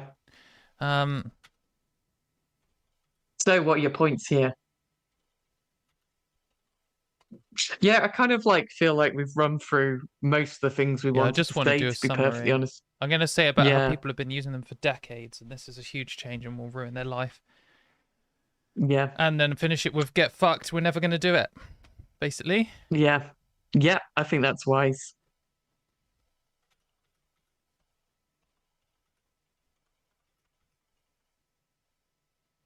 We could say like this was not the intention of the Equality Act when it was written. Yeah.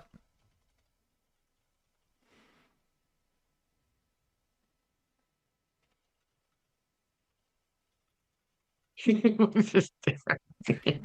Get fucked. I just fucking hate them. They're such dickheads. Science deniers. I'm gonna re-mention that as well. Mm-hmm. Um,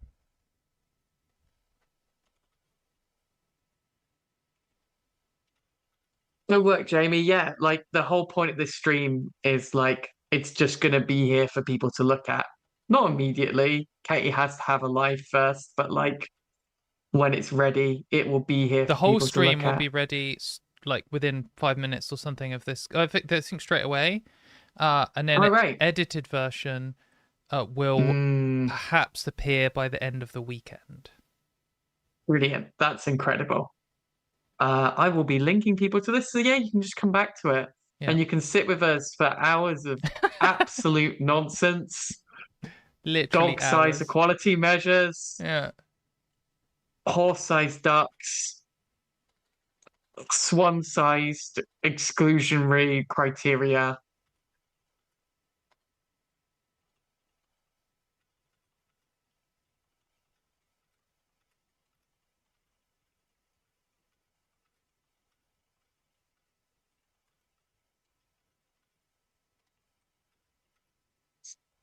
I mean, sadly, some trans people will change how they live their lives.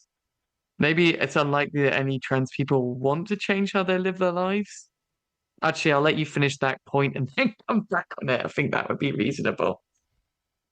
I mean, are there trans women There, in there are, chat right now who are going to use the men's toilets?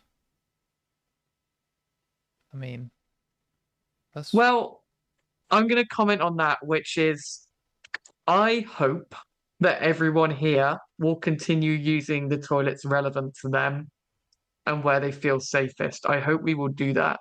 But I also think we shouldn't blame people who feel scared. Um, when I was younger, before the Equality Act, like in the trans youth space that I was hanging around in, we would call it trans bladder, the thing where you wouldn't go in public. And for me, I think there's a balance between saying like we're going to resist and the thing where it's like, no, actually, you probably are going to harm people. And we can hold the two at the same time as long as we do that without disappearing into despair. I think that's the key thing. And it's particularly like I mean, as we said earlier, we're focusing on trans women's experiences because we're trans women, but like non-binary people have always been deeply fucked by this stuff and the whole reliance on two and only two spaces. And then the idea that creating all of this is going to create in like more all gender spaces is not necessarily true and will be like mean that there might be like more violence or discrimination or assumptions attending those spaces. It's not what people have been asking for. So yeah, all of this.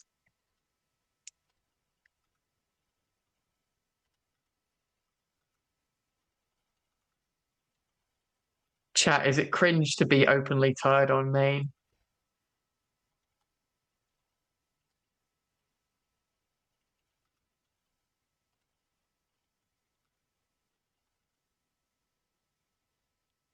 I am tired.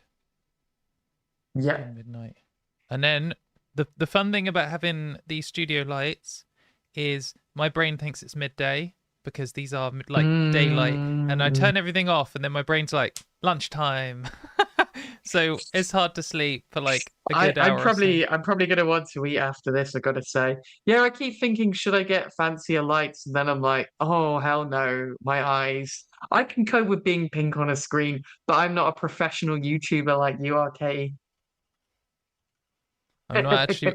I think semi-professional is the term. Yeah, you're a professional YouTuber like I was a professional DJ one time. You get a small amount of money from it occasionally, which you can't live off, right?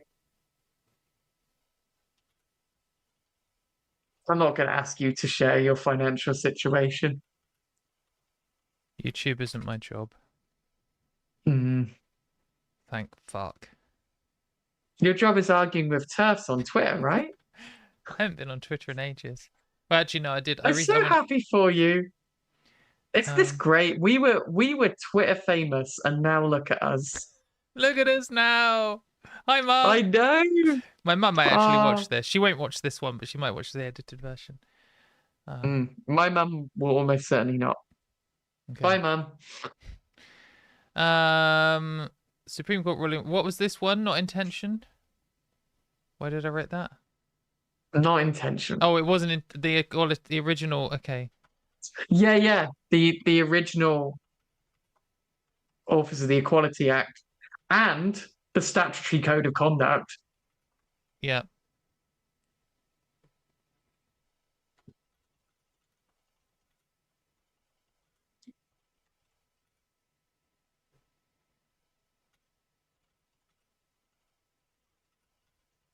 Yeah.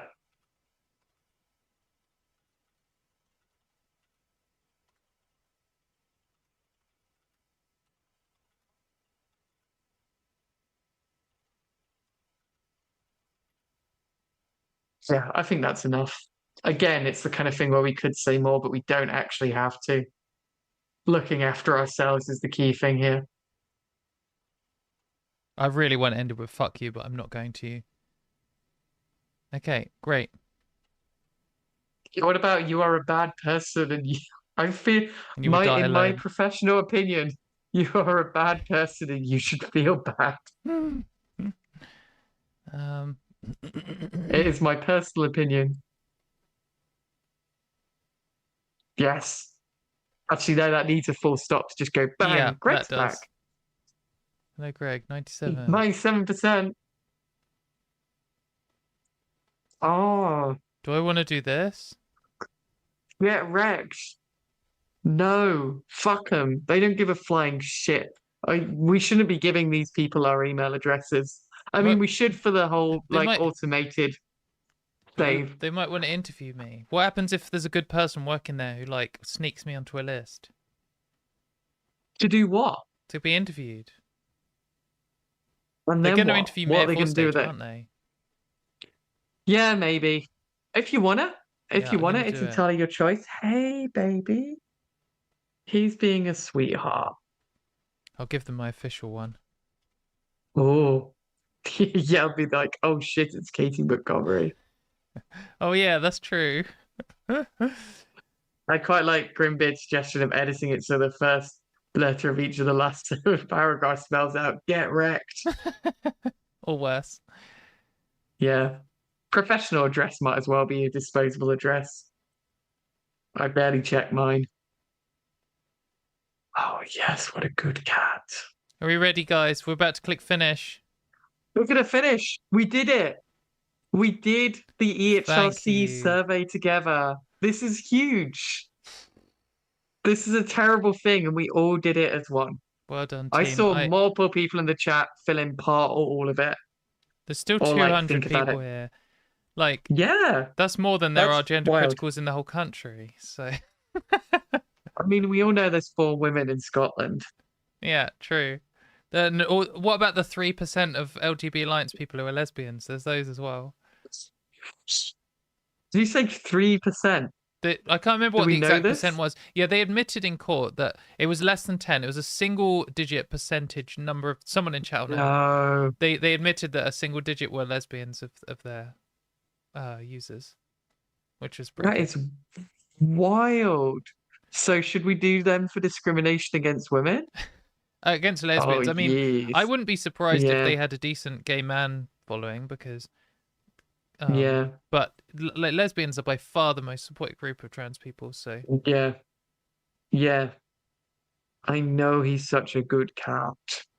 oh, He's very supportive. Poppies Trans and Grump people can made always my have feed. cats. Oh no. Because of all these foxes. Greg's happy there's no foxes in the garden. Greg looks big Yes. enough to deal with them. He's not. He's being foreshortened. He's actually Yeah, he's very small. Look. chat's got it. It was 7%. They actually said it in court. I can't remember 7%. Yeah. 7%. I did not know that. It's absolutely incredible. Yeah. It was so good that they had to say it. They had some research on their, like, whatever it is, members. Probably Wow. more straight women. I can't remember if they said those things. We should absolutely be doing the LGBT Alliance for their sex equality and lesbian inclusion issues. Well, I feel like all straight women should turn up with their boyfriends, straight trans women, and then demand to be members of LGBT Alliance and go to their conference and do loads of straight people things. Talk about getting married and having kids really aggressively all the time. And then, yeah. Right. Okay, we've finished the survey. Let's do Done it. something nice. Yeah, what nice thing can we do just to end the stream? We don't just want to crop it off and go to bed. No. Oh, look at us here. This is probably worse than the situation we had before, but you know, here we go. I feel like I should be able It's to our poke faces. Oh yeah, wait it. Wait, stop it. Oh wait, I'm the wrong direction. You're not actually close enough for me to poke. Yeah, that's right. I'll get you in the head. In the No, ear. it's not happening. I feel like that episode of The Young Ones where they're doing university chimes and someone's literally above someone else and kicks their head. That is an old person reference. Right, I never okay. saw The Young Ones. Oh, you never saw The Young Ones. Too It's good. old. Still worth watching. Yeah, is it? Okay. Yeah. I mean, it's got Motorhead randomly.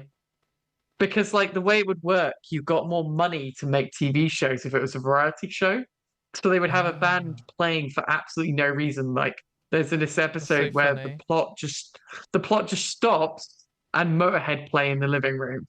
Like for no reason. I'd like it when they do things like that. It shows they don't give a fuck.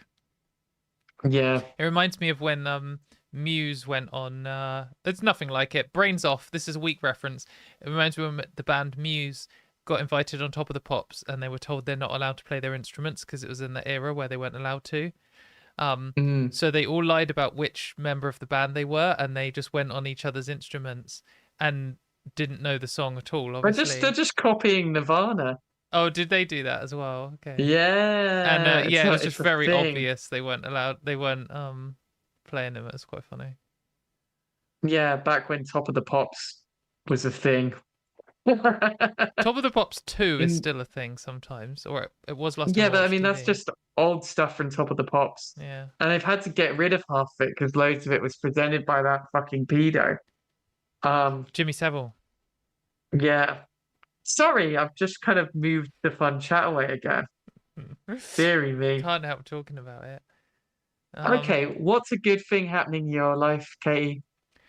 The thing that's keeping me alive and keeping me going at the moment is competitive Pokemon cards. Chat probably knows because some of them Hmm. have heard me talk about it before. But I think partially is the horror of politics looming over me. I just want something that doesn't matter.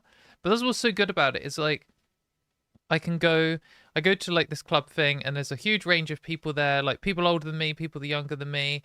Um, there's compared to other card games, there's quite a lot of women and gay people and stuff, so it's quite like LGBT and women friendly. Um, and it's a bit competitive, but it's not that competitive. And so you can try and win and you can like do better and learn and improve on your mistakes and stuff. But if you lose, it's like, oh no, I lost at Pokemon. So my day wasn't actually Yeah, bad. I still just like yeah. had a good time. And it's let me like I've traveled this season for Pokemon cards has just ended. There's like a yearly season like there is in like sports ball or whatever.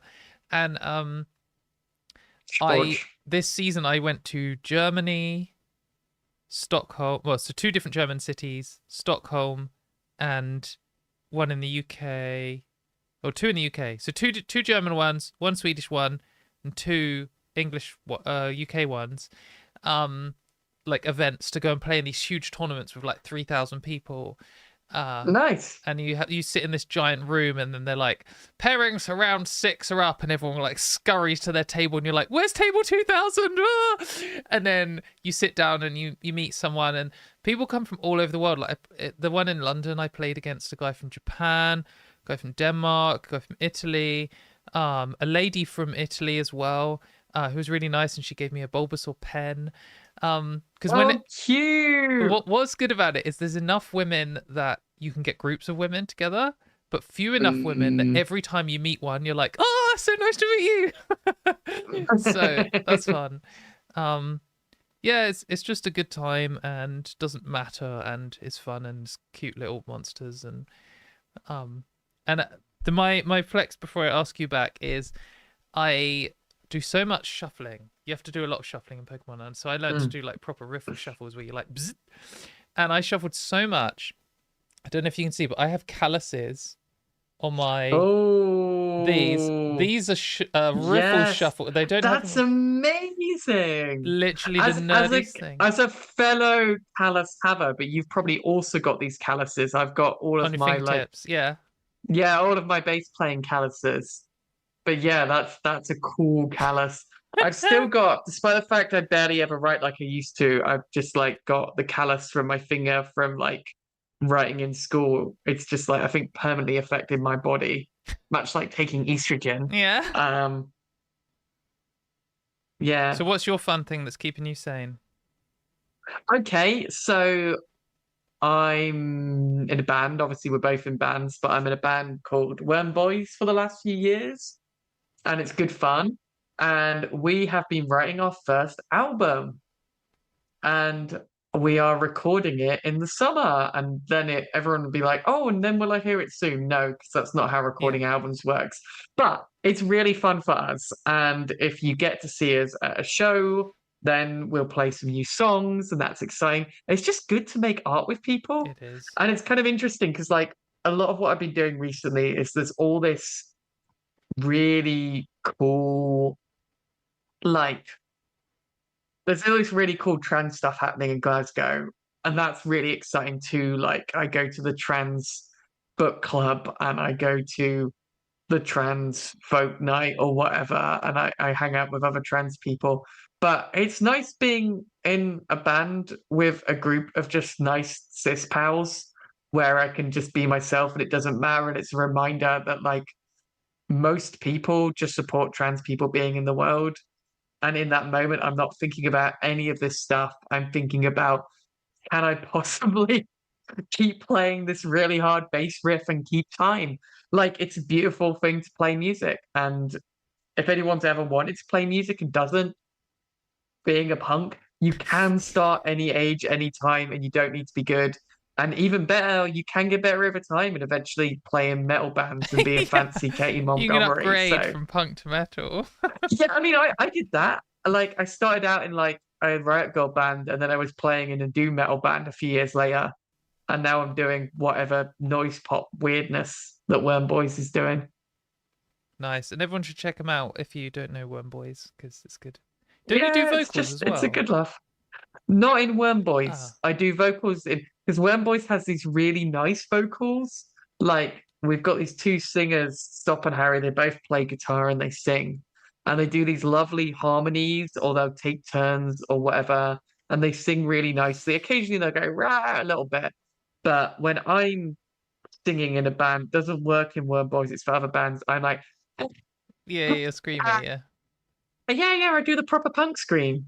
Yeah, Katie, you should say what your band is. I mean, obviously, if you go to, is it katiemontgomery.com, you've got a link to all your music, but like, You have. Yeah, you can also just search for me on YouTube and put music, and I think it comes up. But mm, um, the band that I most recently released an album of is, oh my God, the most recent album I released was from the band Dehumanaut, and we are thrash death metal. and you had a new album out just last year, is that right? Oh, this year maybe no, I last don't year know. What is recently, time? kind of, yeah. Yeah. Yeah, album two. I don't know if we'll do an album three, but I would like to write some more music. It's just one of those But yeah, things. So good. we have lives outside of this shit, and we always will do. But I don't have as much life outside of this shit as I'd like because Mm, I spend all my time doing YouTube and campaigning for trans people and all this kind of bullshit. It uses up a lot of my emotional energy and a lot of my physical energy, and um, so like Pokemon is the thing, like because Pokemon is one of my mm, things which keeps me sane, and yeah. then listening to music, but also seeing my family and my friends, um, and then also like traveling and doing that kind of stuff. And then music is like my next priority, which is Hmm. barely on the radar. Whereas if all of the campaigning went away, I could write so much Yeah. more music and probably tour in a band or something, but I just can't. Hmm. I can't find the time. There are times, even with what's going on now, when we can and should step away from the campaigning briefly. I mean, I say this having been going fucking non-stop since the beginning of April, but like, yeah, um, there have been times recently when I'm just like, I'm fucking the whole thing off and I'm going to a Worm Boys practice and I'm disappearing to spend time with my bandmates for 2 or 3 days. And it's just like something terrible happened. It's not my problem right now. But this is the Yeah. other advantage of there being more of us than there ever have been. Like, I remember the initial GRA consultations, I was writing all these big consultation guides because no other fucker was doing it. And now we have all these organizations like Transactional and like Scottish Trans doing it for us. And it's just like, great, I'll take a step back. We don't have to all do everything all the time. Every now and then, I actually had one today. I can't remember her name, but every now and then I discover a trans person I've not heard of on some Mm, social media platform who has 10 or 100 times more followers than me. And hmm. I'm like, this is incredible because she's obviously got a bigger fan base than me. Sometimes a trans guy as well. Obviously, I was just thinking of this Mm, lady I discovered earlier. Bigger fan base than me, talks about politics but also non-politics, and so lures people in with like games or makeup or whatever. Um, hmm. lures people in, gets people interested, and then also talks about politics, and people are like, wow, this is a normal person, this is horrific what's going on. Like that kind of stuff is so Hmm. good to Really see. important. And I did have a while at the start of when I first started doing this where I was like, God, who else is even doing like what I'm doing? But now there's loads of people, and there probably was at the time, but I just didn't Yeah. know them. So that's always There, good. there were less. Yeah, for sure. That's the thing. There were less. Yeah, Um, fewer. Yeah. and I think it's good to do what. Oh, get fucked. Screw yourself. Grammar Nazi.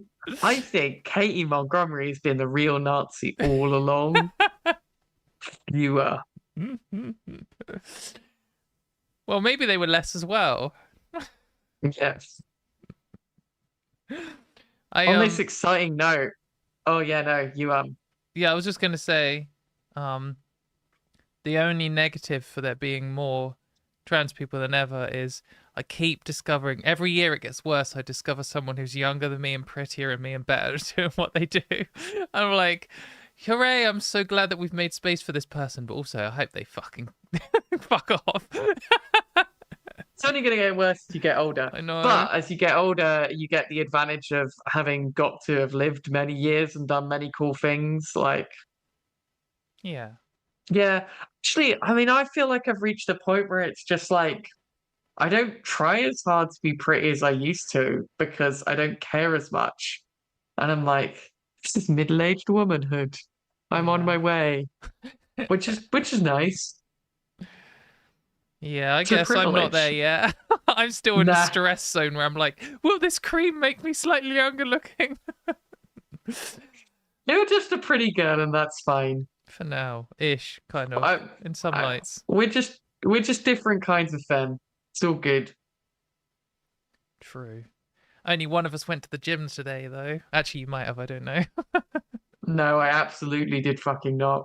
And I didn't I do my climbed arms, up I the never did mine. staircase in my office building, which is its own minor achievement. So But yeah. 6 stories of pain, Ugh. Glasgow ceilings, which are high. Oh. Glasgow, it's just normal for a ceiling to be like, "Ooh, doot, doot, doot, doot, doot, doot." It's just like, What? So all the rooms are yeah, colder because they like to live in the cold. yeah, it's a problem. Yeah, no, I want to start a band called Glasgow Ceilings. Like, it's a whole thing.